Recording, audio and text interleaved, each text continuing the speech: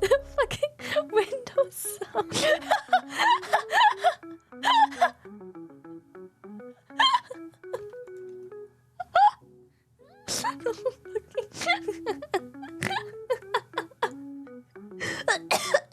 Right? It's so fucking dang. Why is it so loud?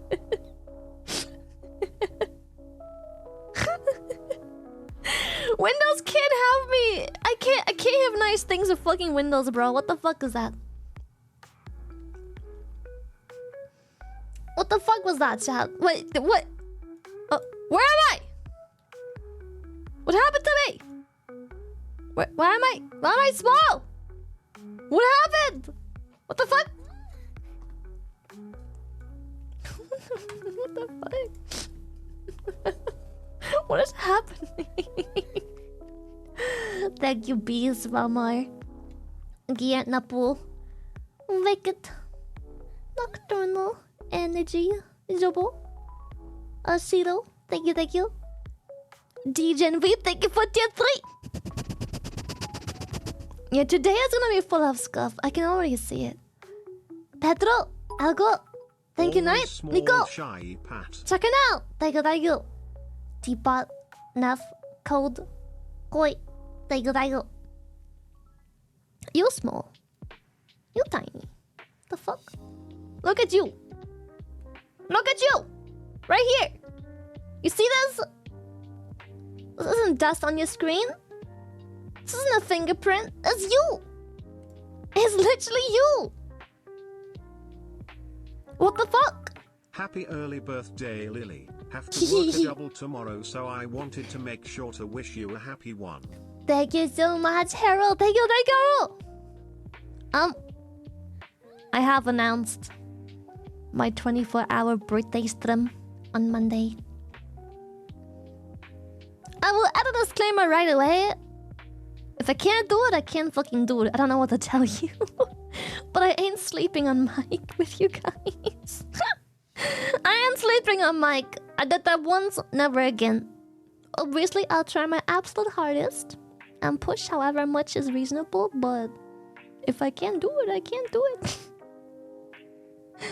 I'll try my hardest, but if for some reason we have to cut it short by an hour or 6, well, shit, I don't know what to tell you, chat, then that's just how it is. That's just how it is, man. Soji, thank you. What time you start stream? That's a good question. I can't tell you. My goal for tonight is to be... Happy early birthday, Lily. Thank you, Syndicate. Thank you, thank you, thank you, thank you, thank you. My goal is for tonight to be up and awake for however long I can. I might just binge watch a show or something until like 6 or 7 in the morning. Hopefully, maybe. And then hopefully I'll just sleep till like at least 3 p.m, maybe 4. And I do that mainly so I don't start my stream all of a sudden at like 11 p.m. 11 a.m. and then everyone misses everything. The surprise announcements and everything. You know, like I'm gonna have this at like a reasonable time. Yeah. So yeah, my goal for tonight is to push myself to be awake as long as I can. Chilling, but awake. And hopefully I wake up as late as I can. I'll brush my teeth and then I'll be here. Yeah. I don't really see the point of brushing my teeth on stream. It'd be kind of weird to be like, hi stream! Anyways, I'm gonna go brush my teeth now. Happy birthday, Lily. Happy birthday! Thank you so much. Thank you, thank you. Yeah, weird. It's different for Sabathon because I can come say hi birthday. That I'm, you know, I can let you know I'm awake, but... smallest streamer of all time. Shy Orca, shy Orca, shy Orca. I will think about it. It depends. Like, I was thinking of just starting stream on my birthday and then just, you know, half an hour into stream, I'll just be like, anyways, that's the good morning for now. I'm gonna go brush my teeth. But I feel like this just vibes better on a subathon. I feel like outside the point, outside subathon, it just doesn't make sense. I can just wake up, brush my teeth, and dance stream, you know? Brush teeth on mic? No, because last time I did that, you all made fun of me for saying I'm shoving a vibrator at my face when it was clearly just my electric toothbrush. What the fuck? Yeah, of course we did. Of course Chad did. You said it though. That's wild. Let's avoid those clips.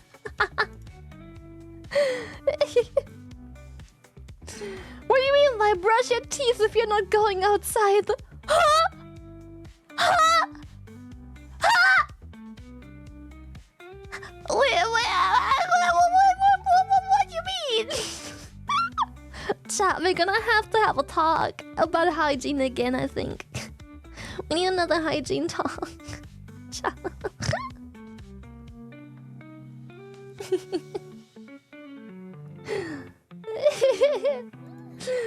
Anyways, tacos! Thank you so much.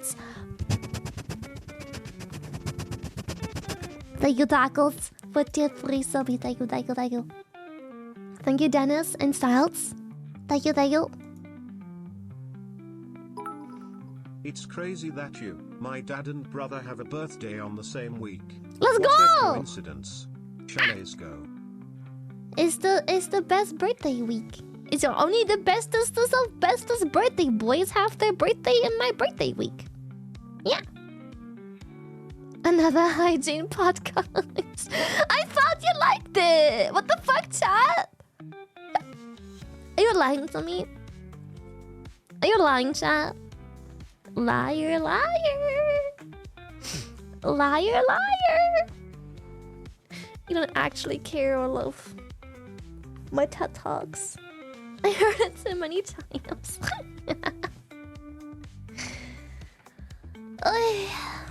You know, if your parents would do their job, I wouldn't have to be the one teaching you. But it's okay. I'll be there for all your fatherless and motherless needs. I'll be your mother and or father. You may call me daddy. You may call me daddy, chat. Moji, what the fuck? Thank you for 5 gifted. I don't know why I didn't play the song. You know what I mean? Like, the song. Like the 5 gifted, Moji. What is wrong with you? Thank you, thank you. Okay, daddy. Okay, daddy. Raised by Wolfgang. Ow, ow, ow! On all levels except physical, I am a wolf. Ow!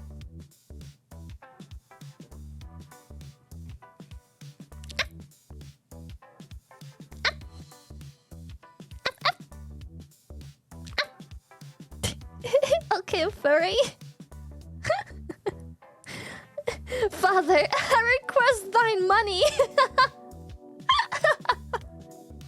Son, I request for you to get some bitches on your dick. And maybe then we can talk about money. You maidenless whore. She's yiffing again. What the fuck is yiffing, bro? Chat, someone explain to me what the fuck yiffing is.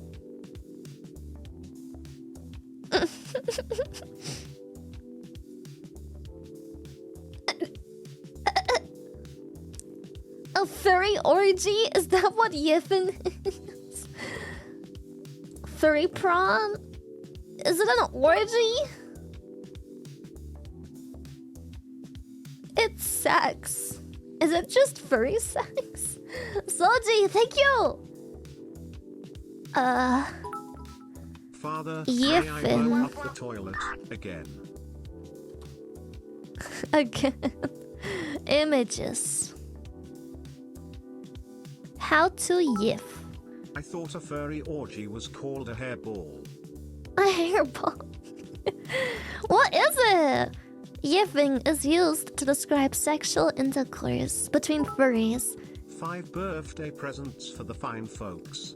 Enjoy the weird little lady and her great humor, everybody.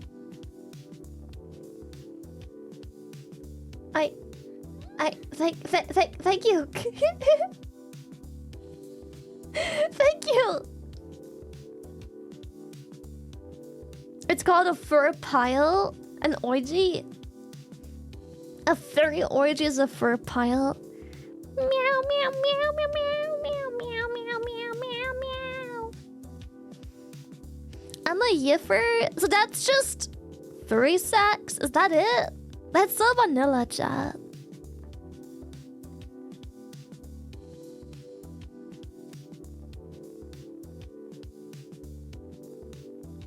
Basically, that's it. Chat, you're so vanilla. What the fuck? You'll call me a yiffer and that's it. It's furry. The fuck you mean, vanilla? The fuck you mean is not vanilla? She's a lost cause.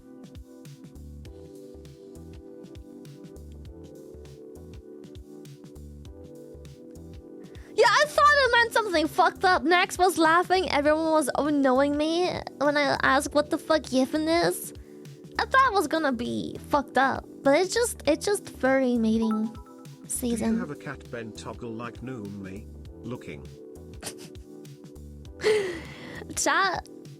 Noomi and I are vastly different personalities. Noomi's toggle is peak. And as much as I would love to have one too, you know damn well, the same way I know, that I'll get banned and shunned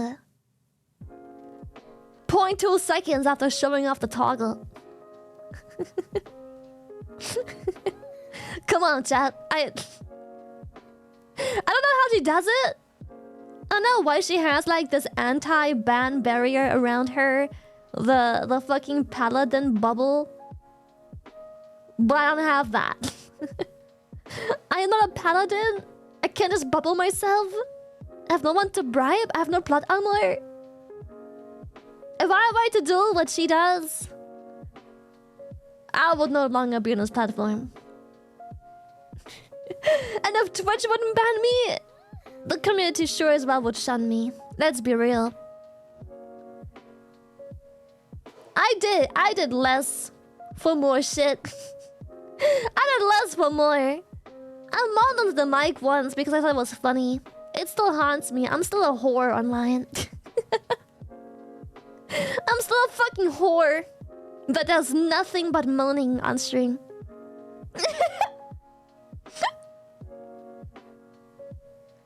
Yeah, chat, you know damn well, as do I, that I cannot do the same things that other VTubers can do. We're now being treated equally.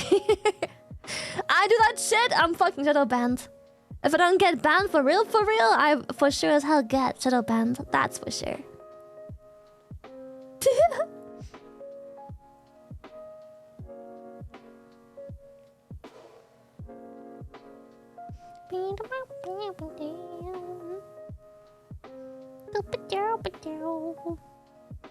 I just got ads. Ads. So many ads.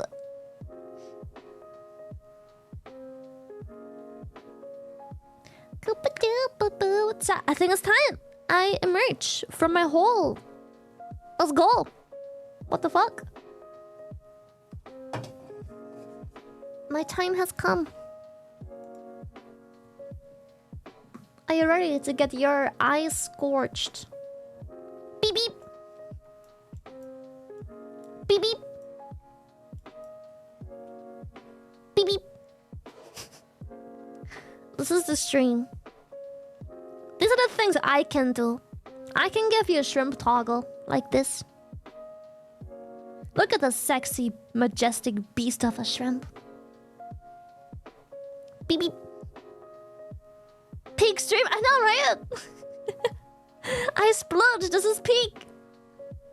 I have peaked. So how's your weekend been? Axel, thank you for tier 3. Thank you, thank you, thank you, thank you, thank you, thank you.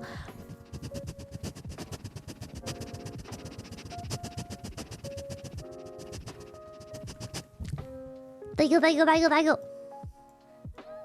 We look beautiful. I know, right? How was meeting Yelst? Well, I even know I was meeting him. I was meeting with Baby No Money. I knew there were other people, but I assumed it's just like his team, you know, like people he works with. Technicians, sound, lighting, all of those. I know he goes places with his team, like probably most people do, as do I. Don't really go anywhere alone either.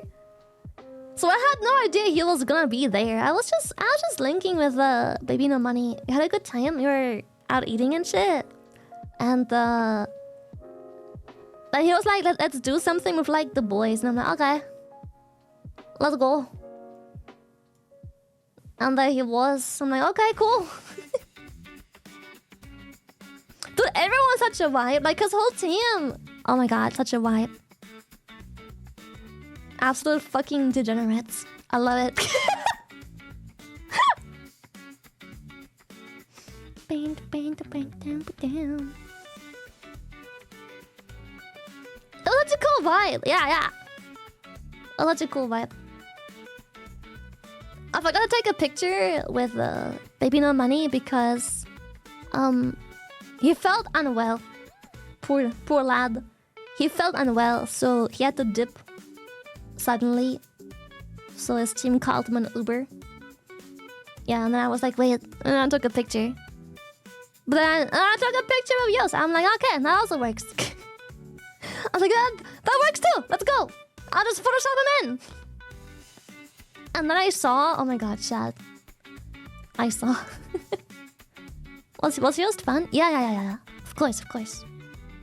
I think Baby No Money does a really good job at having like a really cool down-to-earth friend circle. It was really fun. Yeah. It was really fun, chat. I had a good time. I spent the majority of the day with them. And then Baby No Money had to dip. Favorite Baby No Money song? Oh, I hate all his music, obviously. I listen to a single song. Please, Outlaw, do not stream his latest hit. is probably my new favorite drink. 2 scoops is definitely more than enough. I think so too. Yeah. 2 scoops, that's it. Yeah. 2 scoops. ZTA! Thank you! Thank you. Thank you.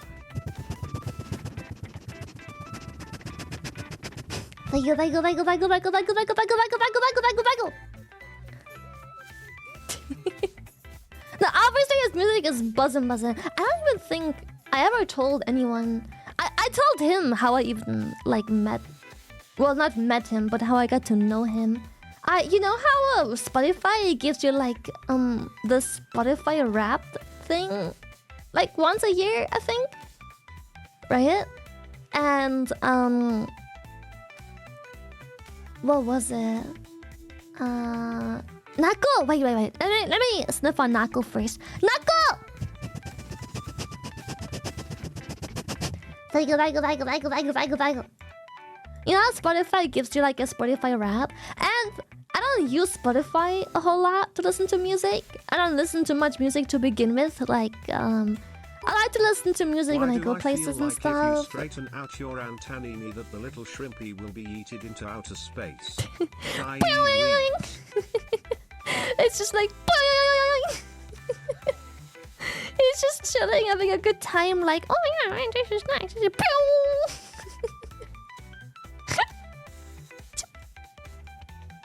And there he goes.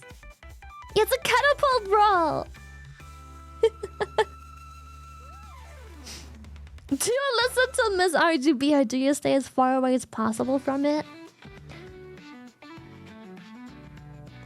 I wouldn't say I regret doing a song, but the fact that I hated every second of my involvement and participation in it doesn't make it easy to listen to it. Just everything being just painful. It's just... So yeah, I don't regret doing the song. I'm happy I tried something new, but the only reason I advertise it and push it at all to begin with is because I care that the song does well because my friends have put love into it. I don't care for it.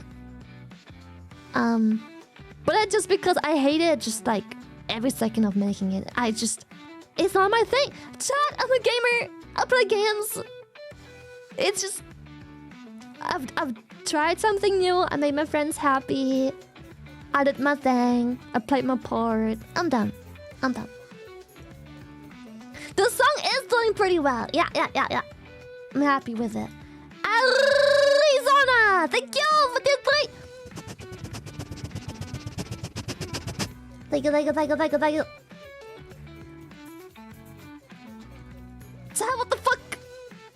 You have to stop. Enough is enough. Holy shit, thank you, Arizona. Thank you so much, Kingslayer.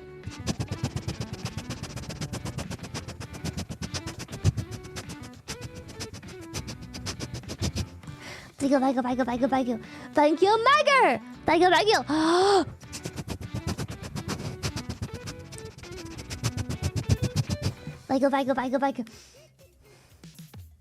I need a drink first.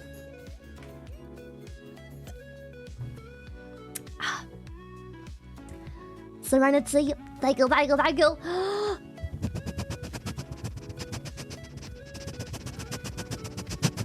you. Thank you so much. Thank you. Appreciate it. Whew. Oh my. McLovin! Thank you for the 5 gifted. You absolute animal. Oh, thank you.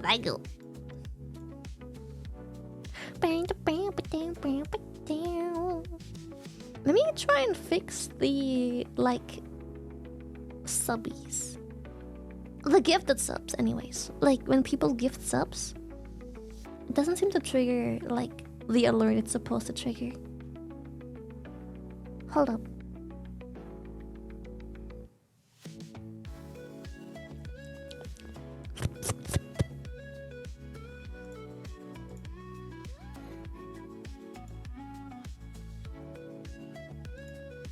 Was a tier 3 gifted? Oh my god, Christoph, what the fuck? Thank you! Thank you. From Chris to Contra. Thank you.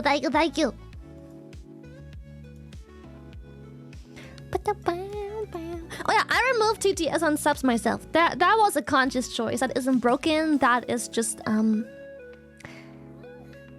how do I put this? It's just...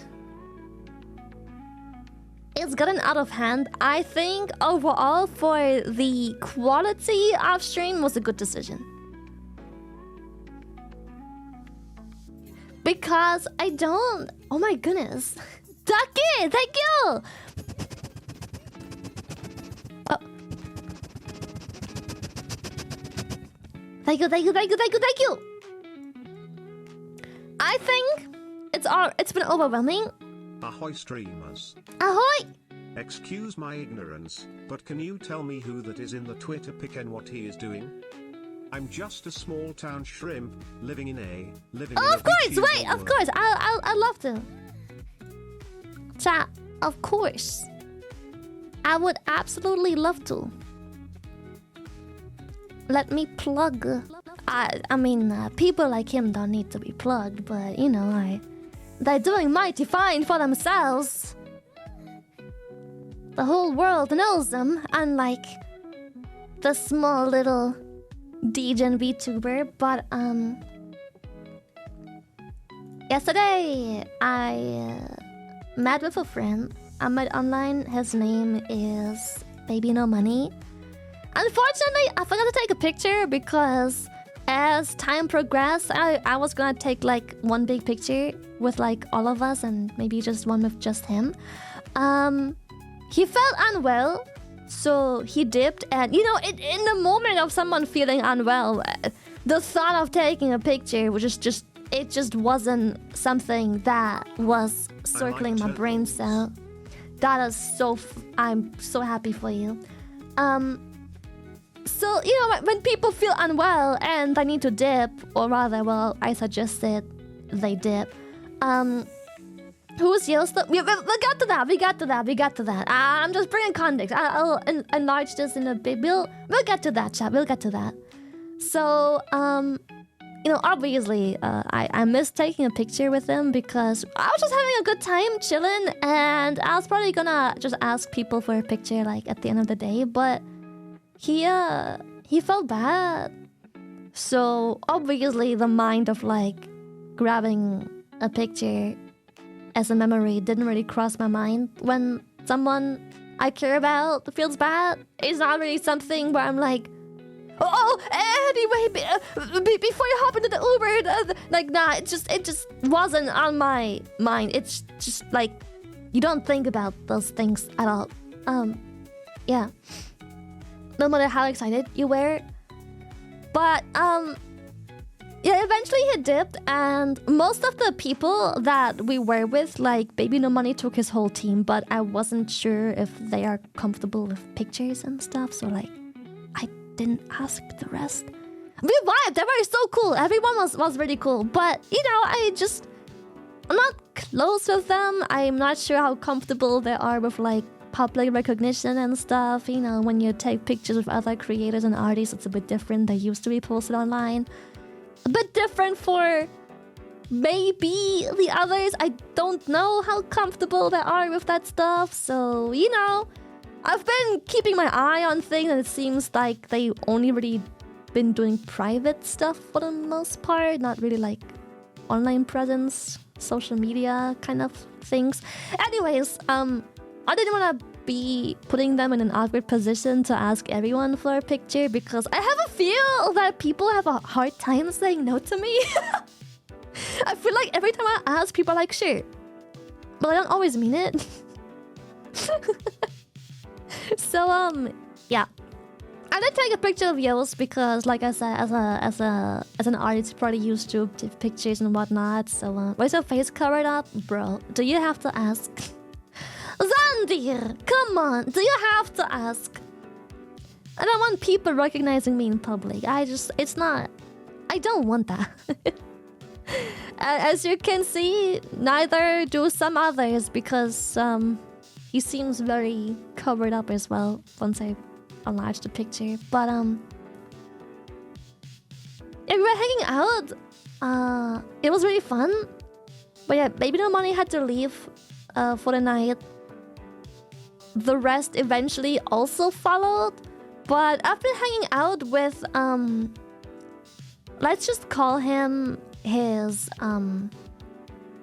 sound and lighting, I guess, like technician guy. He was really cool too. We were like, apparently it was like the gay parade or something like that. I don't know. Someone who lives in Amsterdam like tell me was that, or like a pride parade or something like that. But like Amsterdam was really gay, and I wanted to check it out because it looked really fun. And so like his musician slash technician slash sound lighting everything all around guy, I was just like walking the town with him basically until it was like getting pretty late because I do have, depending on traffic, an almost 2-hour ride home. So I didn't want to go like too late, but it was like 6-something p.m. and we were just like walking the town. It was really fun. So yeah, on this picture is beep beep right here. On this picture, his name is Joost Klein. He makes music. He's a really fun dude as well. There's also in the picture I saw this man walk his dog. So I did the only rational choice of pulling up the Baby No Scent, and I photoshopped him in and made it look like this dude is walking him.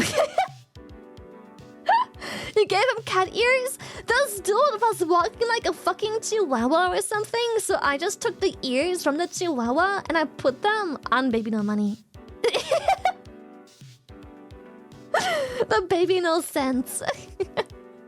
And I took the tail and I also gave him the tail of the dog.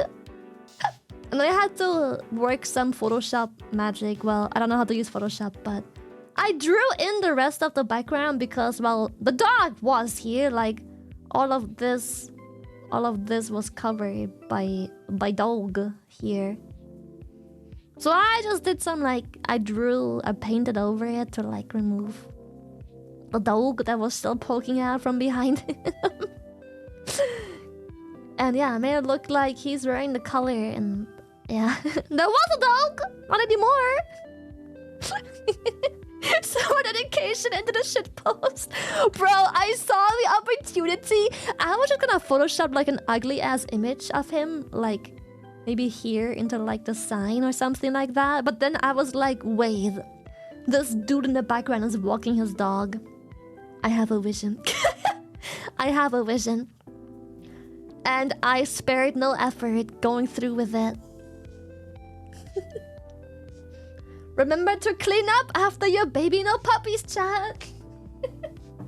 Don't make a mess. Pick up the poop. He did him justice. Yeah. Well, yeah, I didn't ask the rest of the team because I wasn't sure how comfortable they'd be with pictures. So, like I said, I feel like people have a hard time saying no to me, but I did take a picture of Yos. So that's pretty cool. He was insane. Everyone was insane. He is such a... Baby No Money is such a charismatic guy. The people he brought with him, he makes really good choices with, like, his friend group. Everyone was really, like... How do I put this? No one took themselves too serious, but everyone was respectful. Like, everyone was a little crazy and a little... I guess they all grew up on internet culture, as did I. But they're all really humble and they're helpful and aware of surroundings, respectful and stuff. And I like that because I fucking hate when people like can't figure out when to be normal, when to fuck around. Yeah. Yeah, they're like grown adults that, you know, that can be childhood and have a good time, but they know when to adult when adulting is required. Like, they're not gonna make a scene anywhere. Such cool people. They were having such a cool time. It was really chill. Yeah. I loved all the boys. They're really cool. I hope I get to meet them again as well. Maybe the money, of course, as well, obviously, but like, it'd be cool if the boys were around again.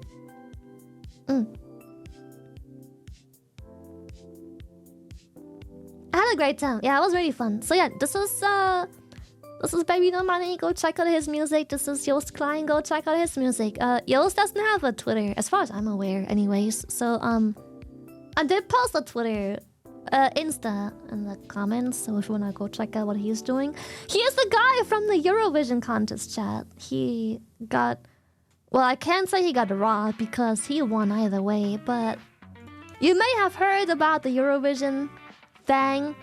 That's him. He's the Europapa guy. The Traffics. Oh my god, the Traffic song is so funny. I'm blasting that shit in the car. Yeah.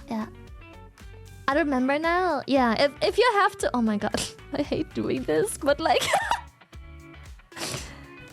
if you have to have a reminder of who these people are and, you know, the group attached to them.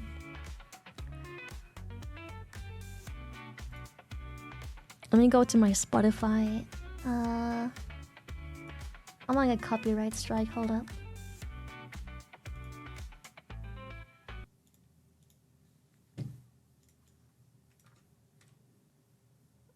The thing that I think most, especially foreigners, will know Yost for, at least. Let's start with like who's in the middle of the picture, I guess.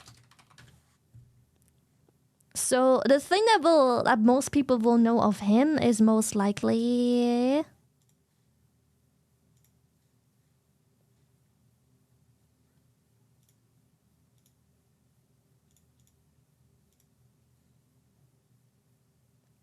you may have heard the song even before Eurovision. It kind of blew up. It's a banger.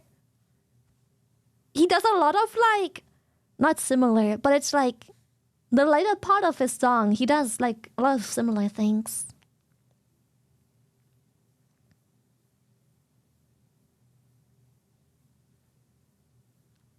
Never heard this on Follow Eurovision? Yeah, as a... If you're not within like...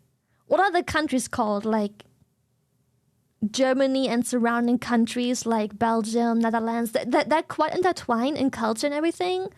If you're not into those or media, you may have not, been exposed, but it's banger.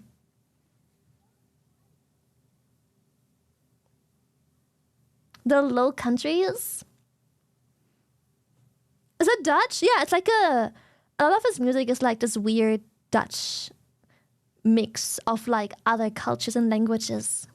Like it's not always like he literally just threw like a freaking German line in there for like, I don't know, shits and giggles, I guess.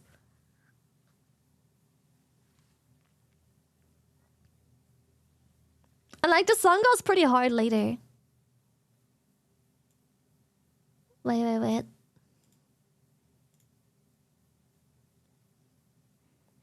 This is like what a lot of his music is like. Like this part.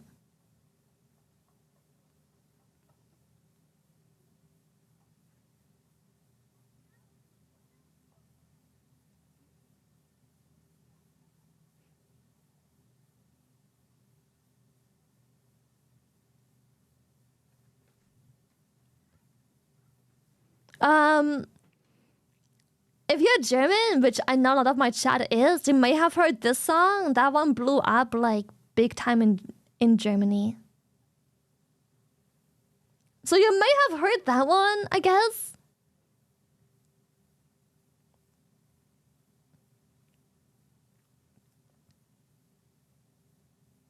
It's very similar. Like it's all like it has a certain vibe.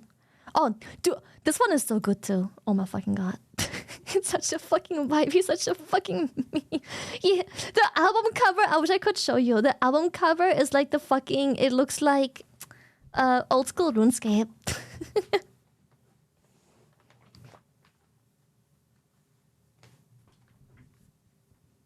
It's so stupid. I love it. What do you think of Traffic? It's so good. I love it. It goes so hard. It goes so hard. Yeah, the album cover is special. He's dented too.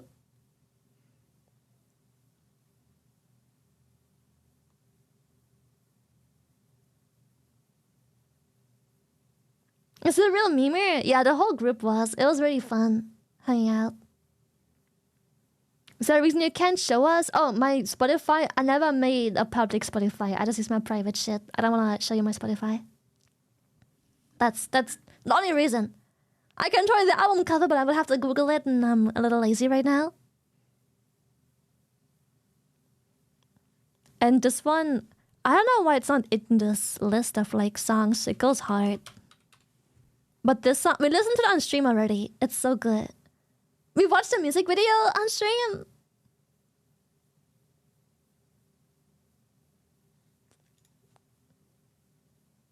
When it dropped, Buska was immediately like, Lily, listen to this. Check it out. Traffic! Yeah, the video is so fucking fun.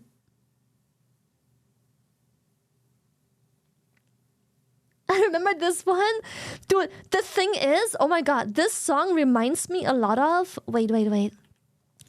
I don't know what the original is, but I know Henya covered it. Henya song. She probably has the original linked in here. Yeah, original video.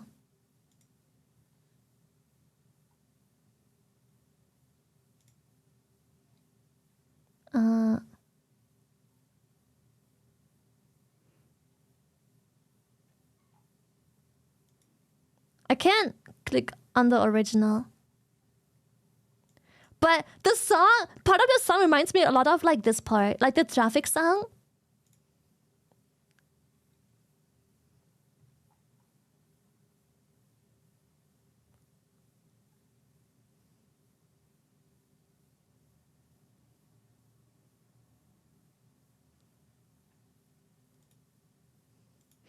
It reminds me so much of like the vibe of this song.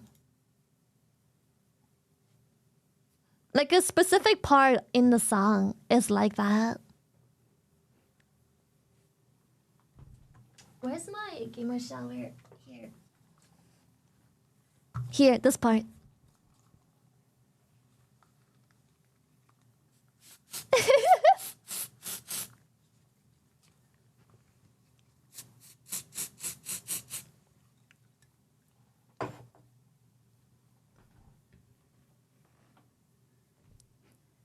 Right? It's so fun. And then the guy I photoshopped into the image, who was the one inviting me to hang out, he was called Baby No Money, and you may have heard this song lately, Blow Up.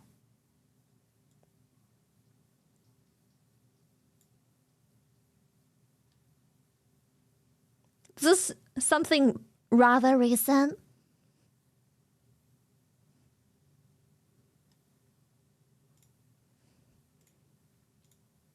And this is the one I photoshopped in because he had to leave early.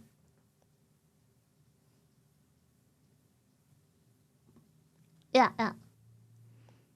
If you don't know this one because it's too recent and maybe you're not keeping up with stuff, I don't blame you. I have to bring this up. That's not that way. But you may know him from.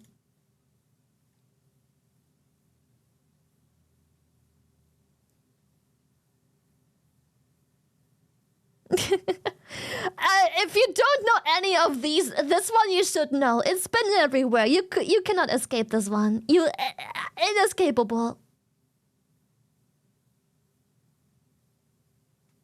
Man started a song with balls. Yeah, it's fucking everywhere. Or if you don't know that one, another one that couldn't be escaped is this song. He is the La La La Balls guy.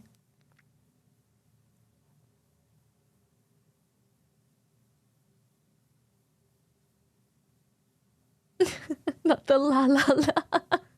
Shit, it's a banger, bro. Well, yeah, but hanging out with him and his team, it's been so fun, chat. So I hope that clears up confusion. Go check them out. They're really cool people. They're really cool. I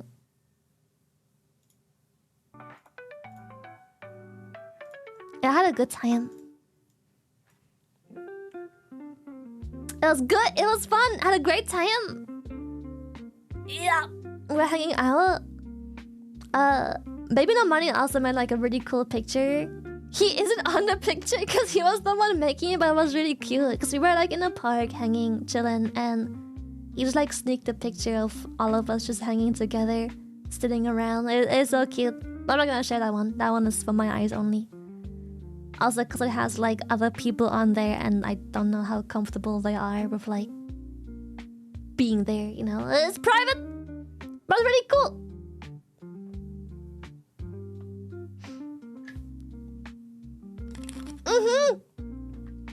Right? The timing. It's like a birthday gift. I got to hang out with people IRL for once. Holy shit.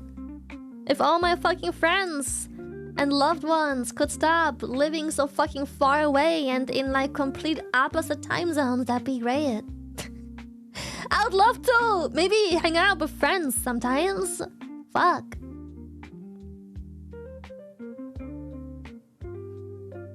Did you eat tasty food? Oh yeah. When we met up, Baby No Money was like, what do we do? And I was like, I don't know, let's just do something chill, like lunch, maybe go for drinks later. So we had lunch, and we went to like, what was it called? I think Bali something, Bali 82 or so. It was buzzing. It was so good. We had like some dumplings and a starter and some like chicken with rice, and I ordered like some lamb sauce rice dish thing, and we just shared a bunch of stuff back and forth. Did you finally break the trend of getting sick every time you touch grass? Well, I usually tend to only get sick if I attend crowds. I don't tend to get sick if I just hang out with friends. I only really get sick when hanging out in a crowd. Like if I go party or to a festival, a concert, a convention, any large gatherings, that's when I get sick usually. Yeah. Hanging out with just like a blob is usually alright. Wasn't baby sick though? Oh, he was a while ago, yeah, but that's like forever ago. I'm sure he has recovered plenty. Oh, you mean like, because he didn't feel well? Unrelated. Not a transmittable sickness. Unrelated. No one's business, chat. Unrelated, but yeah, no one's business. It's really not a big deal at all whatsoever. I just don't know if the public knows. Some people are particular. I know I am particular when it comes to what I share online and what I don't, because I feel like if I share everything, especially health-wise, I feel like I have this aura where people have a hard time not feeling bad for me if they know certain parts of me, so I don't. So yeah, whatever it is, it's no one's business unless he tells anyone. So he had the poops? Maybe, who knows? I don't fucking know.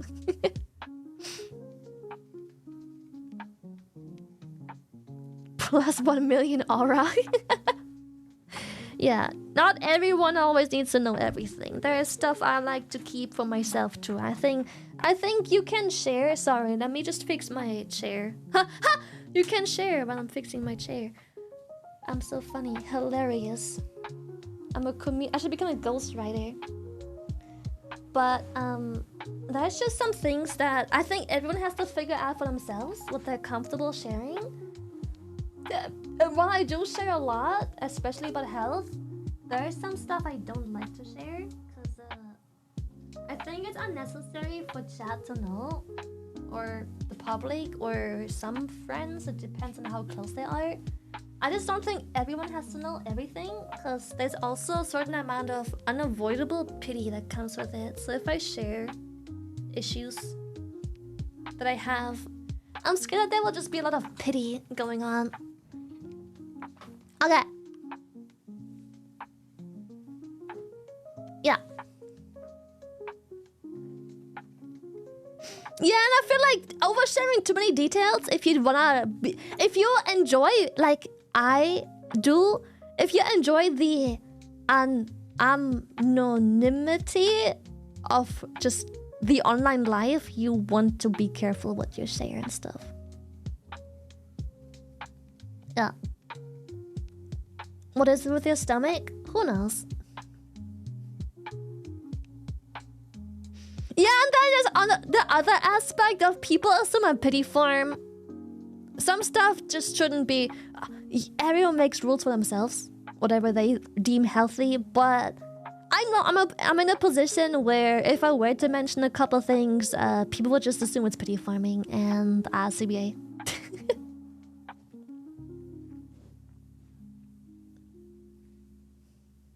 Yeah, not everyone needs to know everything. Exactly.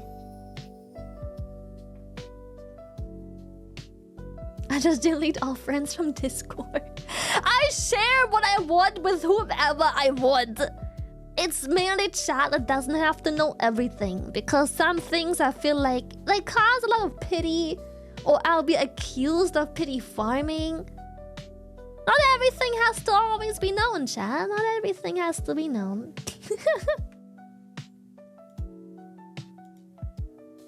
Ignorance is bliss sometimes. Yeah.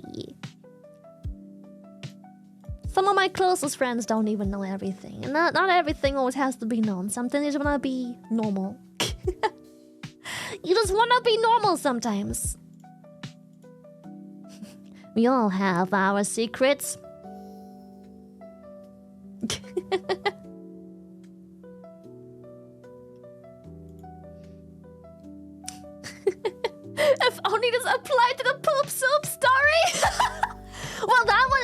funny. I don't mind sharing the funny incidents. The funny tragedies, I love sharing. Those are nice. I'm having a great time talking about my bowel movements.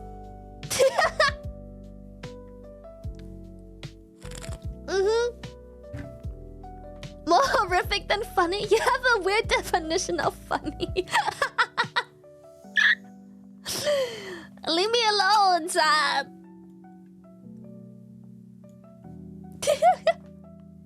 The bowel movements. So yeah, I met a friend. Made a few new friends. Well, I hope. And before they're like, oh my god, she was so crazy, right? Oh my god, please don't want to talk to her ever again. I behave normal, chat. I swear. I'm not a wild animal when I meet people for the first time in private. Mostly. I'm quite normal. Hello, 30-plus-year-old man. Hello, Barbish the Maidenless. How you doing? Mostly. Okay. I am normal. What the fuck, man? I am. Your outfit was cute. Thank you, Dustin. I think so too. I went for it really simple. I just wore like my OTK t-shirt and a skirt. I went like super simple. Buska's trying to talk to you, but he doesn't know TDS has been paused for like 10 minutes. Don't stretch the definition of normal. Listen here, you little shit. Listen. I am very normal. Very much. I know when to behave in public and with others. I don't let the dog out right away. Ow. Ow, ow. I don't have to behave, bro. You don't get to call me a little shit. Do you read now? I know! How many times I said that, but I just love turtles. I'm so glad you do. Copium, fuck off. We aim to misbehave. Yep.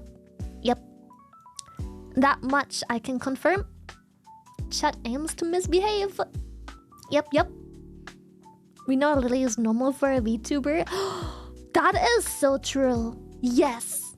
That is so true. I am indeed. I reflect my stream. Ain't no way. If you go by VTuber standards, then yeah. See? It's gonna amount to something, right? Don't be weird. Dude, out of the bikini bottoms, I am the tamest by far. I have my shit together. I'm mentally strong. I'm grown up. I'm wise. Yeah. Out of the bikini bottoms, I am a prime example. What do you mean off the bow? The fuck? The insult. Sorry, Lily, I'm gonna leak why you hid your face. She hid it because of her pale skin. We would all be blinded by the reflection of the sun lasers on her forehead. Now I gotta run. The shrimp service are after me. Adios. In Germany was the Christopher Street Day in Hamburg on Saturday. It was full AF. And I saw a mother, who was covering her kid eyes, as the pet play float drove by. What? As the what drove by? She was covering her eyes as the what float by? As the pet play float. What is the pet play float? Oh, like when people leash like their significant others or like whoever they leash, like the leashing kinky stuff. The thing I have. The color.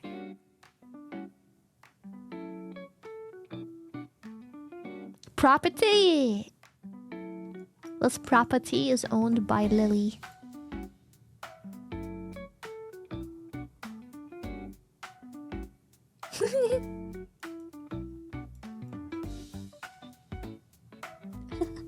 Tame is VTuber. Yep. That's kind of weird, bro. when we were, what was it? I still don't know. I would just call it Pride Parade. I don't know what else to call it, but long story short, Amsterdam was very gay, and I think it is some sort of Pride Parade. I would assume it was really interesting. I wanted to check it out before going like away. It was really cool. They had like floating dick balloons. It's called Gay Pride. Oh, we had Gay Pride.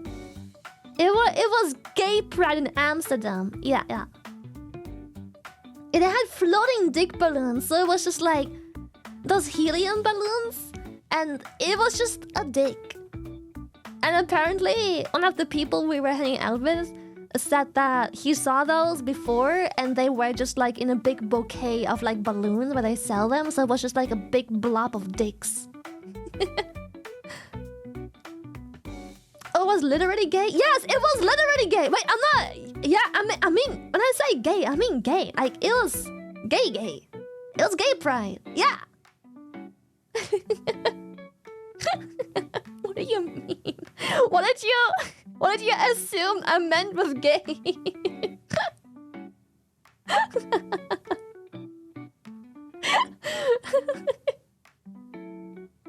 Oh, look, a flock of caca. The other definition of gay, meaning happy. I live on the internet, Lily. Just, yeah, it was not very straight, if that helps. Understanding. It was very rainbow, dicks, and people wore like really cute makeup. They did like glitter and stuff. It was really cool. Yeah.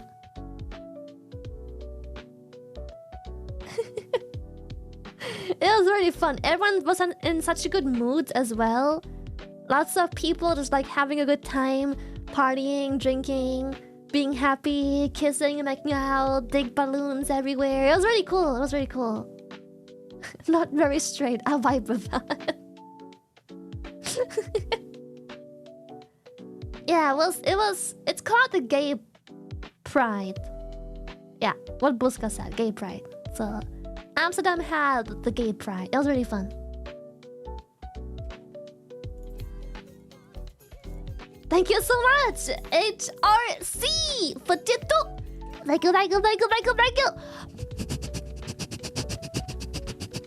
Appreciate. Kissing? That's kind of gay.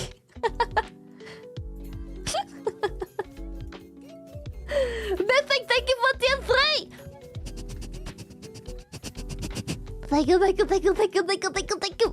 25 tier 3, thank you so much, thank you.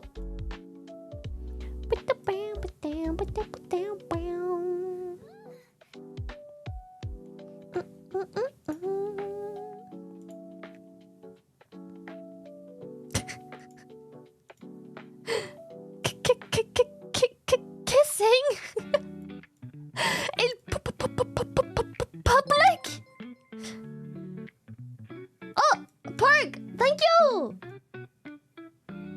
I didn't even realize. Thank you, Perk, for the rate. Thank you. That's kind of disgusting. What do you mean that's disgusting?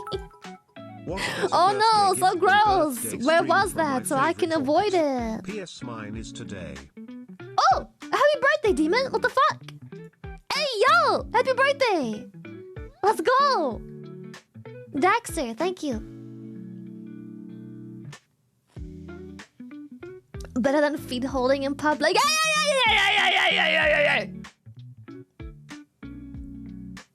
You don't get to talk down on my feet holding. What the fuck? Hey. Called out. Yo. Slow down. Especially at a burger kind. Hey!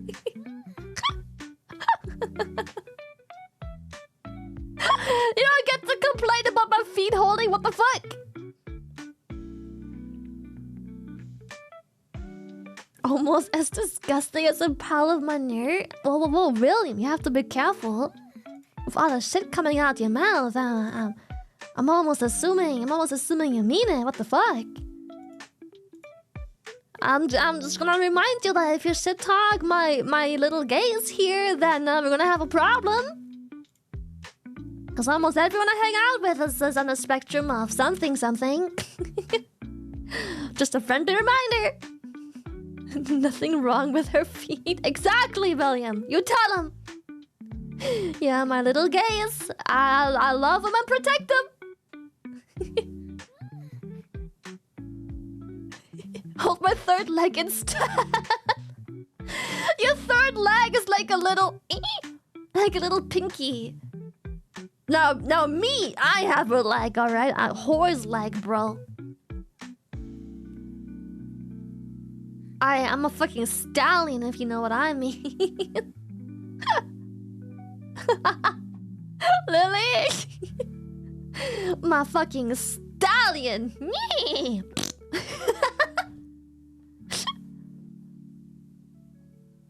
She a real ally? Of course, bro. What the fuck? Can you imagine I'm homophobic? Like 90% of my friend circle is on the spectrum of the rainbow. Can you imagine I'm homophobic? How the fuck would that work out? Hey chat, it seems like our most recent That'd be short fucking got wild. caught in the algorithm. Let's try to keep it up. Go Oh yeah, check our out last Lily's short is most doing so recent well. Did you short. guys see it? Hell yeah. Good shit. Atska, thank you. That'd be wild, right? That'd be so... Look, can you imagine? My whole friend circle is like on the spectrum and just like an undercover, like... What was it called? Anti-gay. I forgot the name. Homophobic, there we go. This one's doing numbers. Pascal doesn't want to hug me, so no. You're Denied. as normal as the number one is a carrot. Also that's cap on being more normal than the other bottoms. In that race for normalcy, you three tied for 4th place.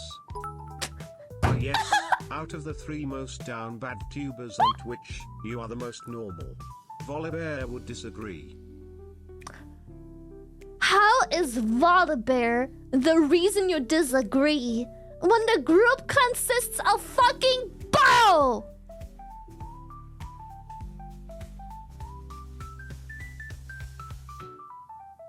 I have one furry fetish.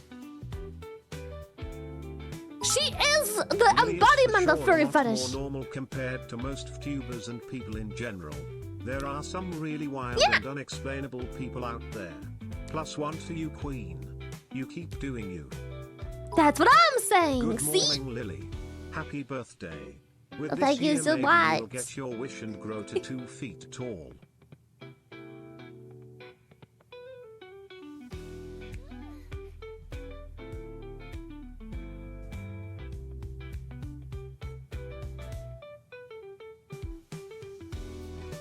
Fuck's your problem, chat? What the fuck's your problem, bro? I don't understand. What the fuck, man? Tough love. Tough love is your problem?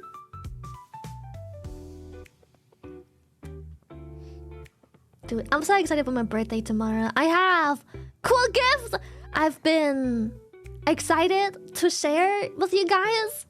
I hope you like it. If not, you're fucked. Cause like, that gift is my whole birthday plan. To be real for a moment, I'm so proud of how far you've come. Growing metaphorically, trying out new things, spreading joy and much more. Yeah! No longer do you need to moan after getting 5 subs. It's enough to make Holy a grown shit! man cry. Oh my god, Yammers being nice? What the? Yo, what the fuck? Hey, yo, what the fuck?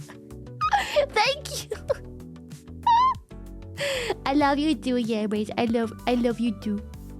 Who brainwashed Yammers? Shut up! He's functioning normally right now. Leave him be. How much did you pay, Yammers? Shut up.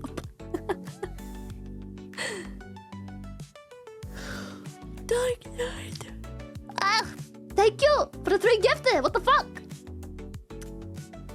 3 tier 3 gifted is what chat says? Wait. No way, actually. Huh? Why are they gifted? Wait, no cap? For real? My thing is bugged. My activity feed. It doesn't show the gifted at all. At all. Indeed? Oh shit! What the fuck? The gifteds were tier 3! Oh my god, thank you!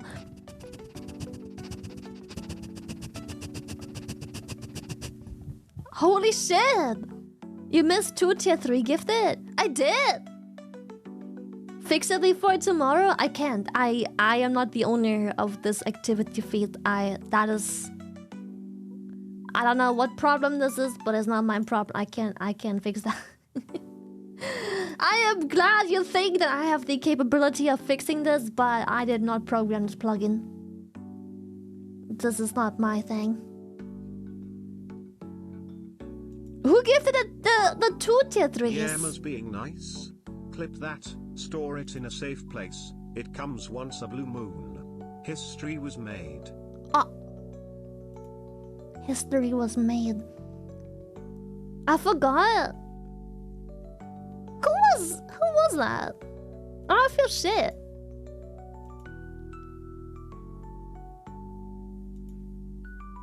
Usually has a filter option. It does, but it should show everything. It shows rates, gifted. It shows community gifts. The gift has no limit. Like, it will be shown even if it's just a singular gifted. It shows cheers, tips, subscriptions. The only thing it doesn't show is follows. Hey, are we at the part of the stream where we get to bully you? That's my favorite. It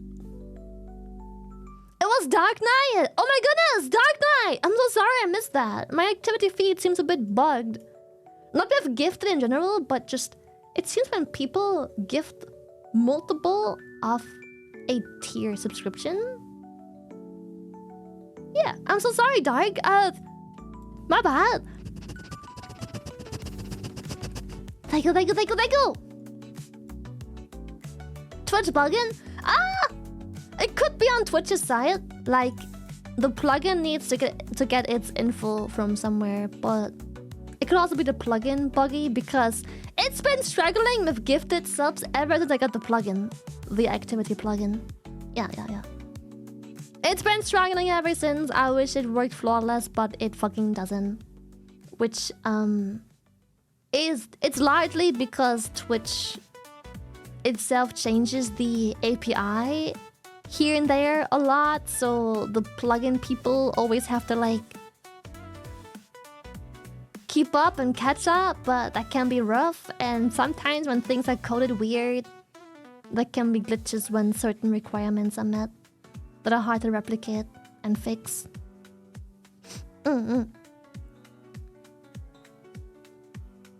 The plugin people sounds racist, bro. I feel like you're just projecting. What the fuck? Who thinks that? What? That's some high level projecting right there. That's a that's a stretch. That's a stretch.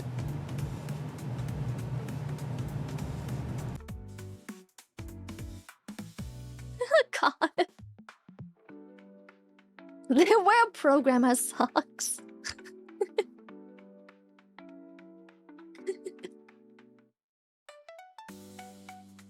Anyone projecting would be called movie theater. That's crazy.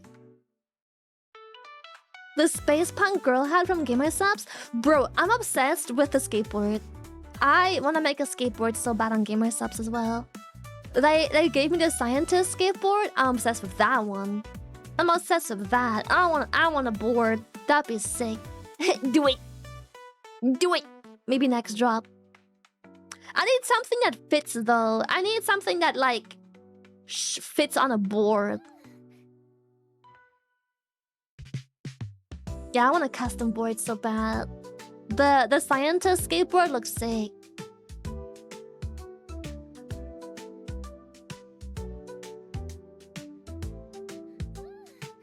have that on the wall so quick, bro, me too! Well, I can't, but... Same if I could! If I ever move out into a house, I will.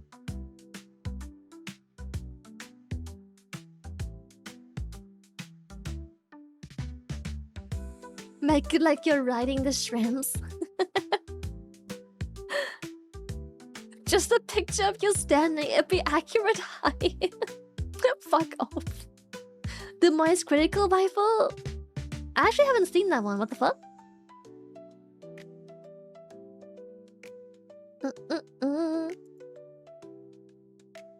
Speaking of GG, did anyone get their stuff yet? If they got the free stuff from the promotion. What free stuff from what promotion?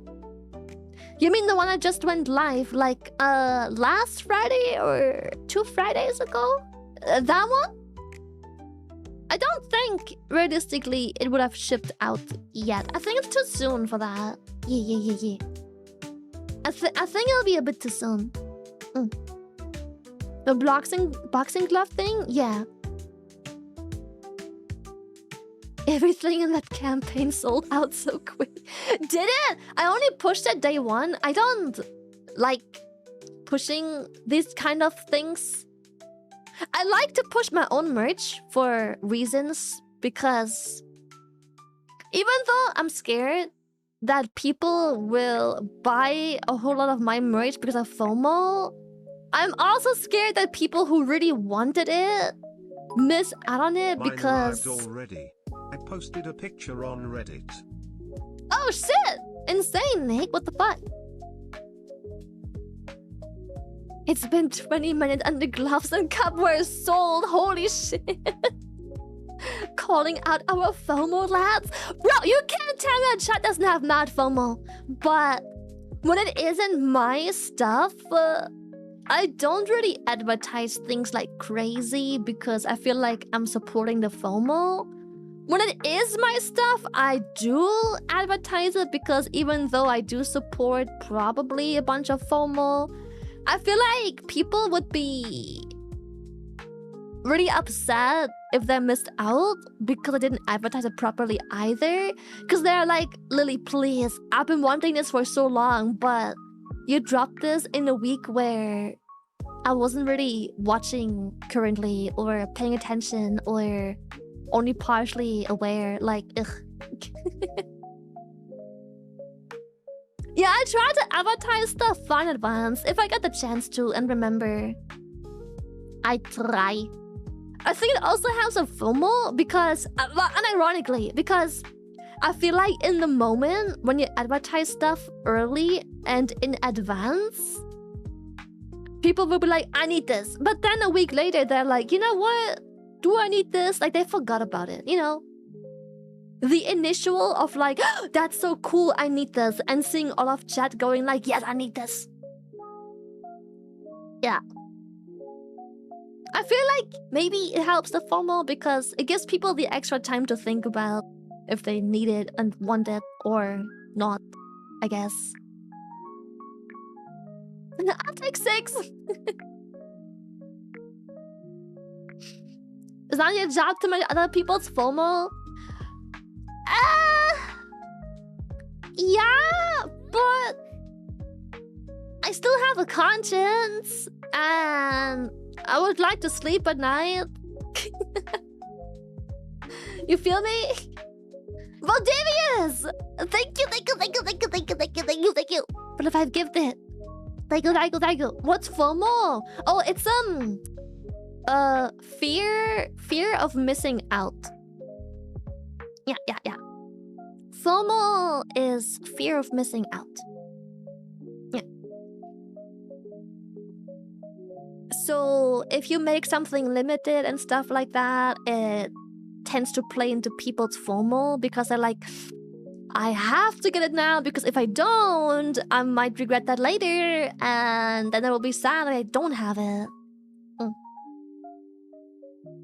Or it goes in other aspects in life too. Like, it doesn't have to be only with merchandising or buying stuff. It can also be when your friends do something and it physically and mentally hurts you to not partake in a group activity because, like, you feel like you missed out on the experience and memories of your friends. Like, FOMO can get real bad outside of just spending money. Like, FOMO can ruin people's lives more so outside of, like, spending money. Yeah. It can be a powerful thing. Yeah. It's rough. Lily, if you are getting the opportunity to make new merch, then a longboard would be buzzing. A longboard? With protecting gear as well, please. That'd be sick. I would love to. But I'm not sure if Gigi has... Gigi managed to get, like, the skateboard. Well, like, the board for the skateboard. Like, how does one call that? Just like, well, the wooden piece, the custom wooden piece. If you wanted to skate it for some reason, you would still have to, like, the deck. Thank you so much. The deck. Yes, the deck. You still have to, like, apply the wheels if you wanted to ride it, like but me, I don't think that's how people get it. 200 euros on Lily's mousepad from a scalper because FOMO shy aware. That's FOMO. No way you did that. Please tell me you didn't do that. Oh my god. Yeah, it comes without the trucks, which it can be a blessing and a curse because, well, if you already have a board and you're where to want to ride the other board, it'd be getting bothersome if every board comes with trucks and wheels because chances are you have your own custom trucks and reels and everything set up for your preference, so you would pay a whole lot of extra money for stuff you never use, you know, just for the sake of selling a complete board. And boards are really, like, easy to assemble. Like, they're super easy. Like, there's a very, very high chance you don't want to use the stuff a board would come with because chances are companies that would sell a full-on board will cheap out on, like, a part for sure. Yeah, you need a singular tool set. If you Google how to fix, like, how to make a skateboard or longboard, like how to fix the parts, you need a singular tool. Just one. It's just like a little, like a screwdriver, but then, well, made for, like, it's Pierce baby easy, chat. It's so easy. It's a singular tool, which usually already comes with, like, you buying any of these items anyways. An Allen key it's called, apparently. Thank you, Milk.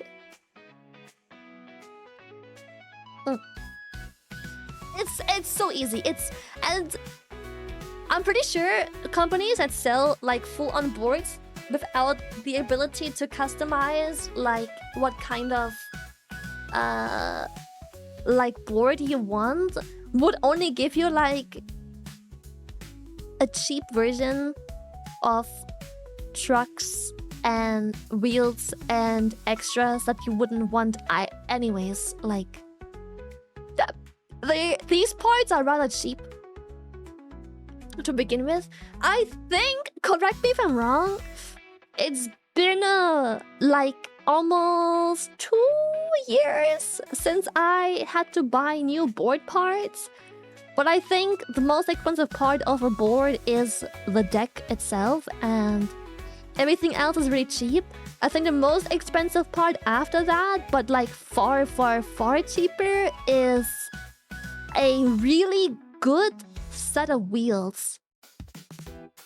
I think it's just the wheels, yeah. I think. But again, compared to the deck, it's, like, way cheaper. Those are the cheap parts, yeah. What kind of wheels? Whichever one you like. I have I think I called Gorilla or something like that.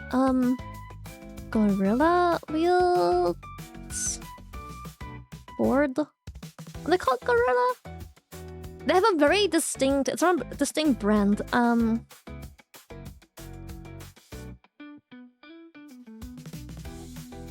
Oh, they're called Urang. Urang Blood Orange. They're called Urang.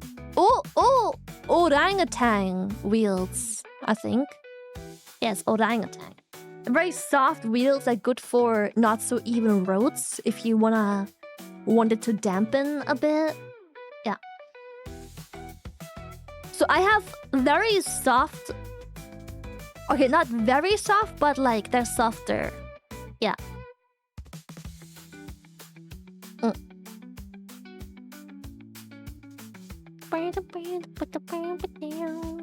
But that one is an expensive wheel. Yeah. That one was not cheap.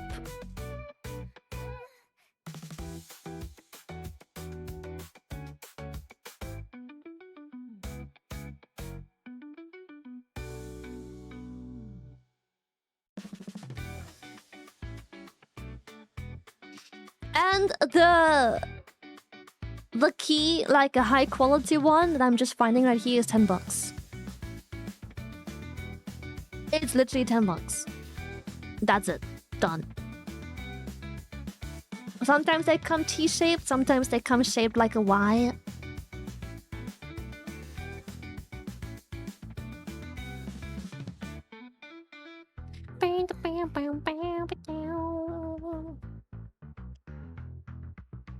I don't think you have to care about brands on a wheel, but when I upgraded my board, I wanted to go all in because I've always had cheap stuff because, you know, it's expensive. Boarding is not the cheapest hobby to have, I guess. So I went all in. I went to a skate shop specializing in like personalizing a board for you. And I told them exactly what I wanted, what I don't like about... Yeah, I feel like no hobby is cheap, but... there's far more expensive hobbies compared to skating, but yeah. Tori! Thank you! Torito! Daigo. Forgetto! Oh.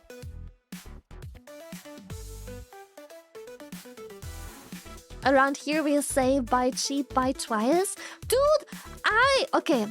As someone who has been growing up very broke, I swear this isn't my whole personality. But as someone who grew up broke and now has the capital to buy the actual brand of many things, or the upcharged like real deal or the high quality luxury part of it, I can with full confidence say that that is often very true. Often. Yes, often. Yeah. Yes, being poor is surprisingly expensive in the long run. Oh my god, like it really do be like that. It's almost always. And I say almost because there's definitely some things where I'm like, why did I pay this much money for that? That was not necessary.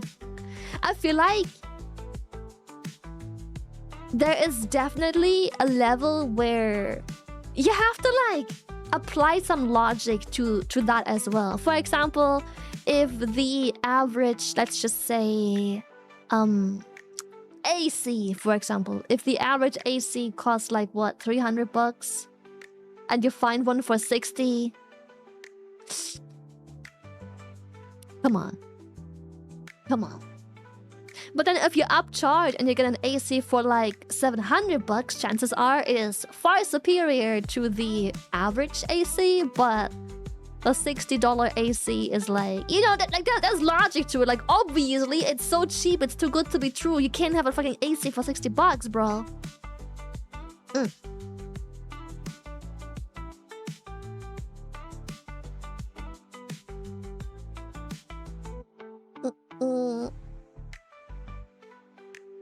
Quality pays for itself. Best example I love to use are phone chargers. People will buy 1 million of those things in a year, versus me, who brought one for good.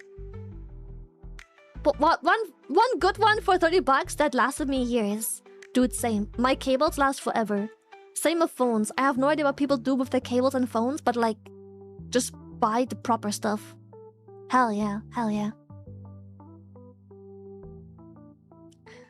Don't chat. The AC price isn't like, I don't know how much I paid for this AC, but I'm just saying, like, it has to make sense. I definitely think that if you buy cheap, you end up paying more in the long run, but there has to be reason, you know? And so I think it's the same with like a skateboard, for example, or like a longboard. If you buy wheels and the wheel costs 50 cents each, you should question what the fuck the quality of the wheel is, you know? But then if you compare the high-end, most popular brands and then realize that this dupe is almost as good for like 30% less money, then it's good enough, you know?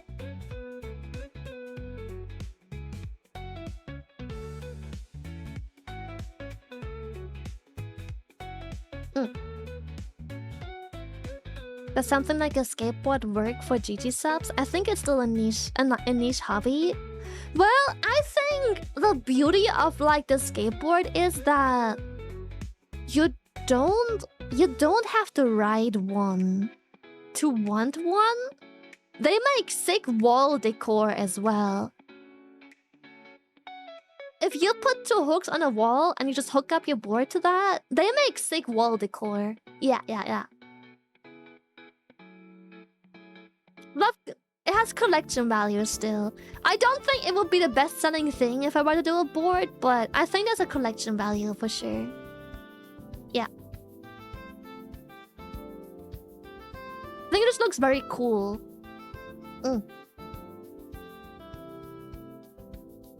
Possible to never work?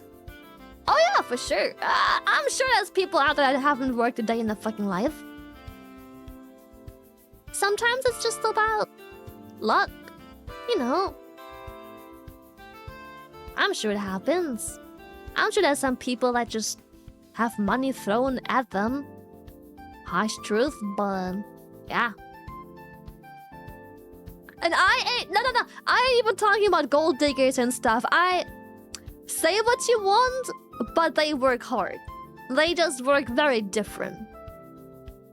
Say what you want about gold diggers. I think they work hard. I think it must be tough on the mental. Like, do you really wanna suck an unlikable dude's wrinkly dick in your prime youth to have a Gucci handbag? Cause you could if you really wanted to. But the reason you're not tells me otherwise. Yes. Yes. Really hard indeed. Yeah, I would. $20 is $20. $20 is $20. You guys are fucked up.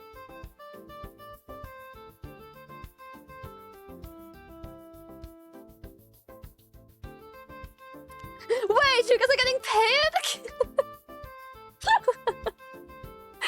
Zardan's out here sucking cock of like unlikable, wrinkly kinds and realizes, wait, I could have been getting paid this whole time. I'm not that old. No way, Cry. You are a piece of art.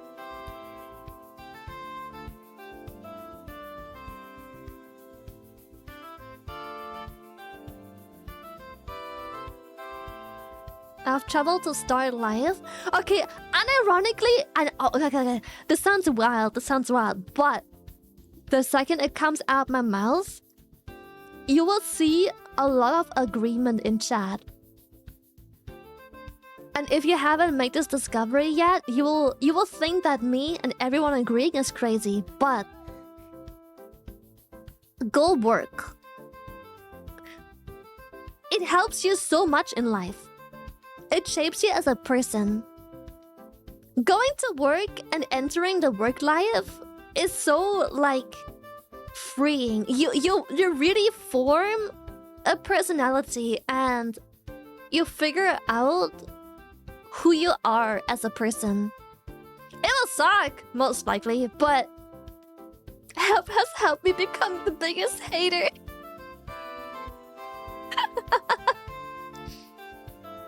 Yes, it's social and fulfilling. The act of working sucks, We can all agree.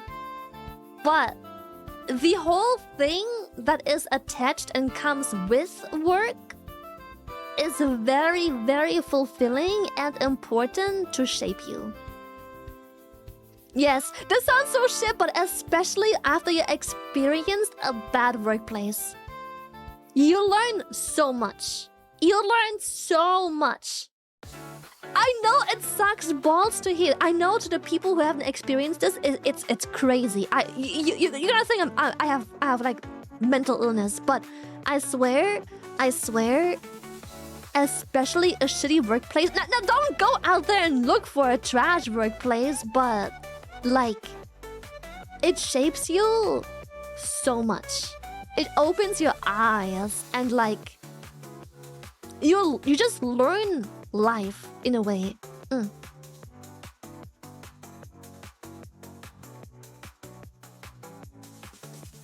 Yes, just the people part alone will help you grow so fast. Like, the mental growth I've been going through, just like the first months of actually finally getting a job, it's crazy. And then years after, like a year, 2 or 3, like, you become a completely different person. And hopefully, usually, for the better. But that part is usually up to you and what you want. You either become one of those people everyone hates at the workplace, or you become one of those people that grow from it and everyone loves. But most people, I wanna say, move on to better and greater things and become good people. Also, don't date your coworker because she has the thickest ass you have ever seen. If you break up, you will need a new job.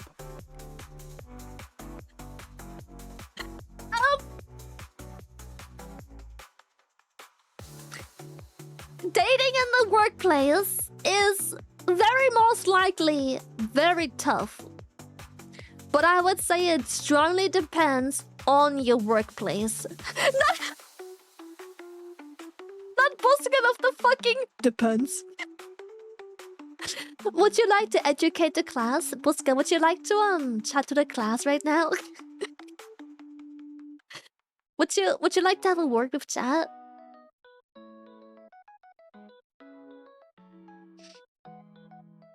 Just be more intimidating and self-confident, then she has to quit instead. Money always on top. Oh my fucking god, holy shit, chat! Stand on business. Stand on business. Well, chat, you know who do not date, holy shit. I paid for this chat class, the fuck? Sigma ass mindset, Corpa. No, he's right. I can fix it.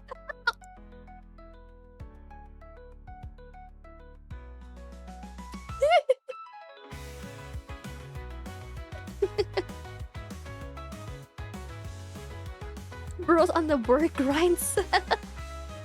Buy, sell, answer.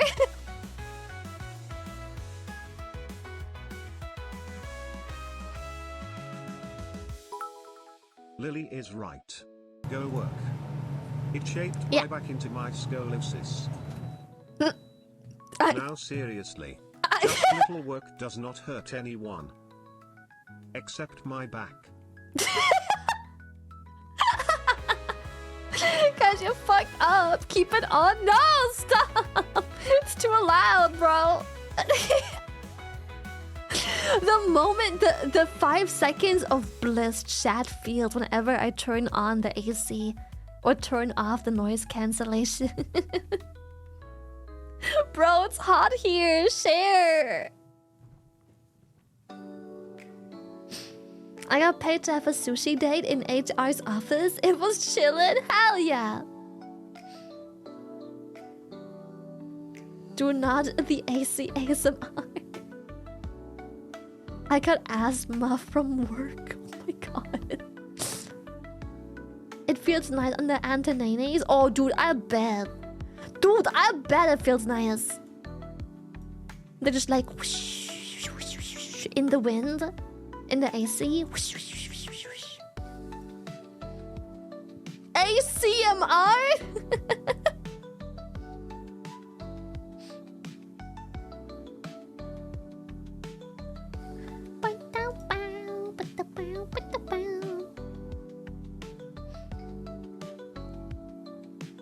Dude, oh my god. Hating loud noises?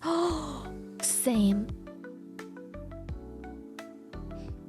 Every day, I feel like I have a stronger connection to tism.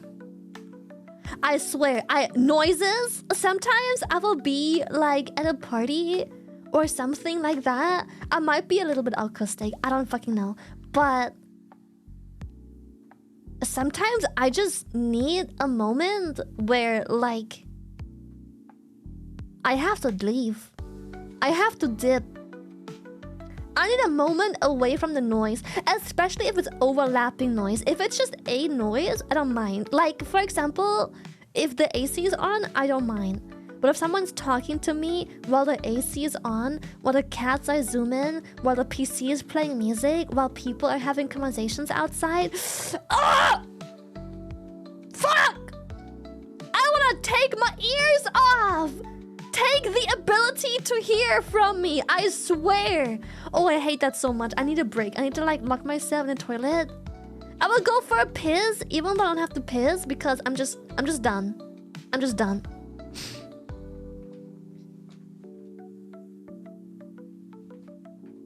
It's, yeah, multiple instances of noise. On the work relations. I recommend hotel industry and aim to be a duty manager, get free rooms and the receptionists always quit, so it's like options on rotation. Hell yeah! Perfect. Yeah, I have to reset, bro. It's when there's multiple instances of annoying noise, I can't. It's why I hate doing the dishes as well. Okay, this sounds weird. I've worked in the kitchen for a long time, but I hate dishes. The sounds glass and porcelain makes and cutlery, oh my, I fucking hate it. I hate it. I hate it so much. Yeah, the clink, the fucking clink, clink, clink. I hate that so much. Oh my, I hate that so much. When I decide to blast 200 decibels of Brazilian music at the restaurant. Oh god. Yes, same. I hate that so much. Yes, it's like, it hurts my ears. It like physically hurts to listen. ASMR is now delayed about since March. No pressure. No pressure, but to my Lily 12-hour ASMR. Thank you. No pressure, but Stare.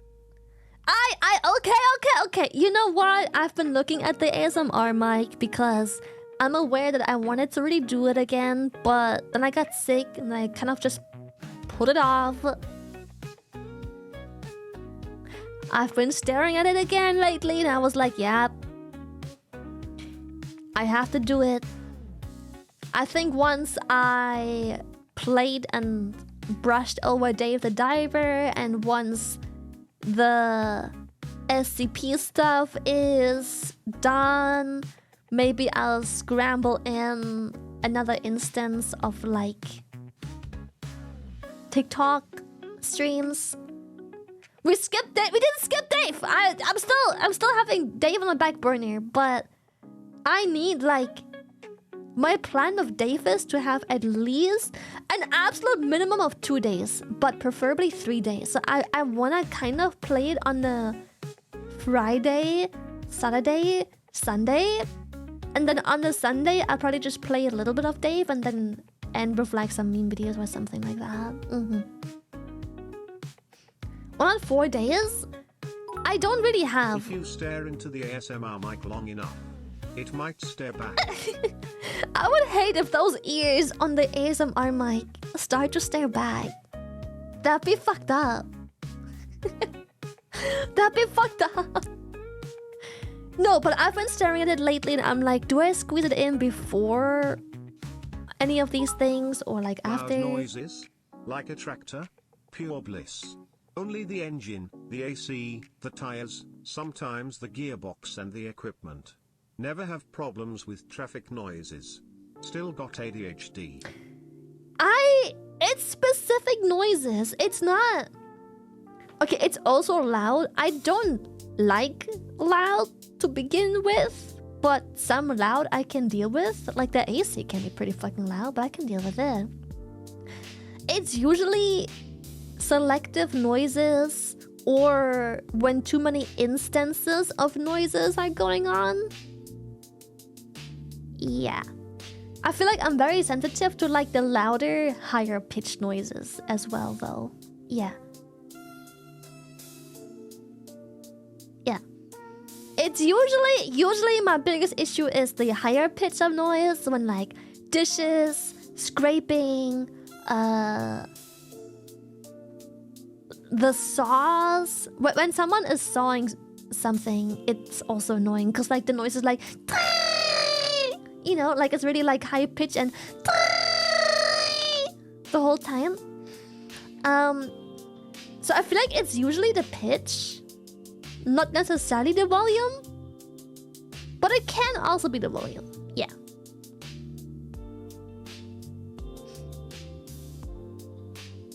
But usually it's Can I get a womp womp from our streamer?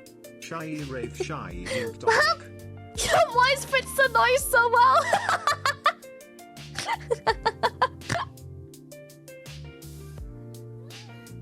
So it depends, but yeah, it can be heavy machinery, but like a car and stuff like that, I don't really get bothered by that. It's the overlapping, the layering of noise that I can't stand. Like if there's music at a party while people chat in the background while I'm having a private conversation, while there's a singer, or then there's the dishes like clanking and water being poured. It's just too many instances of like things.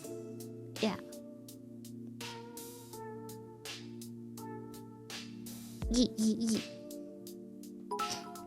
So recently, I had to use a fire extinguisher to help put out a small bushfire, and the canister is empty. So the metal strap you secure a canister into the vehicle with rattles around freely while I'm driving. Absolutely drives me up the wall, and I have to wrap it in a bandana. Yeah, what the fuck? That would drive me crazy too. That would drive me crazy. Styrofoam! Yes! It's so bad. I hate styrofoam. I also hate when people rip cardboard. I hate the noise of cardboard ripping. I don't like it. It's too like... I just don't like it. It's such a weird, loud, uncomfortable noise. Yeah, the tear is gross. Yeah, I hate it. Cardboard is so specific. Yeah. It happens a lot because I get a lot of mail. So I have a lot of cardboards that need ripping, and I fucking hate cardboard. Cardboard has sound. Yeah, when you rip the cardboard apart to make it smaller, where you just like... I don't like it. It's... I don't like it at all. A nail file? I used to hate that too, but I got used to it. It's more white noisy nowadays, I guess. Yeah. Is it a box cutter instead? They're not sharp enough to cleanly cut through cardboard. I have a box cutter, it doesn't work. I have to rip it. It's so much faster. The box cutter knife just isn't sharp enough, or like it still rips through it. Yeah.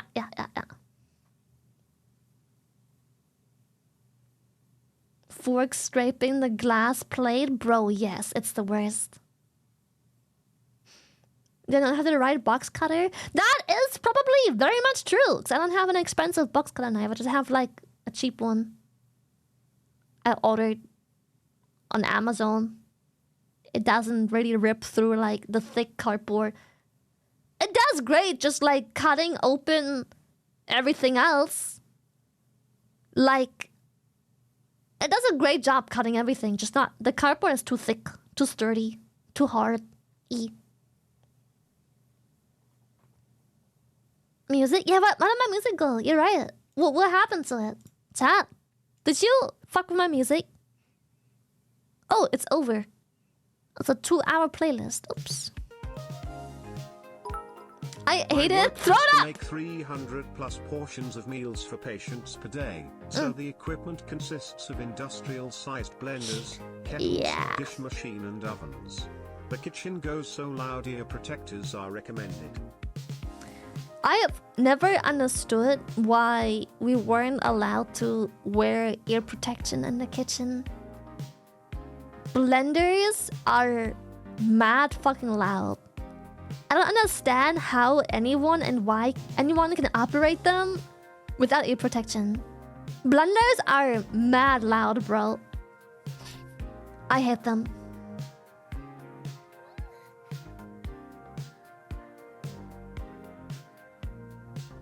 Didn't you work as a waitress before? How did you manage the noise? I sucked it the fuck up. I didn't manage. I survived. I did not manage. I survived, Chad. I just had to man the fuck up and do my job. I fought hard to get through every day, exactly. You just deal with it. It's just how it is. You just man up and you deal with it. That's just, yeah, fuck it. Yeah, I don't like it, but Mama didn't raise no bitch. Tough as nails, mate. I know, right?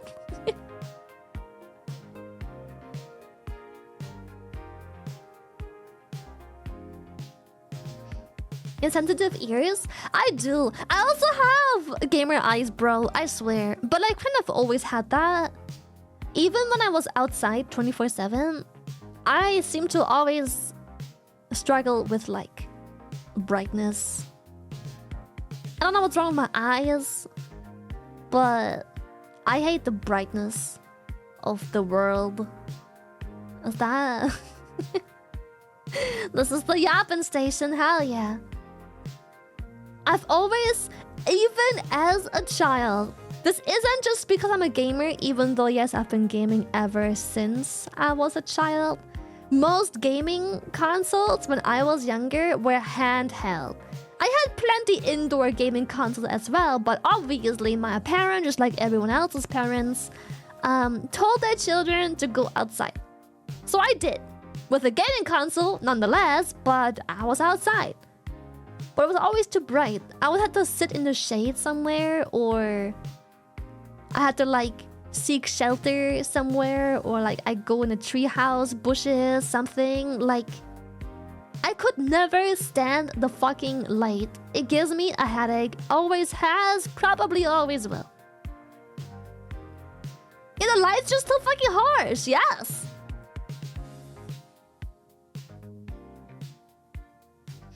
I would even build tree houses just to game in the shade. Yes! I would literally build like a scuffed tree house, or I would just climb up a tree just so I can like be in the shade. Like a nice densely grown tree would give so much shade, but I would like crawl into it. Yeah.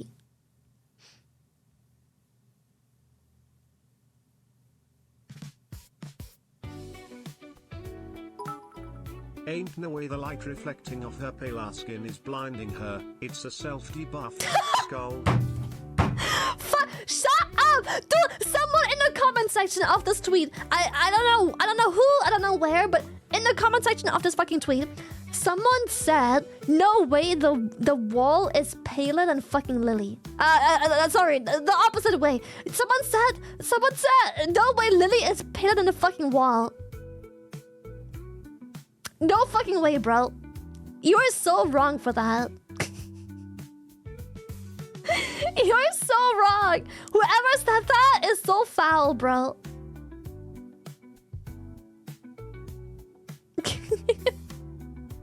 That's so fucking foul.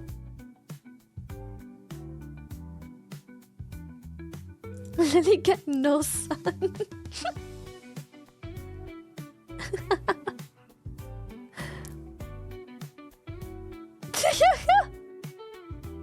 But it's true. No, it's not. The wall is literally white. I'm still pink, yellow-ish, whatever the fuck undertone I got. Skin tone. Whoever said that, your mom's a hoe.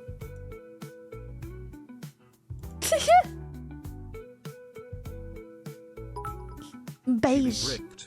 Brick walled.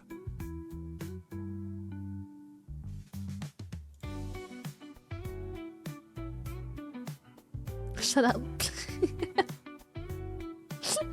If it snowed, we would lose Lily. Shut the. What is wrong with you? Silence. Your tweets need to come with an epilepsy warning. Flashbangs can be dangerous, you know.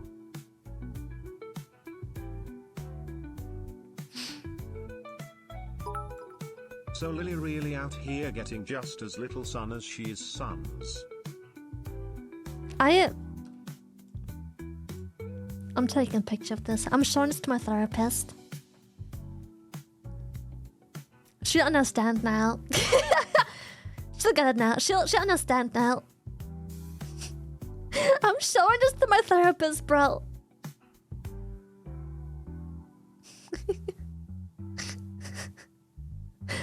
And maybe I'm a white whale. Maybe I was never meant to be Orca. Maybe I'm just a white whale.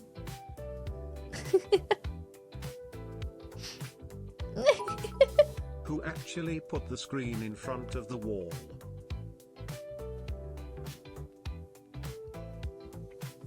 I hate you, chat. If Lily would lie on the beach, people would trip over her. Not because she's so small, but because she blends in with the white sand and people don't see her. Bet they had to retake it since the first one had the flash on and everyone got blinded.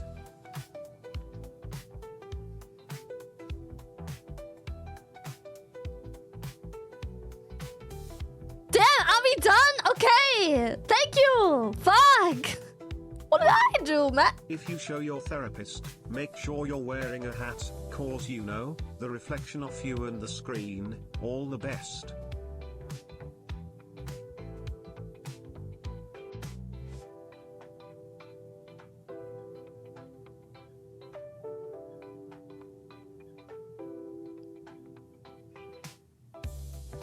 Okay. Now we good. Done. Alright. Anyways. Oh god, I had PTSD for a second there. Atomic, thank you.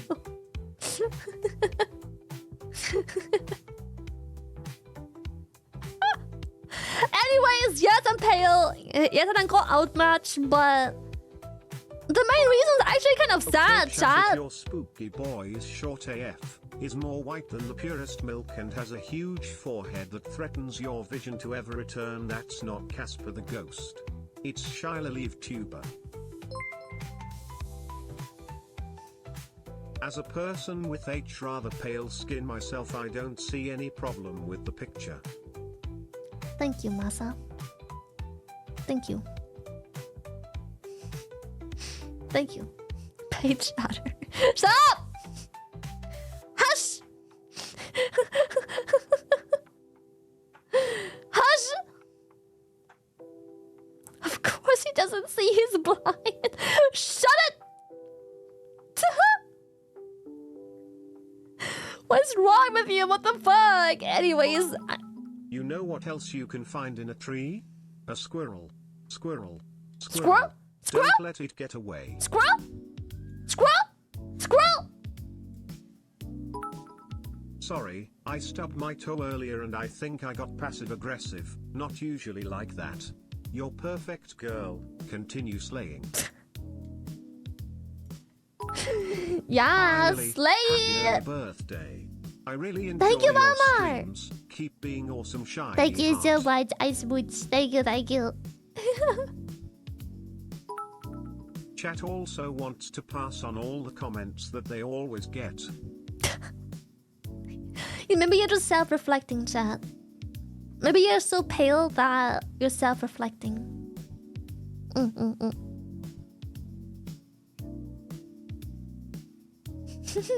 Projecting, literally. Shut up. No, you are the reflecting one. Shut up! Self-reflecting on the... Okay, enough. Anyways, the reason I'm so pale is actually kind of sad. So, if if you mind. I have no friends nearby. There's no reason for me to go out. I spend all my time outside the sun because I have no reason to be in the sun. I have no reason to go anywhere. Isn't Numi your friend? Don't yeah, and she worry, lives Lily. across the Chat is globe. just releasing all our roasts now since we won't be able to do it on your birthday. We have to be Fair. kind to you. We have to then. be kind. That one day of the year we have to be kind. Yes, yes. Scientists making the breakthrough discovery of the new palest white color when they discover Shy Lily. No way. I'm gonna take my meds. Feeling a double dose today.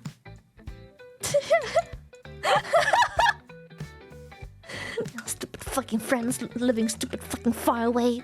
Stupid fucking Americans and Canadians and Australians and fucking French people and I fucking. ain't saying that Lily's so pale that if she wore a bathing suit and someone shone a flashlight on her, she'd be able to be seen from space, but. Happy early birthday. They say you're pale, well I say you're just shiny. I'm a shiny.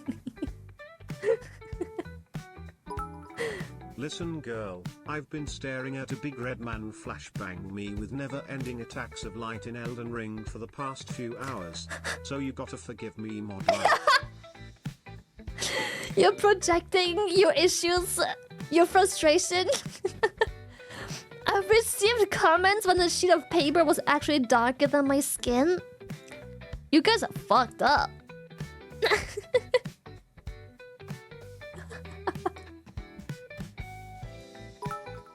Good thing you're so pale and reflective, it makes small things easier to see. Anyways, I'm gonna take my meds.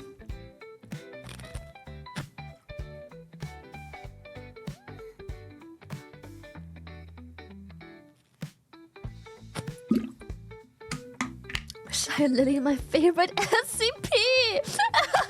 Shut up. Okay, topic change. We're watching SCPs. Fuck you, chat. I can't do this anymore. We're doing SCPs.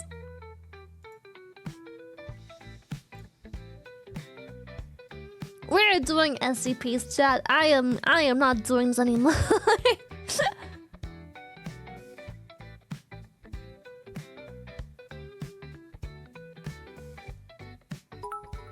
Bro, I could click white on the color wheel and it still wouldn't be as bright as your light refracting forehead om.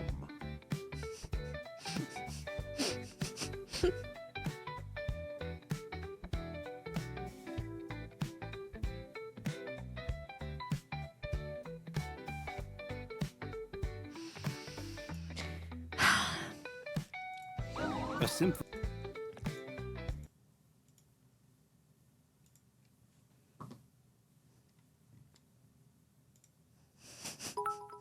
See that Stop! chat? If we just bully her hard enough, she stops yapping earlier and we get to the real content faster. Let's fucking go.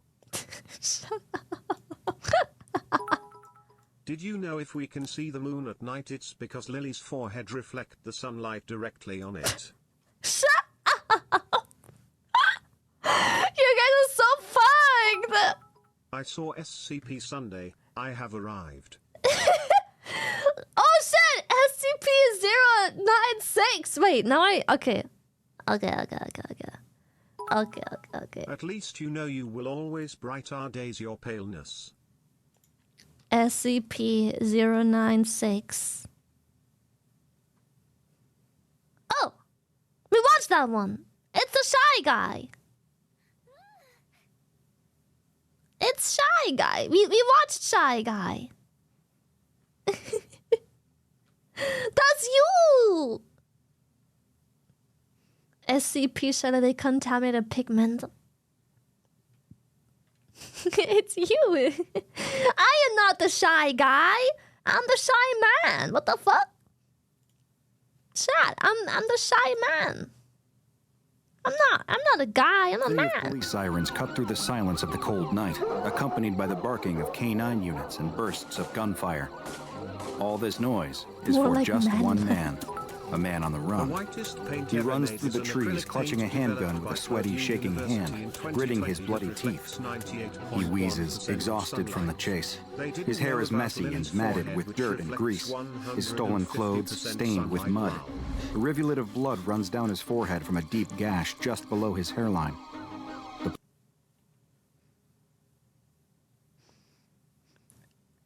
I'm pale. I get it. I think I get it. I'm pale. I understood. A symphony of police sirens cut through the silence of the cold night, accompanied by the barking of K-9 units and bursts of gunfire. All this noise is for just one man, a man on the run. He runs through the trees, clutching a handgun with a sweaty, shaking hand, Bow, bow. gritting his bloody teeth. He wheezes, exhausted from the chase. His hair is messy and matted with dirt and grease. His stolen clothes stained with mud. A rivulet of blood runs down his forehead from a deep gash just below his hairline. You know the proverb, The place where his head teasing collided is a sign with- of affection. We all just do it out of love. The more we bully you, the more we love you. Shy love. Okay. The steering wheel. He'd planned the breakout so well. How did it all fall apart? Someone must have ratted him out. That's the only thing that could have happened. No honor among thieves is more than just a phrase. It's a fact. Searchlights pierce the darkness. Shouts of, "He went that way!" and "Get him!" abound, as do more barks of angry dogs. He grumbles under his breath and hides behind a tree, trying to collect his hurricane of thoughts. There's no doubt about it. The convict is a bad man. He's taken plenty of lives, and he doesn't regret any of them, not one bit. The only thing he regrets is that he was caught. 3 hours ago, he was crawling out of a secret tunnel and escaping from Angola, a place known on paper as the Louisiana State Penitentiary, but better known as the Farm, the Angola Plantation, or most evocatively of all, as the Alcatraz of the South. A maximum security prison, complete with a death row and a reputation every bit as fearsome as its inmates. And the convict had certainly earned his place there. A long resume written in blood had gotten him locked up and sentenced to death after a speedy trial. Is he Things had the already gotten SCP? violent. During escapes like this, the first hours are the most crucial. A contact on the Tato. outside had left him a handgun, ready to be collected from a hidden spot inside of a tree near the roadside. That gun also functioned as his vehicle, Tato. or at least his ticket to getting one. He'd flagged down the first car naive enough to stop for him, and shoved the gun into the driver's face and demanded he exit the vehicle and hand over both the car keys and his wallet. Down the first car naive enough to stop for him and shoved the gun into the driver's face and demanded he exit the vehicle and hand over both the car keys and his wallet. He'd driven for almost 2 hours when the heat finally started to rise.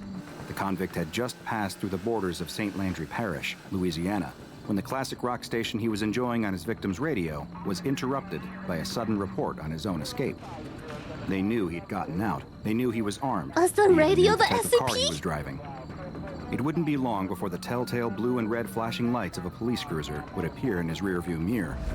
One car chase and a spike strip later, and that same car is halfway through the wall of a gas station. The convict is scrambling out of the dented door, firing off a couple haphazard shots in the vague direction of his Was the pursuers, gun the and fleeing SCP? into the darkness of a nearby swamp.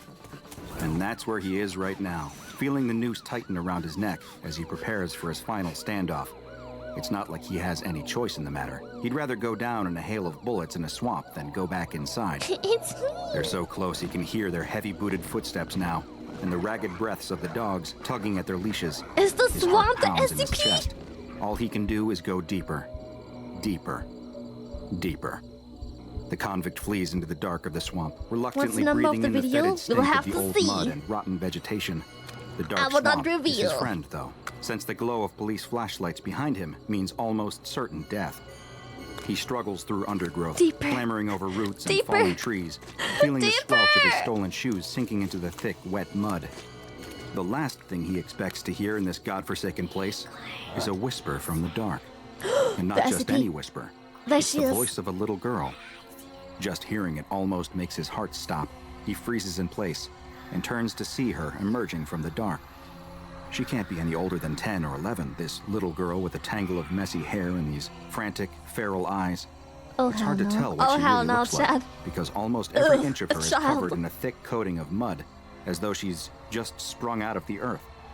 On any other occasion, his instinct might be to run, or even something more drastic. But instead, he doesn't move. He stands there as she speaks, listening, even as the police get closer. Huh? The little girl tells him that she knows the perfect place for him to hide, somewhere that the police won't catch him. They'll have no idea where to look. All he needs to do is trust her and follow her deeper into the swamp. If he does as she says, he can finally be free. He nods and follows her. What else can he do, really?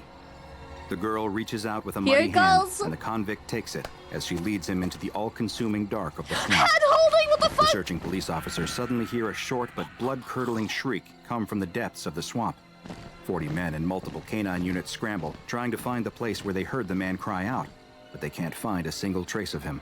They set up a perimeter around the swamp, trying to guard every possible exit, placing checkpoints on every road he might be traveling. And when daylight finally dawns, they search again and again and again, but they're unable to fucking find him. gone. For all intents and purposes, the man is a ghost now, at least for a few months.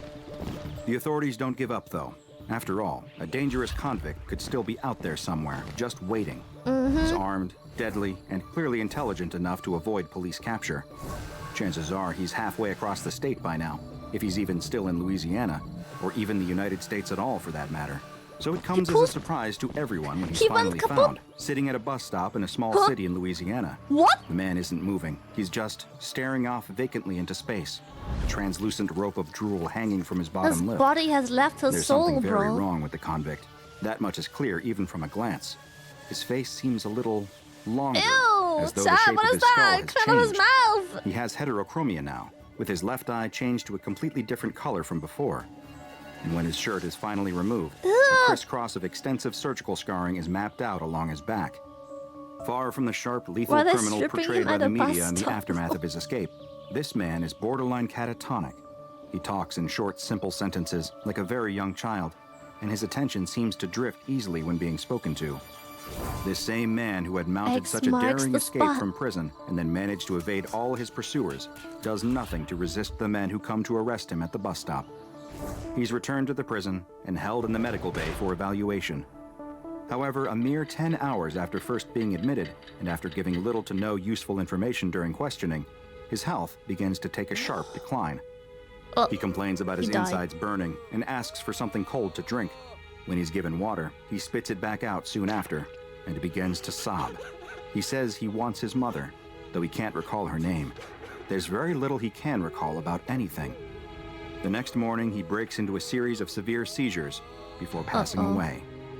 His autopsy shows significant brain damage, as well as the failure of several of his major organs. The coroner, though, found it impossible to explain how any of this had occurred. A month later, a pair of hikers making their way across the same swampland where the police chase ended would call in to the local authorities, terrified, has claiming they found a rabies. dead body near a sinkhole. The rabies When officers are SCP. dispatched to look into it, they can't believe their eyes. Despite Oops. being significantly damaged, the body is clearly recognizable. After all, his face had been on every newspaper and TV screen in Louisiana for quite some time now. It's the convict, wearing the same clothes he'd escaped in. The same clothes that had been taken off of him and burned when he'd been recaptured at the bus stop. None of this made any sense. The convict's He body was exhumed from the half-toasted. prison cemetery and given a DNA test. They found, with some surprise, that the body did not genetically match the DNA they had on file for him. The DNA which had, incidentally, convicted him in the first place. When the body retrieved from the swampland had its DNA tested, they also found something strange. The DNA was so damaged that it was impossible to make any conclusive determinations as to whether it was a match. It was the strangest mystery anyone involved had ever seen, and sadly for them, they would never know the answer as to what happened to the convict in that swamp. The answer, of course, is SCP-1692. But before we 1692. go any further, I must first allow you to indulge me for just a How the moment, fuck did they since even I have find a special her? announcement. As you know, I have been seeking assistance in order to bring you longer, more in-depth, and more frequent explorations of unknown anomalies, which is why I'm happy to announce that today's exploration has been sponsored by a kind benefactor, NordVPN.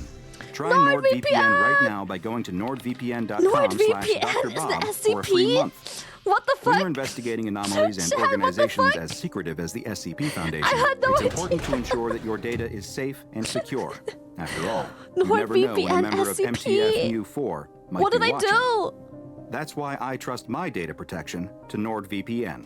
Their diskless servers store absolutely makes so no much data on sense, site, though. which means no traces left behind for prying eyes to find. And their automatic kill switch technology acts like a mimetic kill agent for your NordVPN device, sponsors blocking the it from SCP accessing Foundation. The web What the if it detects fuck? that your virtual private network connection has dropped. SCP-69420 And for users who NordVPN. truly value secrecy, like yours truly, they even have a double VPN.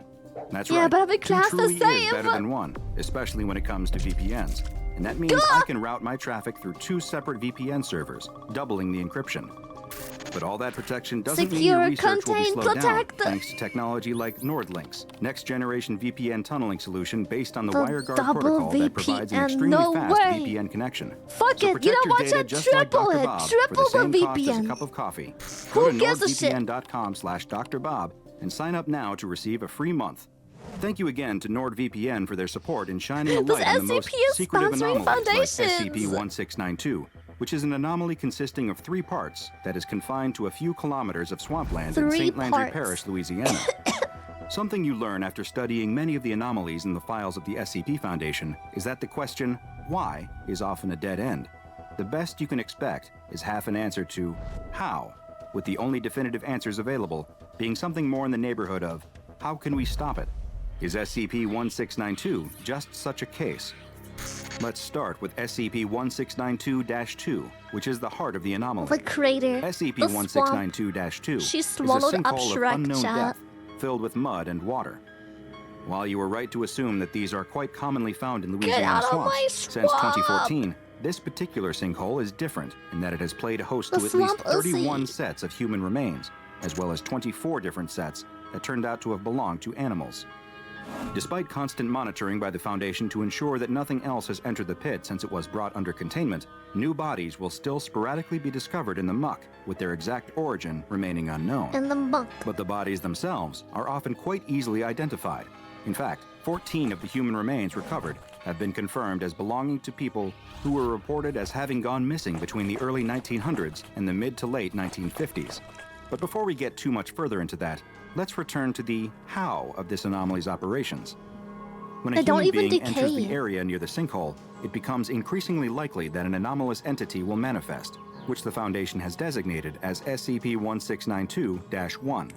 While SCP-1692-1 will most likely take the form of a young girl, appearing to be perhaps 12 or 13 years old, it has also been seen taking the form of different local mammals, Flip it or even down. the form of one of the people reported missing, whose last known location was known to be in the area near the sinkhole. Regardless of the form it takes, though, once SCP-1692-1 appears, it will act as a kind of lure, beckoning the lost individual further and further into the Let's anomalous hold zone. hands. That's It your is first unknown mistake, how they are Chad. able to Hand holding. convince the victim Ew. to follow them deeper into the swamp, and it is suspected by Foundation researchers that there may be some mimetic influence at play. Though it is also just as Mimetic. probable that Mean SCP-1692-1 influence. is simply capable of utilizing strong, non-anomalous psychological persuasion to entice them. Once the person being led into the swamp crosses beyond a certain point, they will completely disappear, leaving no trace whatsoever. Any clothing or other objects they dropped or left behind will dematerialize, and even their footprints will vanish. In the hours, days, or even sometimes weeks that follow, the third component of the anomaly finally activates. Known as SCP-1692-3, this new entity will manifest in the area and attempt to leave, if leaving is even possible based on their modified physiology. That's because while SCP-1692-3 is a copy of the latest individual to go missing, crucially, it is always an imperfect copy. It will appear altered, deformed, or mutilated in some fashion, and certain elements seem to be recurring. For example, SCP-1692-3 will often now be missing some or even all of their limbs or organs, but there will be no sign of an amputation having been performed. They will also often be observed to be suffering from hydrocephalus, the dangerous condition where fluid builds up in cavities within the brain. 84% of all recorded SCP-1692-3 instances have displayed other major physiological differences from their original counterparts, such as having different hair, skin, or eye colors, or different blood types. And the changes present in these entities are not limited to just physical ones. Dissociative amnesia is always a foregone conclusion for SCP-1692-3 specimens, which means they have no knowledge of their recent history, and they will often also experience depersonalization, reporting the feeling of being in a dreamlike or unreal state of being. Oh, They maybe will he's just also high as possess fuck. knowledge that the original had no way of knowing, such as being able to speak in foreign languages the original had no previous fluency in, and there will often be improvements or impairments of the general mental faculties of the original. To put it in layman's terms, the SCP-1692-3 specimens come back wrong. And save for two notable exceptions, which we'll get to in just a moment, the severity of the alterations often cause these specimens to die shortly after they leave the St. Landry Parish anomalous zone. The Foundation's knowledge Unlucky. of SCP-1692 began all the way back in 1938, after they were alerted to a string of child disappearances in the St. Landry Parish area. Thankfully for the local parents, all of these children eventually returned home. However, they all came back different. Some were missing fingers, while one somehow had an extra finger. Others returned with different hair and eye colors. A number of local police officers were sent to search the local swampland in I search of a wouldn't even perpetrator. recognize my child with a different And hair some color. of these officers also went missing and returned in a state of profound alteration. Foundation field agents soon arrived and took over the investigation, cordoning off the area around the They swamp are to hopefully prevent AI-generated anything else entering child. or exiting the presumably anomalous area. They conducted their own independent search into It's the St. literally Landry Parish AI. swamp, and it didn't take long for them to discover a mutilated corpse in an extremely unnerving condition. The body Horrible appeared to belong to a animations? What small you child, mean? but it was This is difficult peak. to identify, since most of the head above the jaw was missing. Both legs were also gone, though strangely, it appeared as though skin had grown over the wounds, leaving no sign of a removal, either pre- or post-mortem. A search into the local police files revealed that both the body and clothes perfectly matched those described in the missing Right, persons it's a- report for one Charlie. Bobby Oh my gosh. Dunbar. Wishing you the best of luck Jesus. for the future. Every What the stream fuck? you have is a blessing for the world. You shine through everything you do, inspiring those around you. May your birthday be filled with laughter, joy, and unforgettable moments. Oh, thank Keep you. shining bright, and may all your dreams come true. I promise you that I will be donating more sometime. Oh, please Happy don't. early Please promise me not birthday. to. That is plenty. Thank you.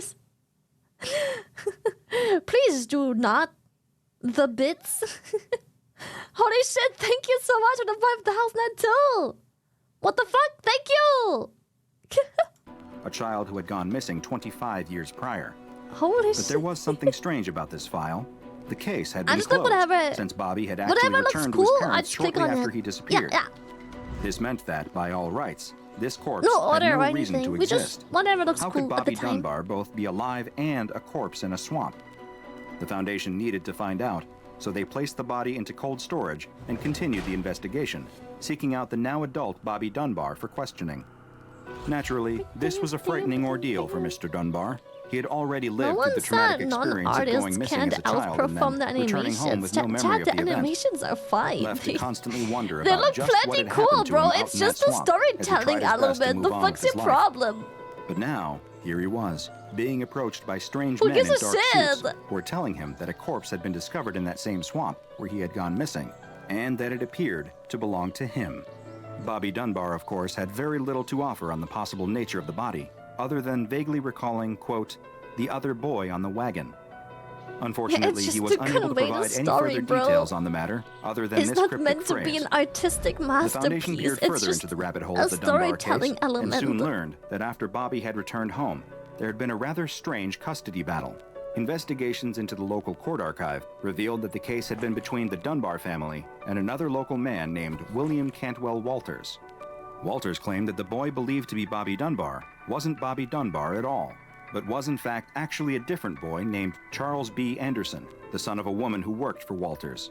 Huh? Walters pursued every legal avenue available to him, but after the boy himself identified Mrs. Dunbar as his mother, the court ruled that he really was Bobby Dunbar and granted full custody to the Dunbar family. Uh-oh. This put an end to the whole matter, at least in the legal sense, and the boy lived out the rest of life as Bobby Dunbar, eventually jingle passing away jangle, in the people. 1966.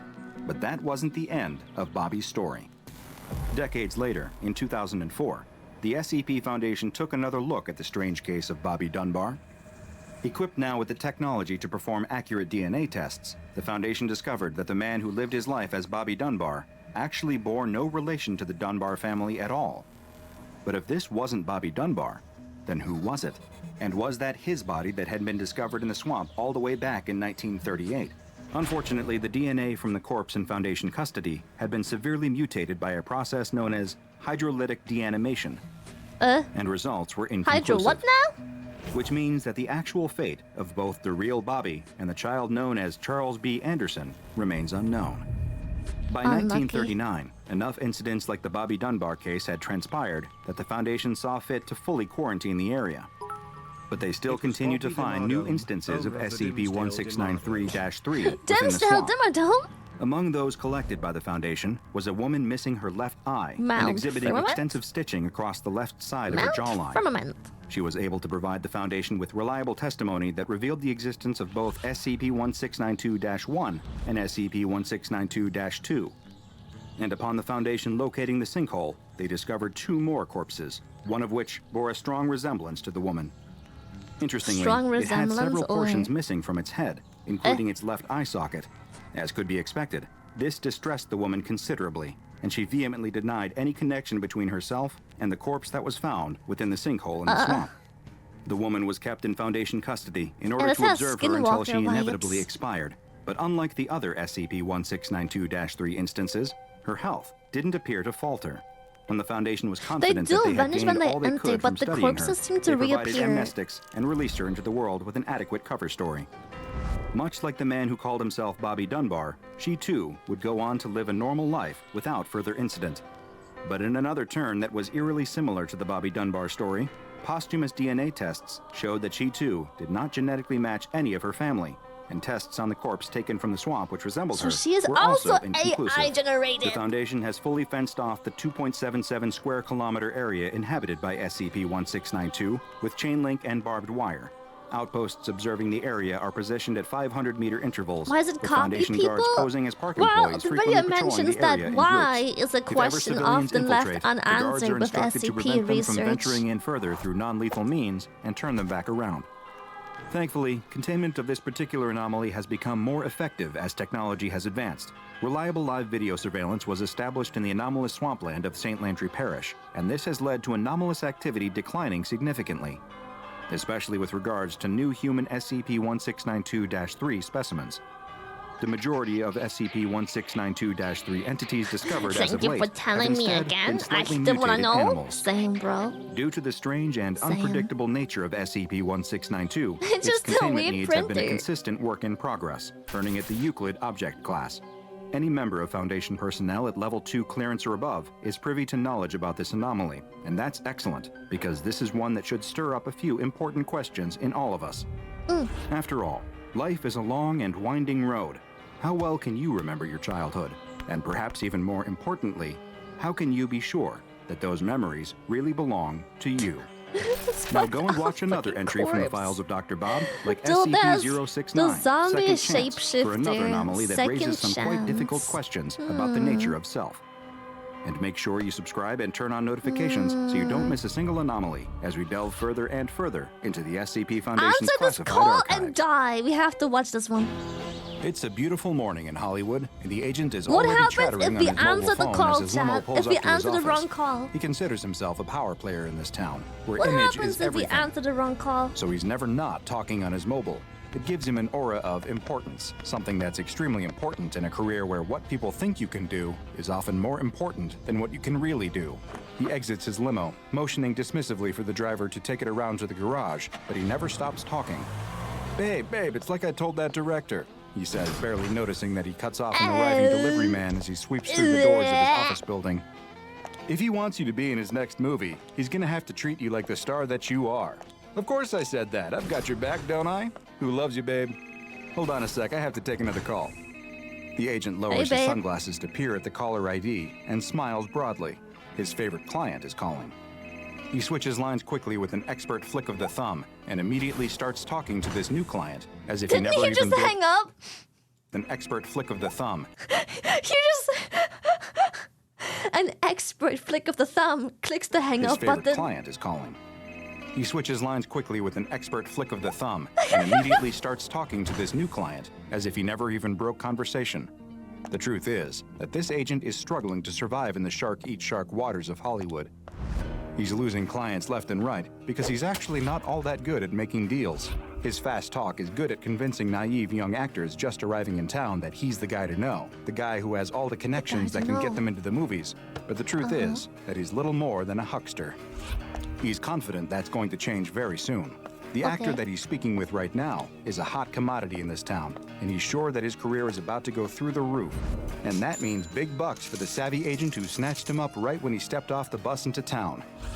As he opens the door to his outer office, he barely even pays any mind to his secretary, who is studiously transcribing yesterday's meetings so that the agent can review them later. But she cringes as she catches sight of the agent. They say that you can judge a man's character better by the way that he treats his employees than by the way he treats his friends. And if the agent's relationship with his secretary is any indication, this agent is not a very nice person at all. She's used to being berated for every little mistake, even when it's not her fault, to the point that she starts to sweat and shake as soon as she sees her tyrannical boss arrive. She heaves an audible sigh of relief as the agent passes by her without a word, but her feelings are premature.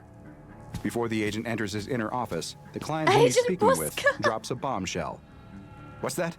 says the agent, stopping dead in his tracks and the color draining from his face. "You're leaving me? You're signing with a different agent? Babe, come on, you can't do this to me. I need you. I mean, Babe, I was gonna make you a please. star. You can't do this to me." Babe. Furious, the agent screams as he throws his phone at the wall in impotent rage. The cell phone shatters into a million pieces, broken bits of casing and bent microchips littering the carpet. He turns toward his secretary with a snarl on his face and points an accusatory finger at her. "What did you tell him?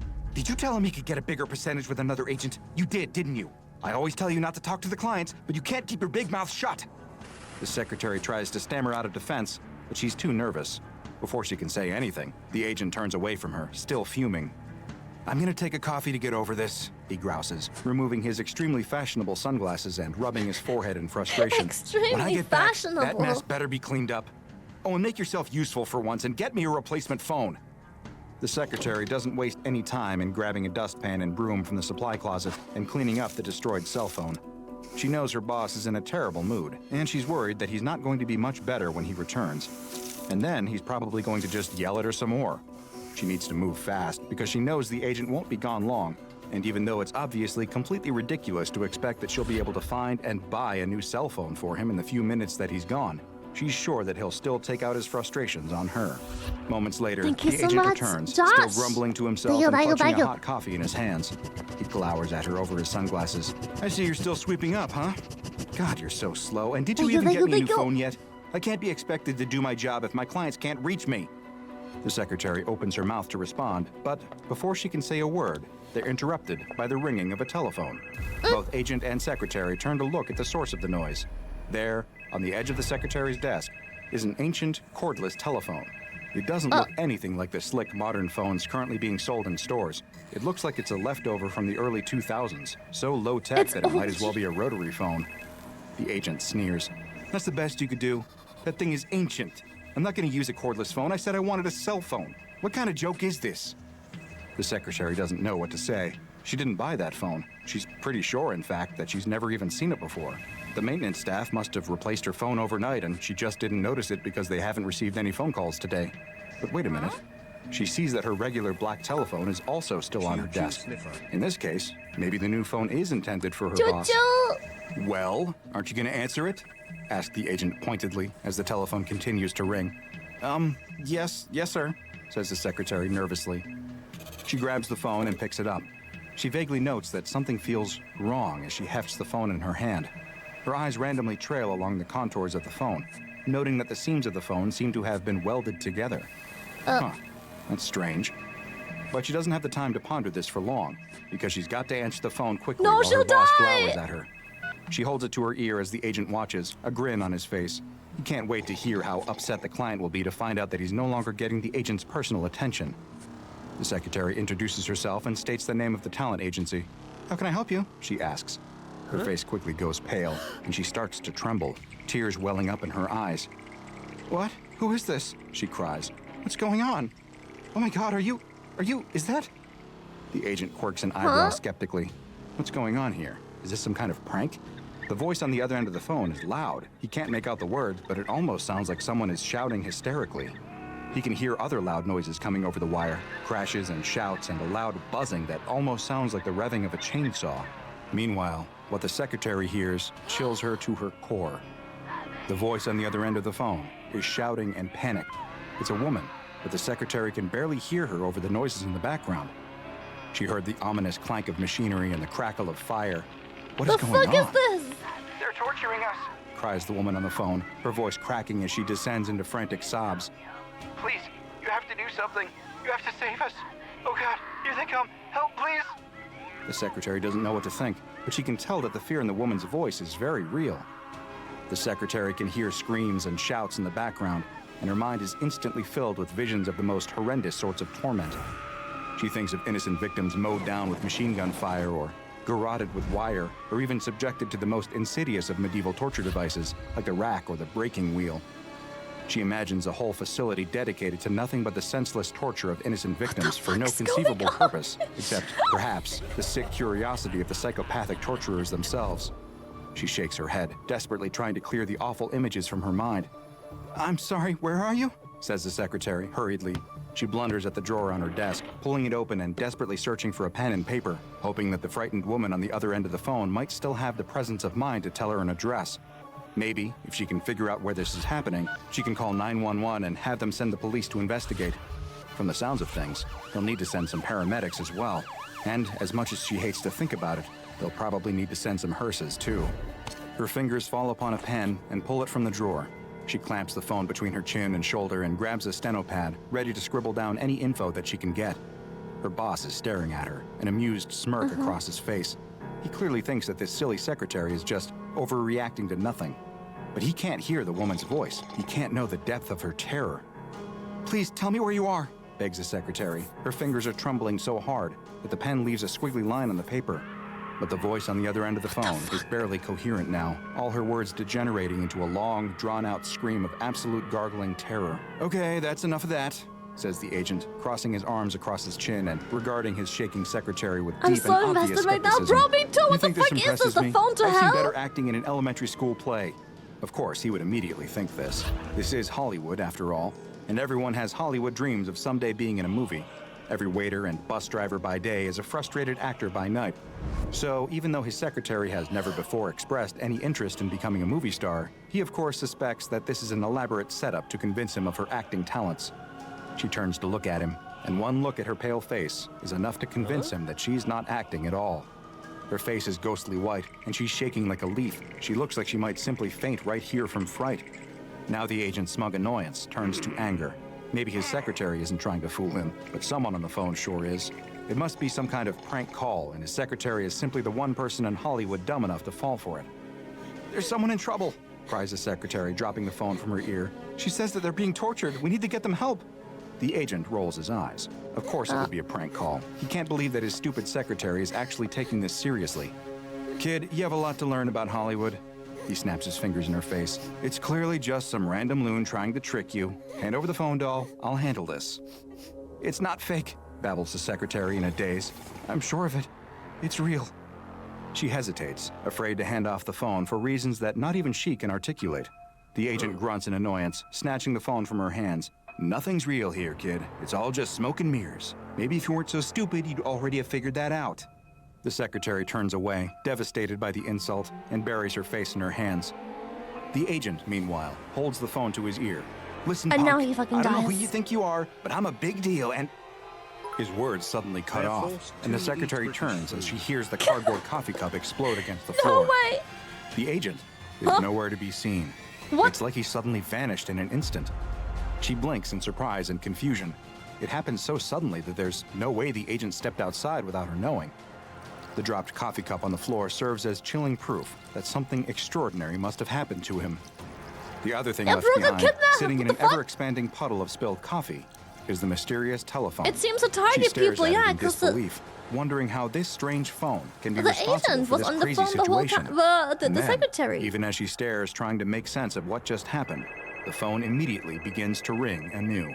Uh-oh. Answering a ringing telephone is an almost instinctive response for most of us. But if anything, This situation shows why sometimes it might be a good idea to resist that urge. After all, you never know who might be on the other end. And while usually the worst consequence of answering an unknown caller is that you'll be subjected to a lengthy and boring pitch for life insurance or solicitations for political donations, this story shows that there are some things much worse than a spam caller. Instead, you might be receiving a call from SCP-145. Straight from fucking For all hell, intents and apparently. purposes, SCP-145 appears to be a standard 2002 model cordless telephone handset of Alcatel brand on its standard issue charging base. The charging base has been defaced, the jack inputs are sealed with resin glue, and the power input to the device has been torn out with a sharp tool. All labels and stickers have been torn off the phone, so its serial number and production date are unknown. None of this would make SCP-145 particularly notable. What makes SCP-145 unusual is that the phone rings constantly, defying all attempts to silence it. Neither removing the phone's battery nor disassembling the base has had any effect on stopping SCP-145's incessant ringing. The only thing that can stop the ringing is to answer the phone. But as Foundation agents soon learned, answering the phone is literally the last thing you want to do when SCP-145 is around. Agents assigned to interacting with SCP-145 must always do so in pairs for very important safety reasons. Because if a person answers SCP-145 without being observed by another live human being, the person answering the phone will instantly vanish. Oh. It is currently unknown how SCP-145 Because the secretary causes looked its victims away, to but the vanish. agent Video was looking recordings at of her the vanishings whole do not provide time. any clarity, only showing that the victim is there in one frame and gone in the next. I If a thought the person answers SCP the was phone just while being being observed nice by another and person, chose however, the agent they will not instead. vanish and can actually have a conversation of sorts with whoever is calling. The person on the other end of the phone varies from call to call, but is always one of several different female voices. This voice will beg for help in a panicked tone as the sounds of violence and torture play out in the background. The methods of torture, judging from words of the caller and the sounds in the background, have included branding, electrocution, laceration, and many other gruesome acts of violence. It's currently unknown where the voice is calling from or who is responsible for the It's horrible like a tortures weeping happening at that angel, site. but it's a But phone. conversations with the phone voice give a grisly clue as to the fate of the people who vanish after answering SCP-145 while unsupervised. It appears It's that like those Peanut, vanished individuals but are phone. transported to the site from which the phone calls originate and added to the roster of victims undergoing torture at the hands of the unknown tormentors. The callers appear to be non-automated and entirely sentient. Attempts to trace the call or track down the location of the tortured callers have proven unsuccessful thus far. Attempts to block the signal of the phone with the use of a Faraday cage have also been unsuccessful. Since SCP-145 is pretty much just a telephone, it has been given the object class Euclid. Since the location of SCP-145's victims is currently unknown, the only way to travel to it is to join the roster of victims by using SCP-145. Currently, the Foundation conducts research into SCP-145 by using teams of 3, 1 Class D staff, 1 Class 2/145 audio technician, and 1 Class 3 security staff. Only Class D staff are permitted to actually listen to SCP-145, as, without fail, unsupervised exposure to SCP-145's transmissions will cause the listener to vanish and join a growing list of SCP-145's torture victims. Listening to the pleas of SCP-145's victims is a harrowing experience for even the most jaded researchers, such that the Foundation has been moved to try several rescue attempts, even when these might not have been the best advised Is that plans. why? As of yet, none of these attempts have been successful. In one instance, the Class D personnel tasked with answering SCP-145 was issued a GPS locator device in hopes that it might give Foundation agents a clue about where the victims were being held. The GPS device was rendered inactive upon the victim's disappearance. On another occasion, a researcher equipped the Class D listener with both a GPS device and a military combat knife. Once again, the GPS device was rendered inactive, and subsequent calls by SCP-145 seemed to indicate that the missing Class D staff attempted and failed to use the knife in defense. A third rescue attempt involved equipping the Class D staff with both a Kevlar vest and a 9mm semi-automatic pistol. Subsequent listens to SCP-145 revealed the sound of gunshots, followed by exclamations of pain from the vanished Class D staff person, indicating that perhaps the unknown tormentors had managed to disarm the Class D staff person and use his own weapon against him. In one final rescue attempt, researchers thought that possibly explosives could be used both to attack the mysterious tormentors and to reveal the location of the torture site. If nothing else, a massive mysterious explosion might appear on seismographic instruments or even local news reports. researchers equipped a Class D staff person with 1 kilogram of C4 explosive concealed in a supply kit, with the explosive attached to a remote trigger with a 30-second delay, triggered before interaction with SCP-145. The results of this experiment are currently classified, but involved multiple personnel going missing, so suffice to say, it wasn't the rousing success that the Foundation staff had been hoping for. Following this incident, all further tests on SCP-145 have been suspended. What is SCP-145, and why was it created?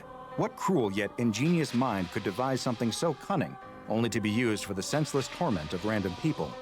Foundation researchers still don't know the answer, only that SCP-145 might serve as yet more evidence for the boundless So we know depths of human absolutely cruelty. fucking nothing If, in about the fact, phone. it was even created by humans.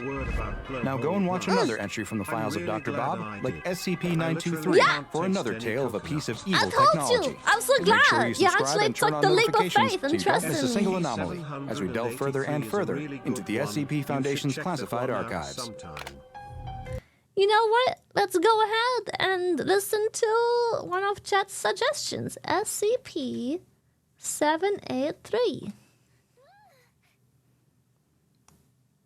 The Crooked Man. A kindly-looking old woman is carrying groceries into her home.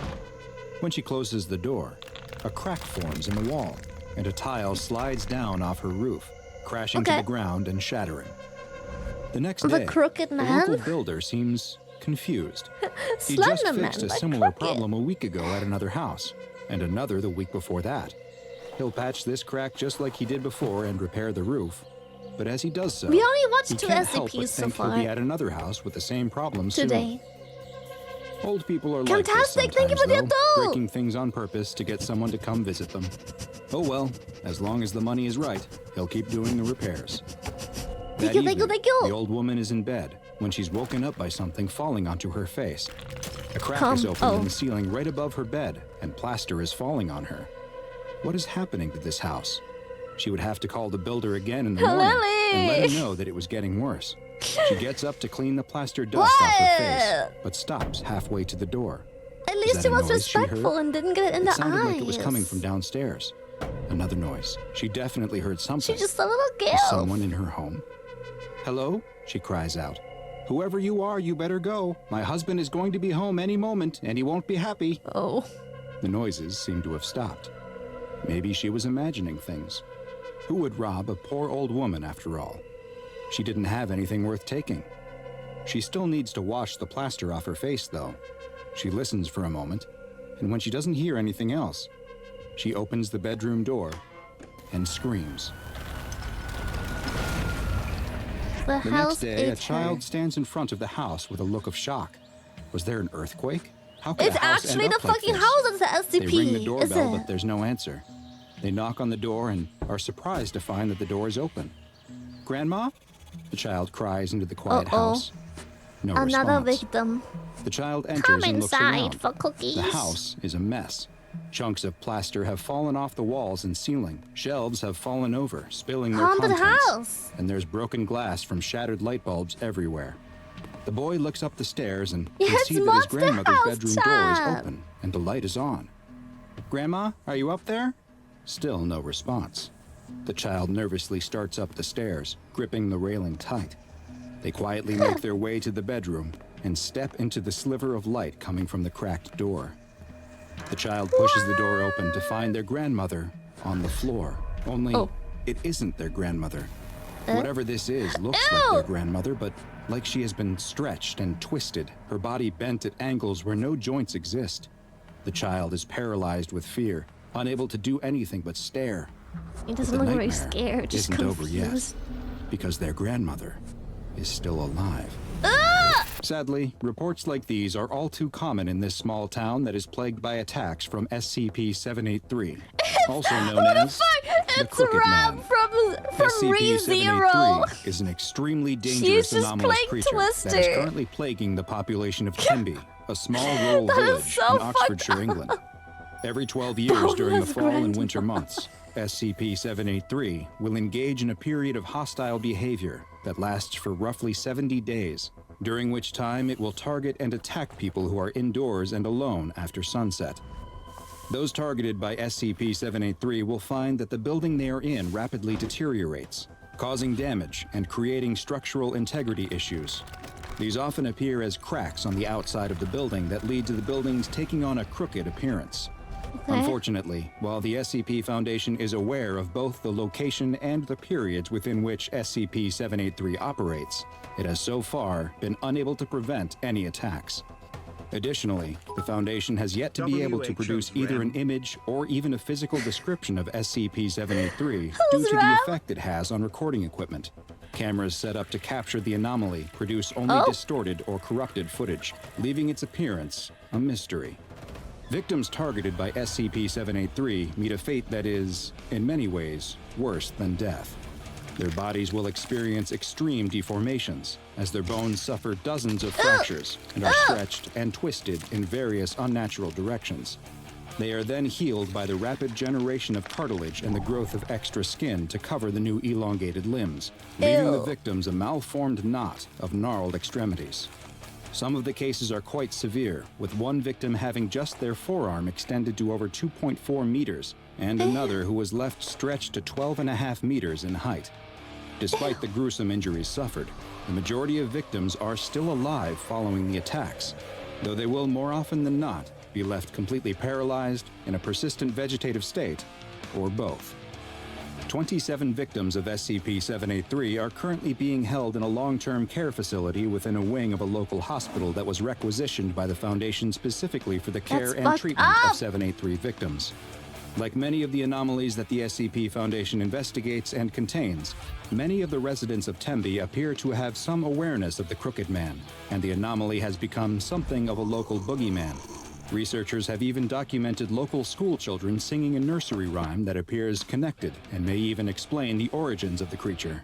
It goes, "There lived a crooked man who made a crooked deal. He kept a crooked cane and his catch in crooked creel. He stole a crooked child reading who cried cereal. a crooked squeal, and that crooked little man I'm like, was no. broken on the wheel." Oh, that's fucked A up. month before a recent SCP-783 period like, of not activity the was to cereal, begin, no! a Class D personnel, D-209, was sent to live in a Foundation-owned home in the village. Audio and video recording equipment was set up throughout the house in case the D-Class was targeted, in the hopes that some information could be gleaned should something take place.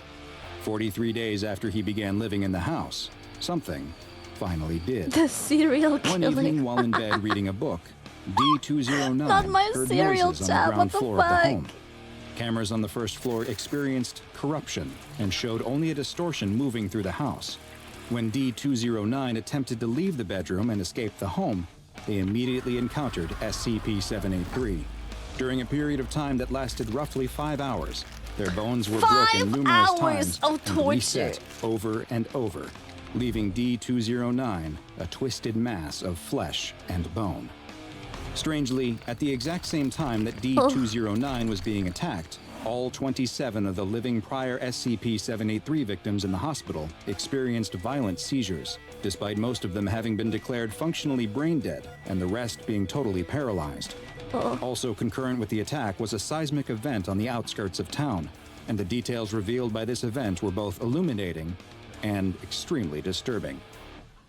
Foundation personnel were dispatched to the site of the seismic activity to investigate and determine if it was connected to SCP-783 in any way. There, they found a small group of angry townspeople, perhaps frustrated by seemingly unending paranormal events in their town and the lack of progress that had been made to stop them. After a tense standoff, SCP Agent Collins fired her service weapon into the air, and the crowd quickly scattered. Now, free of distraction, the agents could begin their investigation in earnest. They immediately spotted several objects sticking out of the earth. Upon closer inspection, these were identified as elongated human toes. A dig team was sent to the site, and by the next day, a mass grave had been uncovered that was filled with a twisted mass of what appeared to be victims of SCP-783. Their mutated and drawn-out bodies were well preserved despite being buried directly in the ground, and had all been buried head down, with their arms extending deeper into the burial pit. As one researcher was attempting to take a tissue sample from one of the bodies, the ground beneath him gave way and he fell into the pit. He landed on the tangled mass of limbs which shifted under his weight, and he disappeared into the pit beneath them. Agent Collins immediately found a length of rope, tied it to her waist, and climbed into the pit with instructions to the on-site team to pull her back up when she signaled. Agent Collins descended into the pit beneath the bodies, and after several minutes, she was extracted, though without the missing researcher. At debriefing, she described how she found an anomalous location under the ground beneath 783's victims' corpses, and she was so rattled by what she saw that she was granted a temporary leave of absence. The Foundation had to know more, and a D-Class personnel was quickly selected for exploration of the underground anomaly. D-2172 was equipped with audio and video recording equipment, along with several scientific measurement tools, as well as a firearm, and was lowered down into the pit via cranes. Their wired tether to the surface would both send the information they collected back, as well as serve as their lifeline to the surface. As D-2172 was lowered past the mass of corpses into the darkness, they experienced a sense of vertigo before it was realized that the anomalous effects extended to gravity as well, which had become reversed, and that they would need to start climbing up in order to descend further into the pit. They soon climbed out of the hole surrounded by the reaching, extended arms of corpses, and emerged into an open world with an overcast sky. It looked exactly like the town of Tembe, with the same buildings present there as in our world. The world appeared to be uninhabited, though, with no sign of the missing SCP Foundation researcher. D-2172 began investigating the buildings and found them all to be empty as well. Lord versus Though they did unfortunately find signs of a struggle in one house, it's the upside with what down, looked to be my bad. evidence of the missing researcher's demise. Okay, yeah, They sure. continued My bad. It's exploring the area upside down. and found that the anomalous properties of the location extended to its borders too. And as the D-Class walked north out of the town, after several kilometers, they found that they were now somehow back at the southern edge of the town. D-2172 was ordered to return to the entry point, but as they walked, they were suddenly impeded by the deformed body of an SCP-783 victim that stretched across the road in front of them. D-2172 drew and fired their weapon at the entity, but it didn't react, and they were forced to retreat into the nearby woods. After several minutes, they stopped to rest when they spotted something else. In the distance, the D-Class saw what looked to be a giant white birch tree, and it was coming towards them. Now. As the living tree approached, it became clear that it wasn't a tree at all. What looked like branches were extended bony fingers that it was using to walk. The long branch-like fingers were coming out of the top of the tree, where D-2172 could see their origin. These branches were the elongated fingers of the missing SCP Foundation researcher. D-2172 turned to run as the giant living tree chased them back into the town, firing their weapon at the creature whenever they had the chance, but was unable to stop it. The visual feed was soon lost as the audio continued to broadcast the screams of D-2172. But this wasn't the end of the expedition. The on-site team was surprised to witness after several hours that the tether was pulled on twice, the signal that it should be reeled in. A medical team was sent to the site, since it was assumed that D-2172 would need immediate care, and the team began reeling in the line. After several minutes, they spotted the harness that should have been strapped to D-2172, but with nothing in it.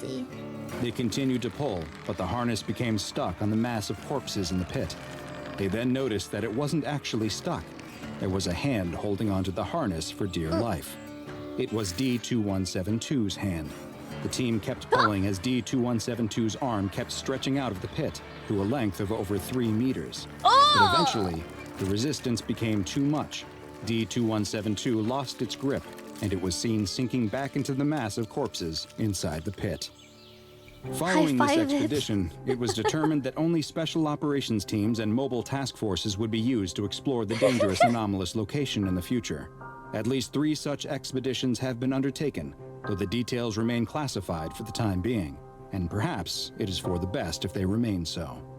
The SCP Foundation will continue to monitor the town of Tembe in an attempt to learn more about SCP-783 and hopefully discover a means to contain it and its related phenomena.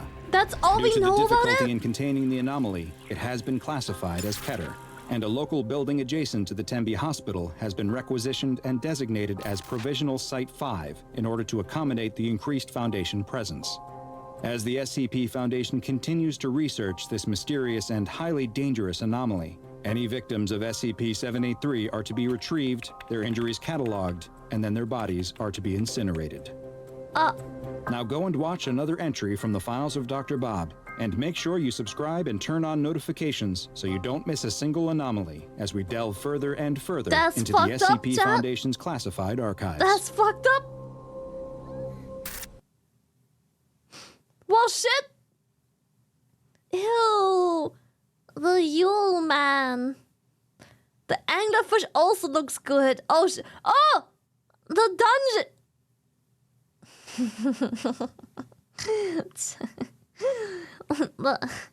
the dungeon. The dungeon. Okay. We got. Oh my god! Well, SCP-056! Okay, there's a lot of SCPs I wanna... Okay, we do the dungeon It's first. not every day that the SCP Foundation opens a brand new site and appoints a new site director. But today is one of those days.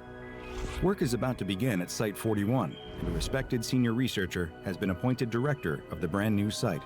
He hasn't been told much about it yet, but he knows a few things for certain. Some sort of new, highly volatile anomaly was discovered, a site was constructed around it, and his many years of loyalty to the organization have finally been rewarded with a promotion. At least As he takes his morning shower, bottom his mind races, turning over the possibilities that this new chapter might bring. Is he up to the potential challenges? Just how dangerous is this new anomaly? What could possibly necessitate the building of a brand new site just to contain it? Whatever it is, these years of securing, containing, and protecting have prepared him. He's seen bizarre Does he creatures, just fucking cursed sing, places, mommy? and objects that defy the Does laws he of just physics. start Whatever mewing awaits him in his new into the position, camera? he can handle it. He rinses the shampoo from his hair, letting his jitters flow down the drain with it, and switches off the water. He climbs out of the shower and turns to the foggy mirror. He sweeps a palm across the glass and meets his reflection's eyes. His serious expression catches him off guard, and he can't help but let his mind wander back to someone else who looked at him that way, with those stony gray eyes, such a long time ago. He and his brother had never gotten along. Though they shared the same face, the same hair, and the same eyes, they couldn't have been more different. He was the screw-up, the one who couldn't focus in class and was always bumbling through life like a bull in a china shop. His brother was the golden boy, the star student who could do no wrong. As the boys got older, he tried to climb out of his brother's shadow and tried to live up to their parents' expectations, but anything he did, his brother could do better. He got into a great college, his brother got into Harvard. He got a job, his brother got a more impressive one. He got a Honda, his brother got a Mercedes. He fell in love with a girl, and his brother married her.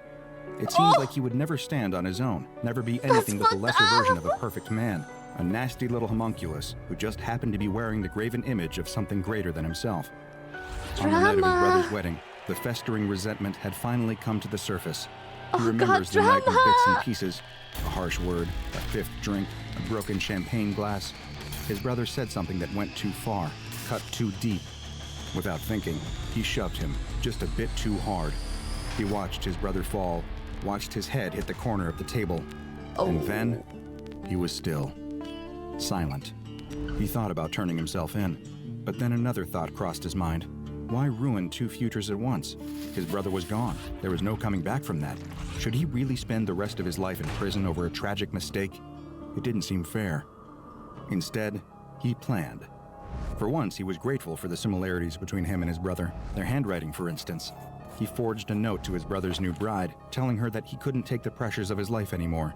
He was leaving, fleeing to Europe to start a new life, with a new name, and leaving all of his old ties behind.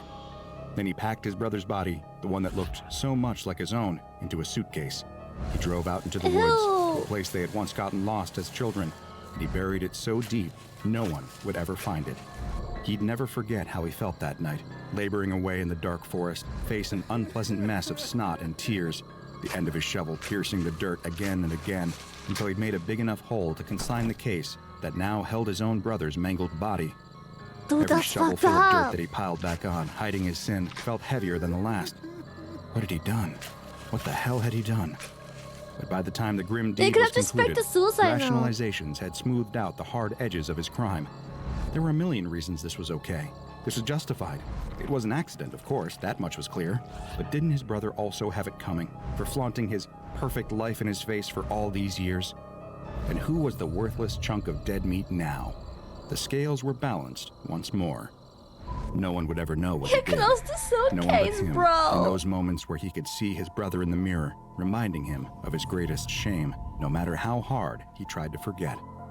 But that moment is long gone. He's back in the present now, grounding himself with a splash of cold water on his face. God, He shakes off so the memories shiny. and dresses for the day. It's time to get to work. When he arrives at the facility, he's shocked by what he sees. It's a castle, grand and imposing, even if the years have not been particularly kind to it.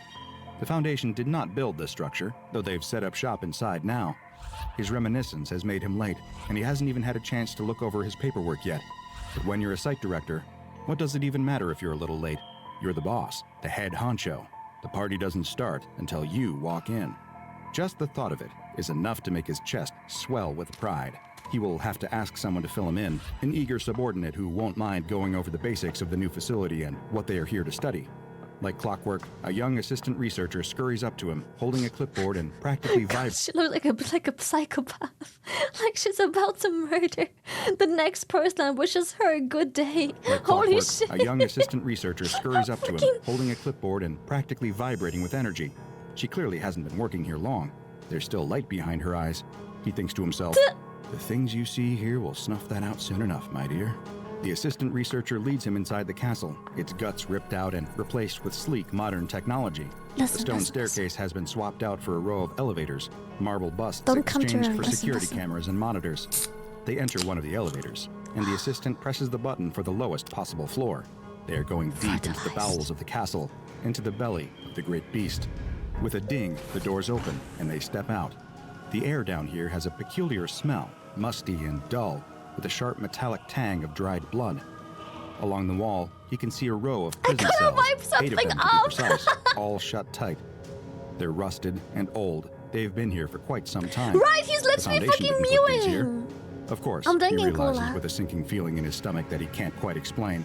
These cells themselves must be the anomaly he's here to supervise the containment of. He should have read the file before arriving, shouldn't have let himself get distracted. Then he would know what he's walking into. So here we are, the assistant chirps, startling the man. God, she is He had so almost forgotten creepy she was looking. standing next to him. Shall Is I it give you the just grand me? tour? Like, she looks fucked She up. won't last long Look here with at such her! a chipper attitude, he thinks. But he nods just the same. She walks ahead of him, referring dutifully to her clipboard as she goes. This is the first cell. As you can see, all of them are currently inactive. We'll be performing some tests later, though, and you'll hopefully get to see them in action. It's really something. She continues walking to the second cell. There are a lot of potential applications for this anomaly that, once we understand it, could be incredibly promising. He's only half listening as he trails behind her. As they near the third cell, the assistant glances back at him. I really look forward to working with you, sir. I've heard such great things. He opens his mouth God, to brush she's off so the praise, fucked to up. feign humility for her sake. Is she the When a SCP? sound startles him, the grind of metal against metal, the screech of a long disused door.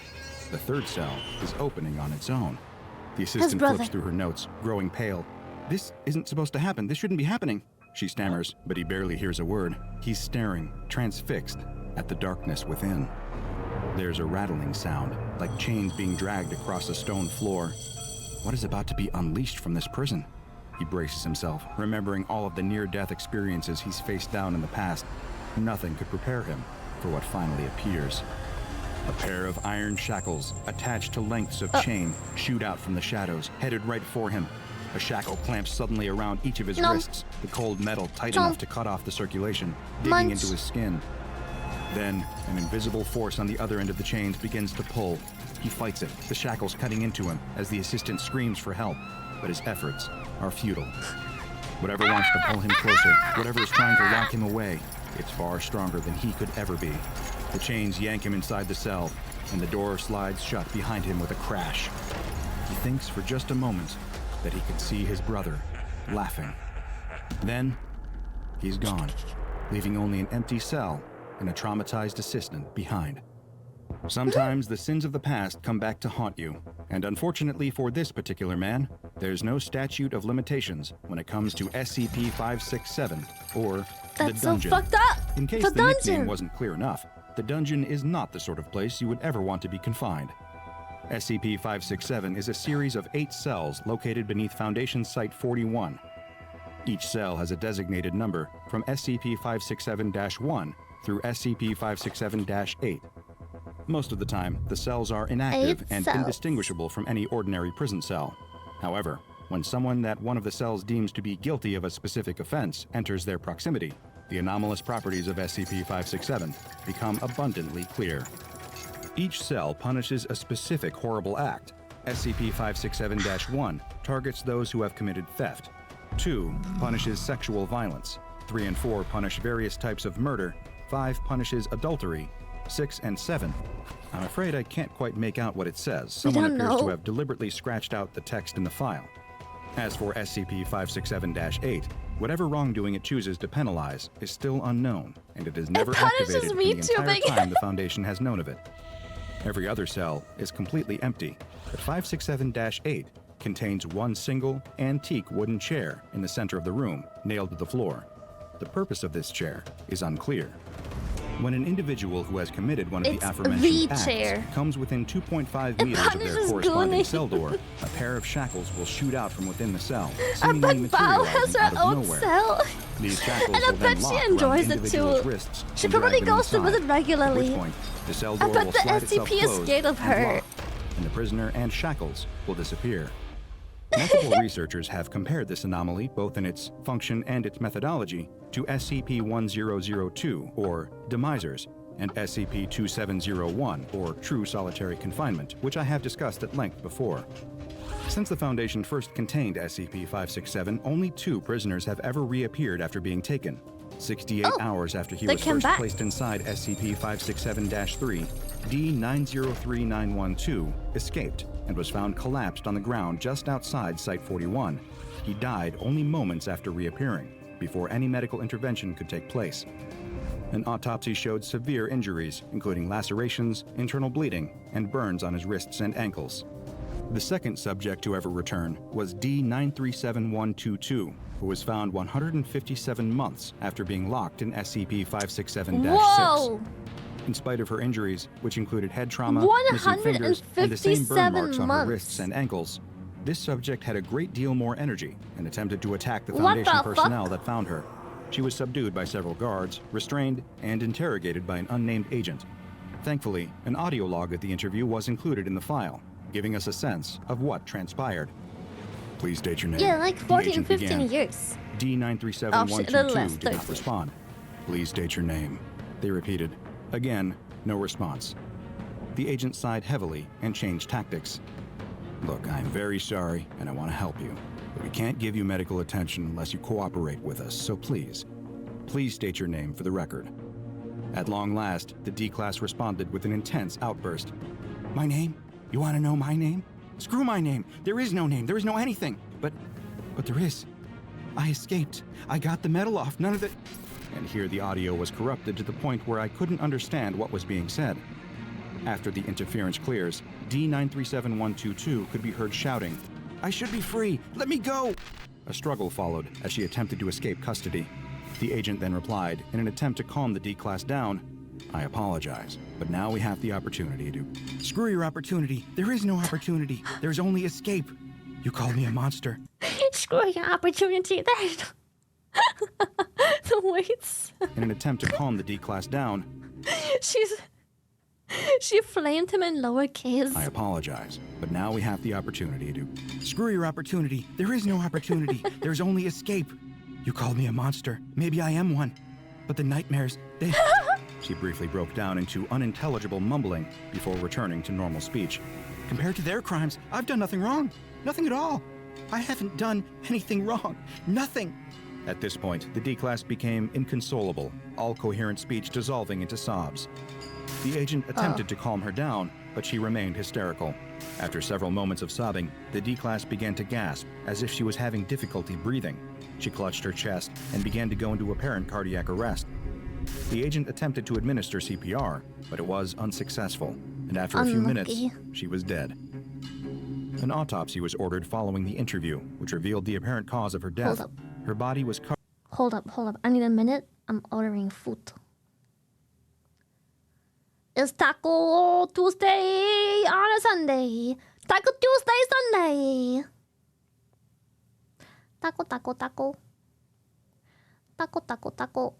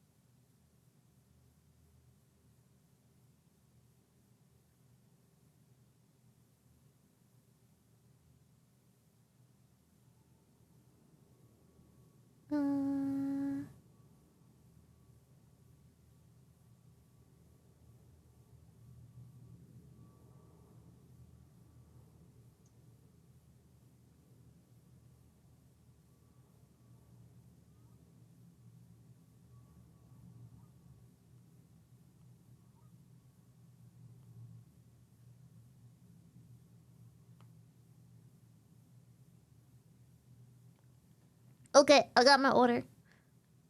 Taco, taco, taco. I have taco, chicken pop, drinks, and guacamole.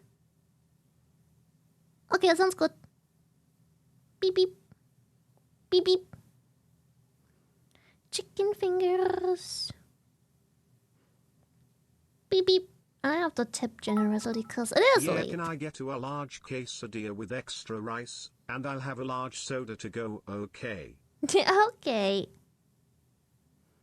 And one tip. Beep, beep. $6. Pay. Beep, beep. Beep, beep.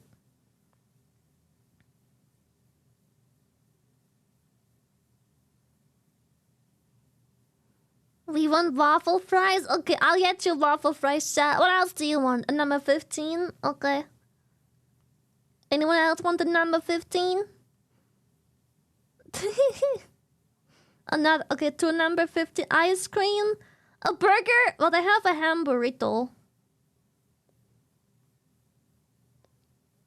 Number 12, large. Number 12 is sold out, chat. You have to pick something else. A 15? Okay. They don't have a 66. I don't even have that many items on the menu. Number 9, large. Okay. You want mayo with that? To number 9. Do you also want mayo? 1 or 2? Ketchup? Anything? Nuggies? Okay. Chicken fingies. Yes, sir. Okay. Mayo with that. Number 6, extra large. We have no extra large. Is large okay? We only have large and like the standard size. We want all the mayo. Can I just order like one bulk of mayo, chat? Can you share the mayo? Can I just order like one big mayo instead?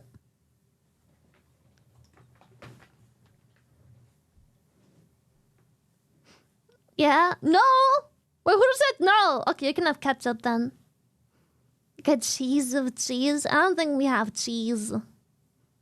Chicken wrap? Okay, I can get you something with chicken. Chat, anyone here vegan? We have vegan options. Do you want a vegan one? Barbecue bucket. I might have for a look, but I don't think we have that. Nachos? Okay, you can have nachos. No cheese? What the fuck? Well, we have cheese on our product, but we don't have like cheese. Like, we have no cheese sticks, nothing at this place, chat. Is it made with real vegans? I'm pescatarian. Isn't that basically just vegan? With less steps. Isn't that just a less complicated vegan? Happy birthday. Thank you!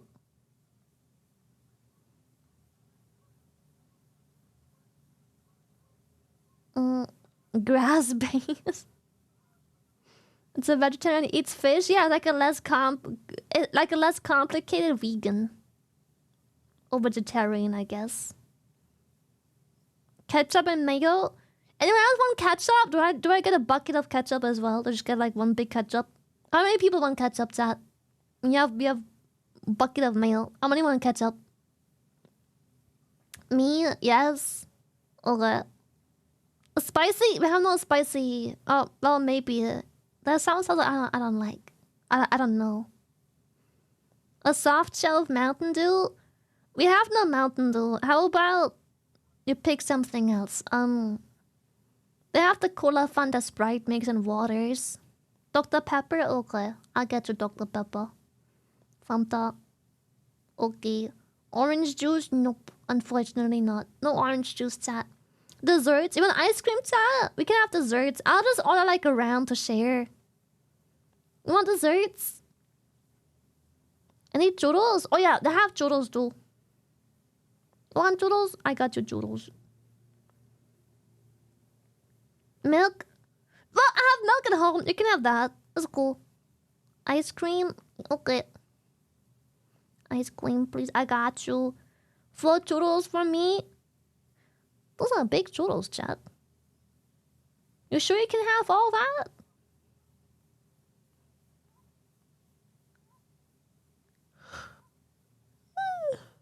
McFlurry, please. Sorry, this is a taco place.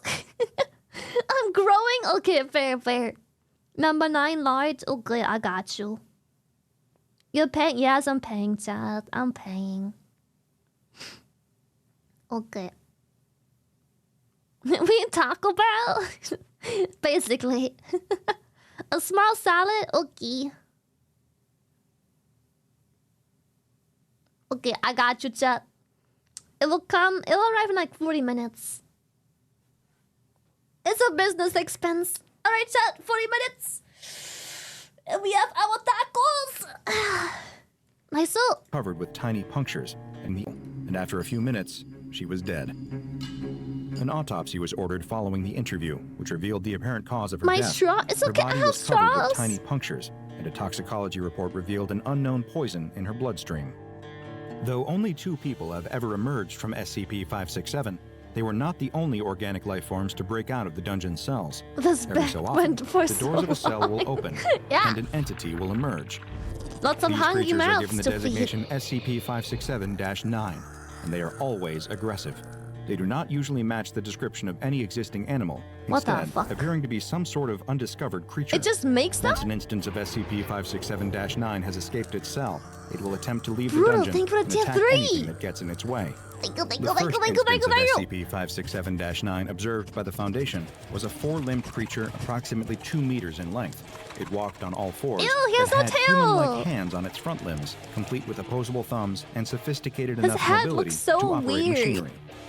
It was highly intelligent and used this intellect to take out 14 Foundation operatives before it was contained. The details of SCP-567-9-2 have been stricken from any official Why is documentation. his hat so The only thing I weird? can surmise from the file is that 9 personnel were killed after it appeared, and one of the agents that helped contain it requested and received psychological counseling for what they experienced during the process. So whatever it was he encountered, it wasn't anything good.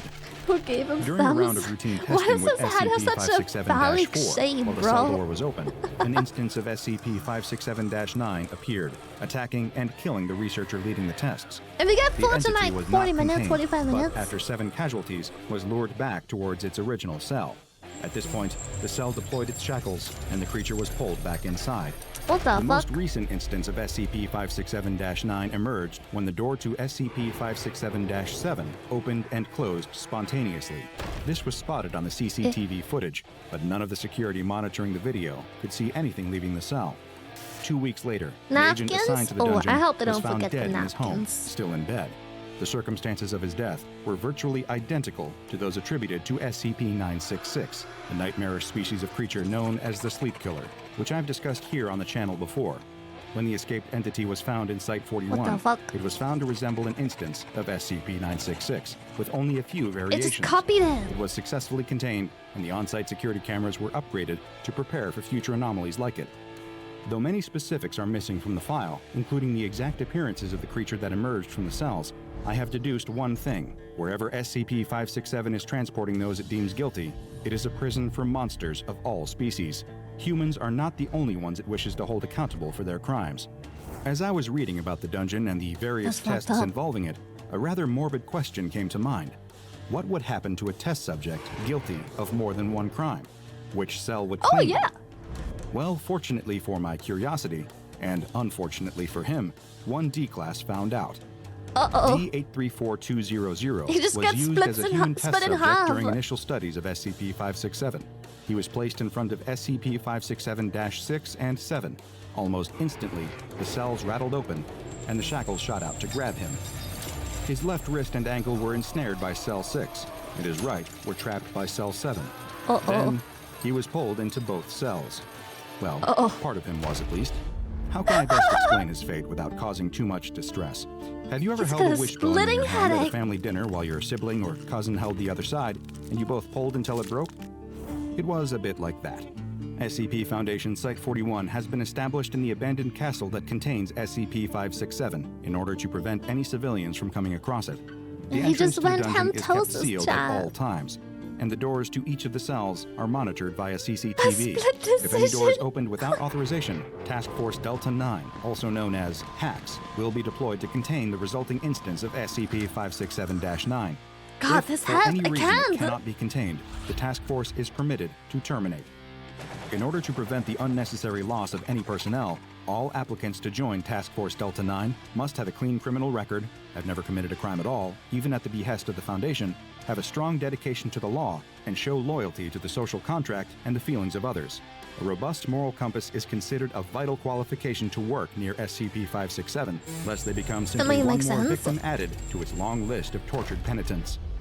The Foundation has encountered many anomalies over the years that could pose a danger to the organization itself.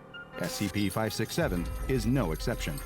Untold numbers of Foundation operatives have committed terrible acts in the service of the greater good. They have lied, stolen, and even killed in order to protect and contain the secrets locked away in files and behind heavily guarded walls. A great deal of caution should be used when dealing with the dungeon, no matter how justified a person thinks their past sins might be.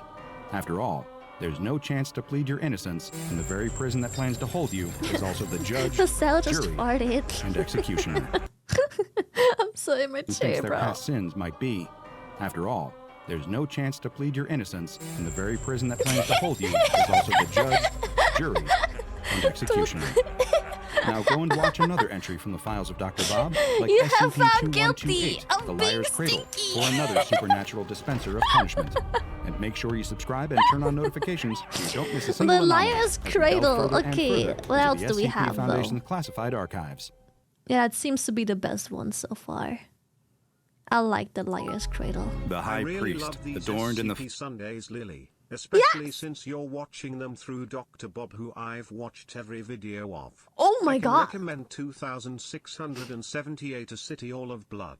I for really a like yearly Dr. one. Bob. He covers a lot. It's consistent in style and storytelling, and I like it. It's very easy to follow. It's fun. finest purple ceremonial He has a rose good voice. stands before It the makes great it makes it nice bull-headed to statue to in the to darkened belly listen of the to. castle. Unknown doors. The year is reserved for all 850 CE. players. Masked worshippers whisper chants of holy For reverence League on of all Legends sides. players. He is in his element. Everything they do in service of the great god Moloch. All around them, banners bearing the sigil of the Brazen Heart hang. It's a celebration. Just a few hours earlier, their forces had invaded an enemy church in the hills. They'd slaughtered most of the congregation in a sudden whirlwind of bloody violence, staining their swords in the great Moloch's name. Happy early birthday. But as the Lily high Womp priest Womp. had ordered, Thank you, some of these Monster. blaspheming Womp womp. Christian churchgoers were taken prisoner and brought back to the castle for questioning. Here, Questioning. the high priest would deal with Oh. them himself. A sadistic, tooth-bearing grin crosses his Ew, face why is he at so the very thought of it. happy? Soon after the ceremony, the high priest descends into the dungeon, which he'd taken with a certain flourish to calling Chat, the it was so game room. creepy. Here he keeps his private collection Ah, of what is torture that? tools from around Yo, the butt world, plugs! each of which he takes great pleasure in using against the worms who refuse to bend the knee to his Oh, bloodthirsty God. god. In the He's game been drilling room, this the air is man's suffused head. with the stink of blood and sweat. The prisoners who still have tongues start to scream when the high priest enters, knowing that everything is about to get so much worse for them. He's cultivated a certain reputation as a man willing to do anything to ensure the superiority of his infamous cult, the Brazen Heart. That found Bal's If ever you basement. fell into his terrible Ew. clutches, escape was out of the question. The very best you could possibly hope for was a mercifully quick death. In the corner of the room, one unfortunate captive was twisted and shattered against a breaking wheel, but still The torturously twisted alive. man. In the corner across from him, another prisoner bleeds from the inside of a grimacing Iron Maiden that the High Priest had overseen the construction of personally. But that was only the very beginning of the He's a High Priest's freak. collection of terrible instruments. Prisoners teeter in agony Imagine my on Judas freak. cradles and Spanish donkeys. Skin is stretched and bones are cracked on racks. Some are pierced as they sit on the monstrous iron chair, while others simmer away in great vats of oil. Some scream as they hang from their wrists on the 10th round of strappado. Lead sprinklers, Spanish ticklers, thumb screws, crocodile Lead shears, tickler. choke pears, melee boots, plugs. heretics' forks, bastinado sticks, scolds' bridles, scavengers' next. daughters. The High That's Priest a has dig. all of them, and he's adept at using them. But they all pale in comparison to his favorite piece, a prized possession, gifted from the bosom of Moloch himself, the Liar's Cradle. Such a The perfectly Liar's ingenious Cradle. tool for physical pain and mental terror. It's positioned at the very center of the game room, just so every other prisoner and every other device can see him using it and know that it's their eventual fate. A mighty stone furnace with huge metal grates on either side. Oh As no, the High he's Priest hot approaches, shot. he can see a Stop. terrified prisoner already writhing within the machine. When the prisoner sees him, the fear only gets worse. The High Priest would have no mercy for him. He'd spent 10 hours on the breaking wheel before this, and that felt like a pleasant sleep in a comfy king-sized bed compared to what he was about to endure. Two of the High Priest's sadistic acolytes jab at him through the grates with red-hot pokers. The High Priest grins and asks the prisoner what village he hails from. When the villager surrenders the information, the High Priest gives a sagely nod. He asks how old the prisoner is, and the prisoner says 27. Again, the High Priest nods. He asks the prisoner whether he would like to leave and be with his family again, and of course, the prisoner replies yes. Yeah. He has no idea that they're all already dead. The High Priest smiles and says, "Just one more question, then, and you'll be free to go. What is my true name?" The prisoner pauses for a moment, which earns them another jab with the poker. He tells the High Priest that he doesn't know. He's jabbed again, and again, and again. He begins to cry and starts apologizing. He doesn't know the High Priest's true name. How could he possibly tell him, no matter how much he's tormented? The High Priest says, "Well, just give me your best guess. Who knows? Perhaps you'll be lucky." It's called Robert. The game room falls silent, all eyes on the prisoner in the Liar's Cradle. His lip trembles, knowing from the dark legends what will happen when he answers. He breathes a ragged sigh, accepts his fate, and guesses incorrectly. Suddenly, the prisoner screams as he catches fire. The High Priest watches with unrestrained glee as the prisoner burns. He does so for around a minute, the fire burning far more intensely than it possibly should have.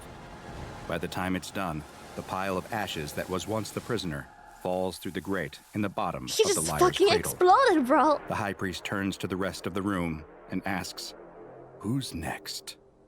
Of all the many adjectives you Who's could use next to on the describe chopping block? SCP-2128, also known as the Liar's Cradle, humane certainly isn't high on the list. This antique stone furnace was discovered deep in the dungeons of an undisclosed castle, believed to be a former refuge of a fringe occultic group known as the Brazen Heart, Let me fix a my cult of chair worshippers while of the we listen to Canaanite deity Moloch, an entity mentioned several times in the Hebrew Bible. Among the deity's most notable traits is its bull-like appearance and the fact it requests burned human sacrifices. This feels extremely relevant, given the fact that the Liar's Cradle is all about giving its victims a fiery end. While the thaumaturgic methods used by members of the Brazen Hand to create the Liar's Cradle is unknown, what is clear are the cradle's capabilities and functions. When a human being is placed within the cradle and asked questions, a single lie will lead to them being anomalously incinerated. But what if that didn't And the mean device's to lie? purview for a lie is frighteningly wide. A victim will be incinerated if something they say is factually untrue, regardless of the victim's personal knowledge. That is In other fucked words, up. ignorance as an excuse will not save you. While the Brazen Heart was wiped out hundreds of years ago by soldiers of the Spanish Inquisition, the SCP Foundation has been able to glean some background information about the Liar's Oops, Cradle I from a lied. surviving document, a Oops, sheepskin I scroll lies. known as the Ignis Manuscript.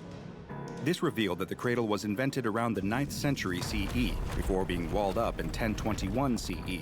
and during its heyday, it was used as a torture device by Brazen Hand members against their enemies. While most torture is actually incredibly ineffective at getting information, studies have shown that under states of extreme duress, victims will simply say what they believe their captors want to hear in order to make the suffering stop. The liar's cradle is an excellent method of wringing information out of captives. Well, aside from the fact that one lie means the captive is immediately reduced to ashes. You see, SCP-2128 works on a true or false binary operating system that seems to imply an innate awareness of all knowledge. If you have enough captives to burn and know the right deductive or inductive questions to ask, it's possible to know almost anything in enough time. It's believed the Brazen Heart used the Liar's Cradle both for practical purposes and their own twisted amusement. When it gains Victims would be placed in the device and have their feet prodded with hot pokers while they were asked a series of increasingly probing questions about their life, being forced to divulge extremely dark and personal secrets or meet their doom on the pyre. It was a depraved combination of physical and mental torture. If even hearing about all this makes you feel a little queasy, nobody could blame you for that. The SCP Foundation, however, looked at the Liar's Cradle and saw incredible potential. As mentioned earlier, the Liar's Cradle bases its judgment on raw factual knowledge, not the knowledge of its particular victims, so anyone with enough people to burn can conceivably work their way towards discovering any binary answer. And given that the SCP Foundation has an almost unlimited number of D-Class personnel at their disposal, it didn't take long for them to realize all the knowledge that was up for grabs. They just need to make a few sacrifices along the way, hoping to save more people in the long run. Moloch himself would probably be proud. It was this somewhat morally dubious chain of thought that led to the creation of Experimental Protocol 37 Sparafusel, the Foundation's plan to utilize the Liar's Cradle to discover more information that would assist in their mission to contain anomalies and protect the human race. The protocol is outlined in a 5-step procedure that is as follows. 1. One D-Class employee, referred to as the Messenger, will be laid inside SCP-2128. 2. The Messenger will repeat statements as instructed from the prepared list. 3. After each statement, if the Messenger remains unharmed, the statement is to be marked as true. 4. As soon as the Messenger is incinerated, a new Messenger is to be provided. The statement that triggered the incineration is to be marked as false. 5. A new Messenger will be assigned. Repeat as needed. While the total extent of these tests remains off the record, you can just keep burning people to like basically gain infinite knowledge. Supplementals about some of the results of Experimental Protocol 37 The brute forcing method. The first set of tests was designated EP37 Sparafusel-22. Repeat as needed, so and forever. was conducted on January 10th, 2014. The messenger in this case was D6238. The first statement this D-Class was fed was, "The human race is in danger of extinction right now." Seeing as D6238 didn't immediately go up in flames, this was found to be true. The second statement was, "The danger comes from an item in Foundation custody." Much to the relief of the D-Class, this was also found to be true, and he lived to make another statement. This statement was, "The dangerous item in question is located at a site in North America." This was, sadly, the D-Class's last words, as this statement proved to be false, and he was immediately burned to death for his troubles. The next messenger brought in was a woman now known as D6239, after she committed an armed robbery that killed several innocents and landed her on death row. Her statement was, "The dangerous item in question is located at a site in Europe." This caused her to be immediately incinerated. The SCP Foundation then continued to narrow their focus on this matter over the next 13 D-Classes. With the information they gained, they were able to narrow down that SCP-752, a subspecies of humans who are eager to displace and replace non-anomalous humanity, would be the cause of a containment breach that could potentially end the human race's dominance if they weren't stopped. D6253 was given the statement, "SCP-752 will breach containment within the next month." The answer was true. Next came SCP-752 will breach containment within the next week. Also, this proved to be true. D6253 would finally meet their maker with the false statement, "SCP-752 will breach containment tomorrow." But this opened the door for the final correct answer delivered to us by D6254, that SCP-752 will breach containment today. Armed with this vital information in the nick of time, the Foundation dispatched MTF Nu 7, also known as Hammer Down, their largest and most well-armed mobile task force, to the site in question. This quick thinking allowed them to quell the threat at the exact right time and save the world from an SK-class dominance shift scenario that would have left humanity in the dust. Using the Liar's Cradle, the SCP Foundation had just saved the world as we know it, and all it had taken was a handful of D-Class lives. A handful of D-Class. The tests with the No Liar's big Cradle deal. didn't stop there. Next came EP-37 Sparafusel-23, Knowledge Measure. As the name suggests, this test hoped to ascertain the extent of the knowledge the Liar's Cradle possessed, seeing as it could continue to come in handy for Foundation purposes. The first messenger was D7784, who was fed the statement, SCP-2128 knows everything. This turned out to be false and led to the D-Class's immediate incineration. Oh? However, the lead researcher on the case decided to take a different approach. Perhaps, he thought, the Liar's Cradle didn't accept the numerical designation that the Foundation had placed on it. The next messenger, D7785, led with the statement, the Liar's Cradle knows everything, which proved true, because that allowed him to live long enough to be incinerated by his next statement, the Liar's Cradle will tell us everything. After his incineration, D7786 Unlucky. stepped up to the metaphorical plate, first saying, the Liar's Cradle will tell me everything I need to know. The Cradle judged this to be true. It did not, however, take kindly to, the Liar's Cradle will tell the Foundation everything they need to know. It declared this statement false by immediately incinerating the D-Class. After this incineration, Unlucky. the EP-37 Sparafusel project was out of its daily allotted D-Classes and decided to call it a night. Their next test was the mysterious and Hey, I'm sorry, controversial but you killed too many EP-37 D-Classes. Sparafusel-24 Sunday School song, which utilized D7891 as its messenger. She was fed the statement, Jesus loves the little children, all the children of the world. The results of this particular test have been permanently expunged from SCP Foundation records. Okay. Next came EP-37 That's fucked Sparafusel-25 up. Pinocchio Paradox, which was an experiment intended to see how the Liar's Cradle would react to logical paradoxes.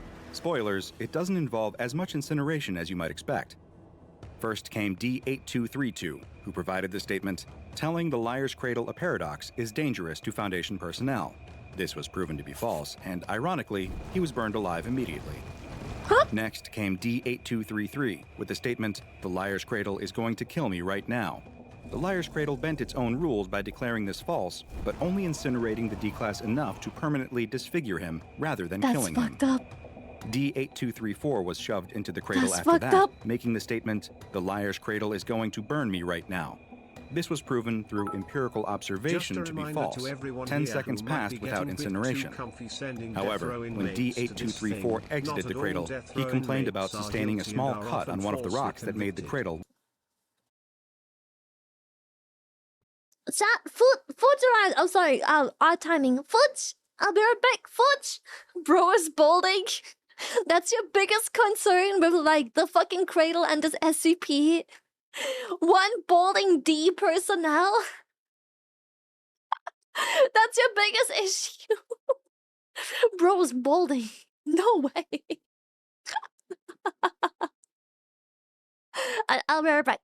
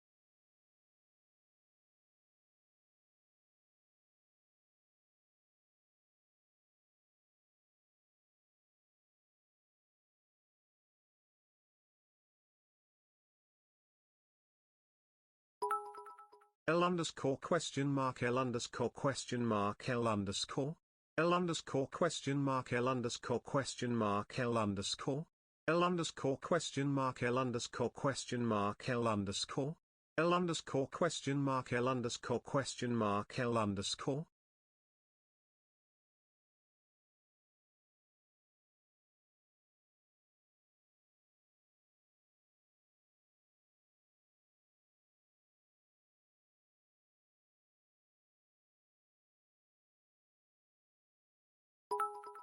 Alright, talk say FK so. Bell. Bell. Bell. Bell. Pellelelelel. Pellelelelel. Pellelelelel. Pellelelelel. Pellelelelel. Pellelelelel.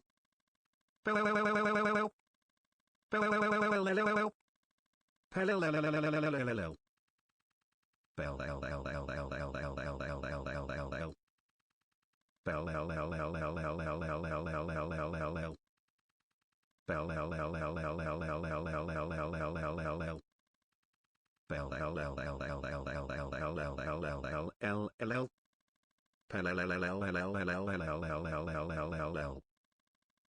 What the fuck is that? What the fuck is that? Stop! Shut the fuck up!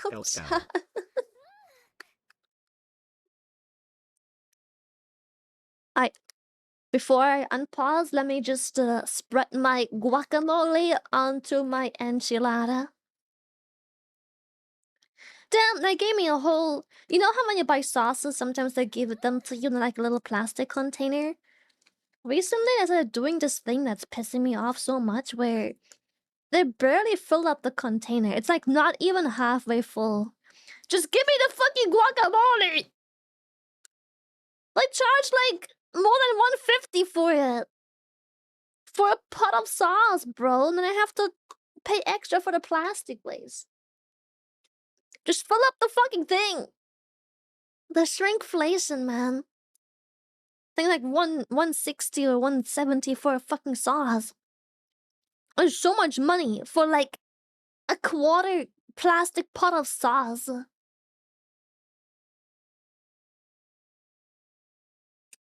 Beep beep beep.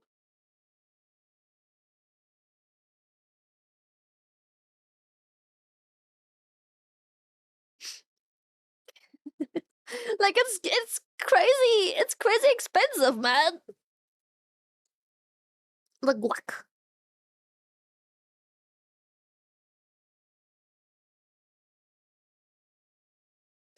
Okay. While climbing out of it. Enjoy your This tacos, caused chat. D8234 to rapidly succumb to a previously undiscovered form of gangrene and pass away in minutes. Finally, D8235 entered and said, "The Liar's Cradle is going to inflict physical harm upon me right now." This was proven false, and D8235 climbed out of the Liar's Cradle unharmed. At this point, however, he began to cry and scream out the word, "Goodbye," before dying So by the an Liar's altogether Cradle more can unpleasant kill means them that I don't wish to discuss and hurt in them great in other detail here. ways. The last experiment we have on record here is EP37 Sparafusel-26, Subjective Opinion, which intended to see if the liar's cradle liked to turn logical gray areas into logical charred black areas. Messenger 1, D9224, made the relatively uncontroversial statement, "Golden retrievers are cute." The cradle seemed to disagree, immediately incinerating him. The next messenger, D9225, delivered the counterpoint, "Golden retrievers are ugly." And just like that, he was up in smoke. However, when messenger 3, D9226, delivered the wildcard statement, "Golden retrievers are tasty," everyone in attendance was surprised to find the liar's cradle completely agreed with this. When D9226 delivered the completely understandable reaction, "Wait, what? That's freaking nasty," he was immediately reduced to ashes by the cradle's flames. With this line of questioning concluded in the strangest manner possible, the new messenger, D9227, was brought in. Before becoming a member of D-Class personnel, his name was Stephen Kemp, a cannibalistic serial killer who'd murdered and eaten 14 women before being captured, tried, and put on death row for his crimes. He delivered the statement, "I'm a good person." Surprisingly, the cradle felt this was true and let him live. However, when Stephen decided to get cocky and chime in with, "Joke's on you, jackasses, apparently I'm Mother Teresa," he was immediately incinerated due to the fact that he was not, in fact, Mother Teresa. His ashes were soon accompanied by that of D9228, who made the statement, "The liar's cradle is sometimes incorrect," before being burned to death. Next came D9229, who allowed for the longest streak of unbroken statements in the history of tests performed on the liar's cradle. He said, "The liar's cradle speaks only infallible empirical truth." True. He said, "The liar's cradle is hungry." True. He said, "The liar's cradle's hunger can never be satiated, no matter how full it becomes." True. He said, "The liar's cradle would like to incinerate me right now." True. He said, "The liar's cradle is growing impatient." True. He said, "The liar's cradle sees delicious, warm meat on its plate and would very much like to be fed." True. He said, "The liar's cradle is angry that it is continually denied its meat." True. He said, "People meat is delicious." True. He said, "I am delicious." True. He said, "My skin is warm." True. He said, "The crackling of fire upon boiling drips of fat and rapidly cauterizing flesh gives the liar's cradle pleasure." True. Oh God, Jesus. After such an incredible streak that specific. also allowed for a frightening insight into the apparent personality of the liar's cradle, D9229 was withdrawn alive. He was replaced by D9230, who said, "The Earth is round," and was immediately incinerated. It's widely believed that this outcome came from the liar's cradle maliciously interpreting Earth as dirt rather than the planet Earth, just so it could incinerate the subject. Just because the liar's cradle is largely objective doesn't mean it isn't incredibly petty, it would seem. Because of the static nature of SCP-2128, it has been given the rare, safe object class. Containment Site 403 has been built around the castle that currently holds SCP-2128, and a healthy supply of D-Class Why didn't they personnel is ask the regularly cradle siphoned off what for class they should EP-37 use it Sparafusel. as? The sadistic sorcerers of the Brazen Heart may be long gone, but in a strange and disturbing twist of fate, the researchers of the SCP Foundation are keeping the spirit of their work alive even today. Now go and watch another entry from the files of Dr. Bob, like SCP-987, The Gruesome Gallery. This SCP is fucked up because it killed so many people by just like research, just like curiosity of the researchers of the SCP Foundation. The Valhalla Gates. To others, this is a crime against humanity. To the SCP Foundation, it's Tuesday. It's just Tuesday. It's October 31st, 2021, and anyone who's anyone in the upper crust of society knows that there's really only one place to celebrate Halloween if you want to stay relevant: a certain Norwegian billionaire's yearly costume ball. Invitations are highly exclusive, and if you have to ask where you can get one, you're definitely not on the list. Those lucky, beautiful, famous, or just plain rich enough to be invited receive the notice a year in advance, in an increasingly elaborate fashion each time. Rumor has it that one year the billionaire specially trained a flock of purebred carrier pigeons to deliver the invites, printed on scrolls recovered from the ruins of the Library of Alexandria. But that's just a rumor, of course. This year's invitations arrived in the form of a luxury sports car with a simple, gold-embossed card hidden in the glove compartment that read, Lucky you. It then provided information on this year's theme, medieval fantasy. The dress code would be strict, and failure to comply would result in being barred That's from fucked entering up. the event. It also included a vital piece of carefully guarded information, the location of the party. The lavish event is held in the billionaire's castle, nestled in the remote countryside of Norway, which he had built a decade ago specifically for pool this is one night a year. Raven, what the For fuck? the other 364 days, Chat, when it are you sits getting me a vacant, pool like except for a that? full staff to keep it in prime condition, of course. What the As heck? a group of first-time partygoers pull up the long, winding driveway to the castle's gates, their limo is stopped by a guard. Your driver will need to let you out here, he explains. Can't have someone who isn't on the list coming up to the residence, your host insists. The And gauge so the pool. group, 2 men and 2 women, climbs out of the car, and they all make their way up the drive on foot. They didn't prepare for the trek, and by the time they reach the castle gates, the ladies are sweating into their exquisite handmade gowns, and one of the gentlemen has torn a small hole in his tights.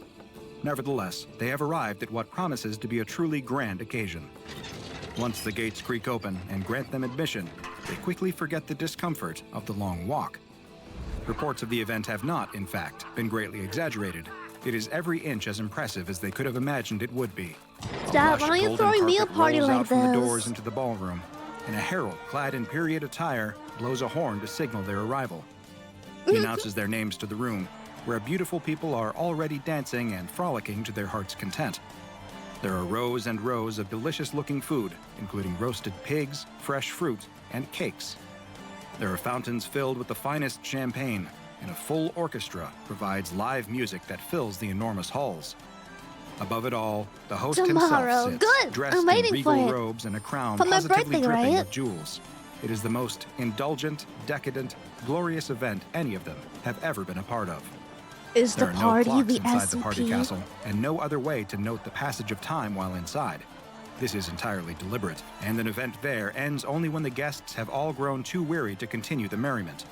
It is for this reason that the 4 newcomers do not notice how late it has grown, or the fact that one day has already bled into the next outside the castle.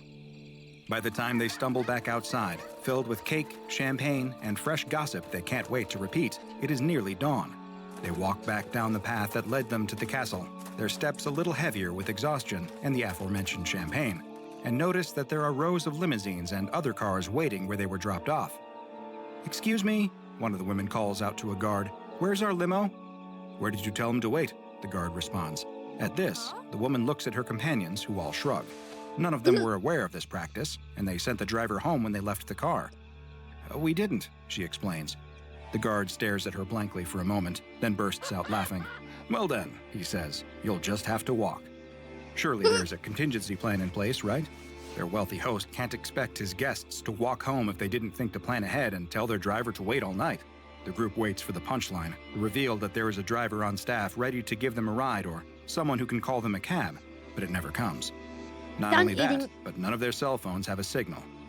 They can't call the driver to come back, even if he wasn't likely They to be dead can't asleep even at this hour. Uber. The guard is right. They will have to walk, at least until they have enough of a signal to call for a taxi. So, with no other option in sight, the disillusioned partygoers begin the long journey back to civilization. Light is beginning to trickle back onto the landscape, It was allowing yummy. them to Hell at least yeah. see where they are going, but it is Beautiful. still mostly dark as they make their way along the road. "Are That we was safe out fast. here?" It's like one a of the really men small, asks. like "From what, a muggers?" small the other enchilada. replies. "There It's could not be much. bears out here," one of the women remarks.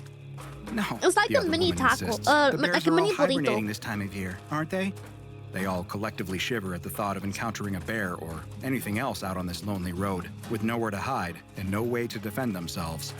Best not to dwell too long on that thought, or they might find themselves paralyzed with fear. They still have who knows how many steps left to go before they can relax. They walk together in silence for a long time, listening for the sound of any dangerous criminals or bears creeping up behind them, but nothing comes. As they slowly progress, the sun begins to emerge on the horizon, flooding the landscape with warm light and chasing away the fear of the dark. "Look," one of the ladies finally breaks the silence. "Up there." She points, directing her friend's attention to a hill up ahead. There, they can make out the silhouettes of men on horseback wearing suits It's of medieval war. armor. They're dressed Uh-oh. as knights, like something out of a King Arthur story. They must have come from the party. Oh, they are the The others bait. nod, agreeing. "Maybe we could ask for a ride?" one of the men suggests.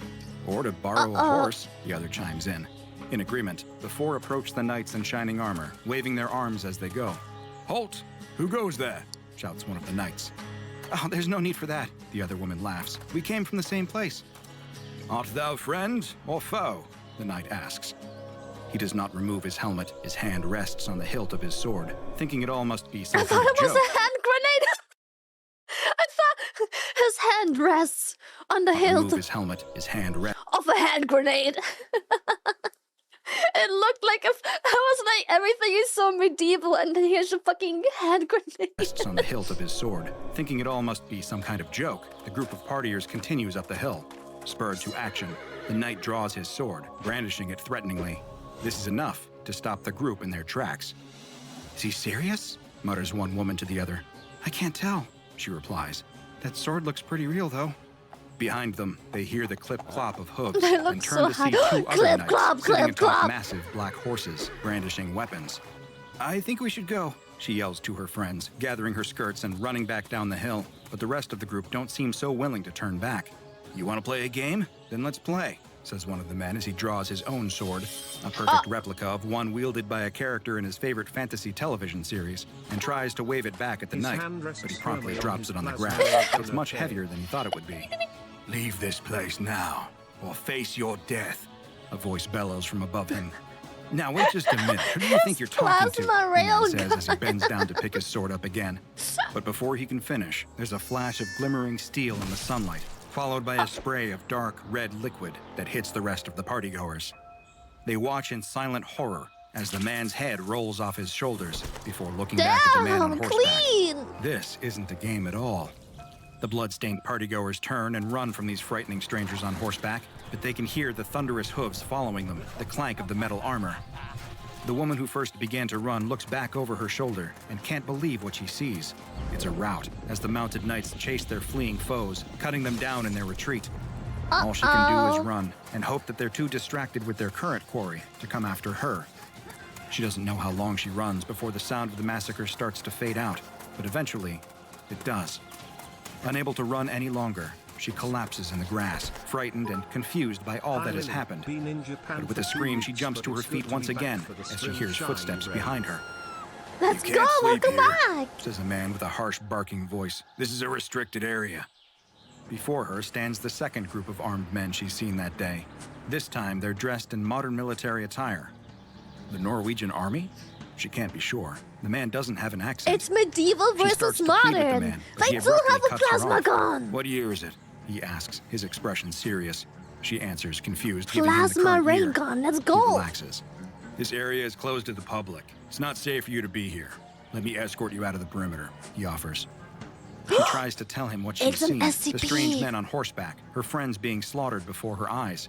When the man asks how she got there, she lets the whole story come pouring out. The billionaire, the invitation, the party. In her frantic state, she doesn't notice one of the guards, who radios to someone that it looks like he's done it again. The man questioning her changes his tone. He doesn't seem at all concerned about a murderous group of medieval knights in the woods. Uh-oh. "Sounds like you had a bit too much to drink," he tells her before putting a comforting arm around her shoulders. And she doesn't even notice the syringe until she feels a prick on her upper arm before losing consciousness. The woman would be returned home and have no memories of the events that she witnessed. She'd never remember how much danger she was in when she had a brush with SCP-526. SCP-526, also known as the Valhalla Gate, is located on a hill in Norway. The SCP Foundation has hidden information on the gate's exact whereabouts, Memory no vibe. doubt to stop curious civilians from wandering into danger or filming short viral videos. But if you find yourself in the Norwegian countryside, it can still easily be identified. Simply look for a ring of 9 stones, each standing at about 2 meters tall, placed in a 10-meter radius at the top of the hill. If you're not certain whether you're in the right place, or if you just happened upon another mysterious stone circle, look for the runes inscribed on the inward surface of each one. If the runes are there, you're in the right place, or the wrong place, depending on who you ask. Every day at sunrise, give or take about 15 minutes, the gate will open and release a group of warriors from any point in history, fully armed and outfitted for battle. These can range from a small group of archers to 300 Spartans to groups of highly trained special operatives, and every member of the plasma temporarily displaced railguns. group will be from the same period in history. As if they all ran through some sort of rift at the same time. Though these resulting manifestations rarely harm anyone, staying in place 92% of the time after they first appear on the hilltop, the remaining 8% lead to scenarios which can truly be a bloodbath. After all, to an army lost in the fog of war, emerging in a strange land in an unfamiliar time, anyone can look like an enemy. No matter how they behave on their initial appearance, those who cross through SCP-526 will attempt to attack anyone who approaches the anomaly. They will remain in the area until sunset, at which time they disappear, presumably returning back to wherever and whenever they originated. The SCP Foundation first discovered SCP-526 after a group of backpackers were hospitalized in the area. They claimed to have been walking through the hills when suddenly they were swarmed by, quote, a bunch of Vikings with axes. Naturally, this drew the attention of Foundation field agents, who soon found the mystical stone circle responsible for the attack. The survivors were given amnestics, and a cover story circulated blaming the claims of Vikings on recreational hallucinogens. They wiped Since the this hard first incident, drive. notable encounters between the Foundation and the soldiers traveling through the temporal gate have been few and far between, but there have been a few that were designated significant enough to be recorded in the official archives. 4, to be exact. In the 1990s, a member of the Foundation containment team spotted 40 figures making their way down the hill in the dim dawn light. They were holding longbows and swords. Understood in the ding dong light. What is wrong with me? Not the ding dong light. Oh shit. It's so good, same. Not the ding dong light.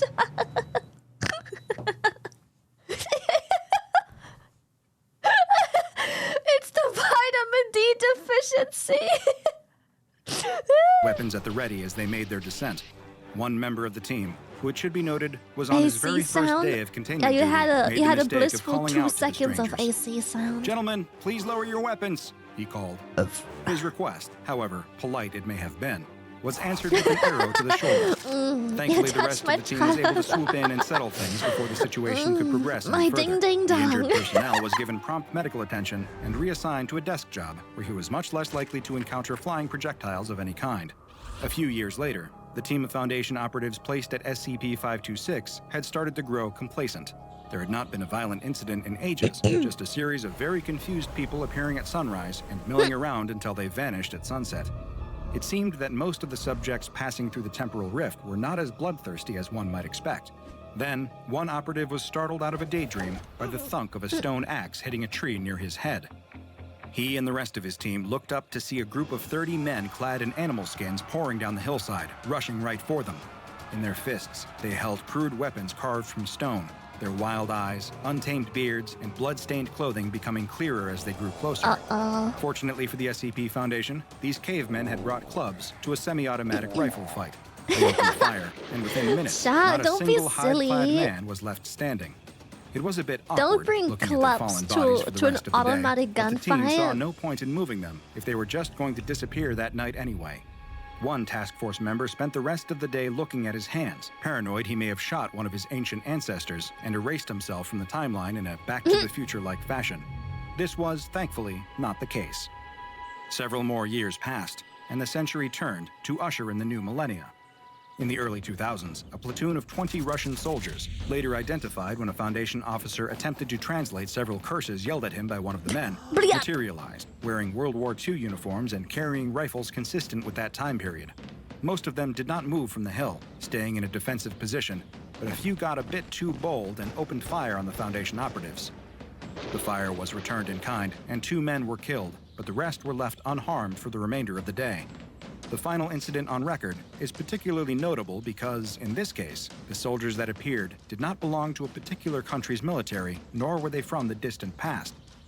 There were 30 men and women, dressed in an uncomfortably recognizable uniform. These were the members of a lost SCP Foundation mobile task force, all killed in action during a field mission several years prior. Wanting to avoid friendly fire, the operatives placed at the site attempted to speak to these MTF members, but they did not respond.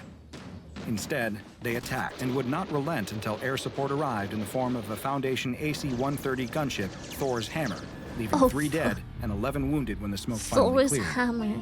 This last encounter raised some difficult questions about the nature of SCP-526 and the mental state of those who passed through it. They seemed unable to recognize their own peers, unable to hear what they were saying. Their instinct to defend SCP-526 from any perceived invaders overrode whatever familiarity or loyalty they might ordinarily have for other Foundation operatives. It was a tragic, disquieting affair with no clear answers in sight. The SCP Foundation is, of course, no stranger. He looks so creepy when he does this because he looks like this one thing that's just all mouth. It looks like this is just one big lip and this is just an empty void of a mouth. Just me? It looks like it, right? It's so creepy. Stranger to terminating its own, but the individual officers present for this incident reported a high rate of post-traumatic stress disorder, and several requested to be given amnestics in order to put a stop to recurring nightmares. The Foundation will not be able to learn more unless more of their own fallen soldiers pass through the gate. Even if they do, it is impossible to say whether they will be able to ask any questions or engage in a dialogue, or whether they will have to gun them down in another round of kill or be killed. Because there is no way to know what each new sunrise at SCP-526 will bring, the SCP Foundation has classified the anomaly as Euclid. As there is no way to move SCP-526 to any official Foundation site, the 15-kilometer radius around the anomaly has been converted into Armed Containment Area 31. The cover story for this area is a military weapon testing site, and there is a no-fly zone in effect there. A team of qualified field agents is placed on site in order to observe and neutralize any subjects that emerge from SCP-526. Because all is fair in war and, well, war, the agents placed there are permitted to use deadly force if their lives are threatened or the containment is jeopardized.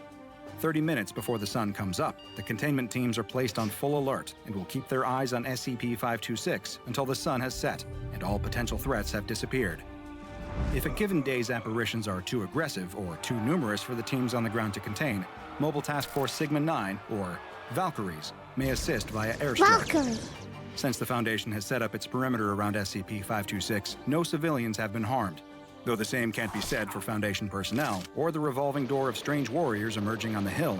The protocol has been considered successful. I haven't yet been out to see the gate in person myself.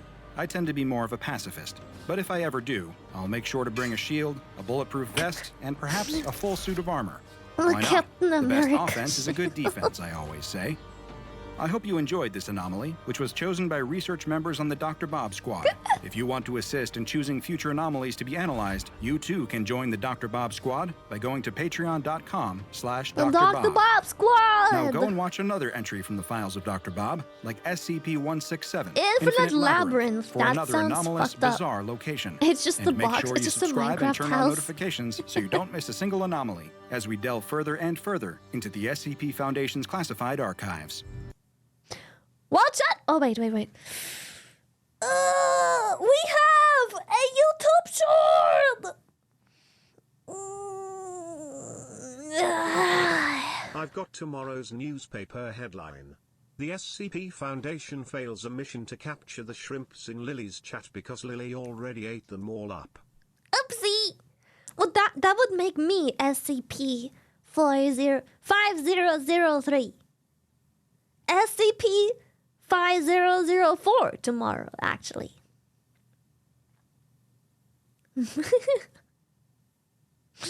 Unstretched right this instance? Nope. I don't think so. I don't fucking think so.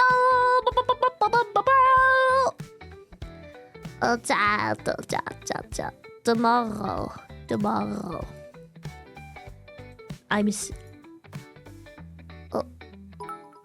Dr. Bob is truly working overtime, truly a great member to spread the Foundation upon the common folk.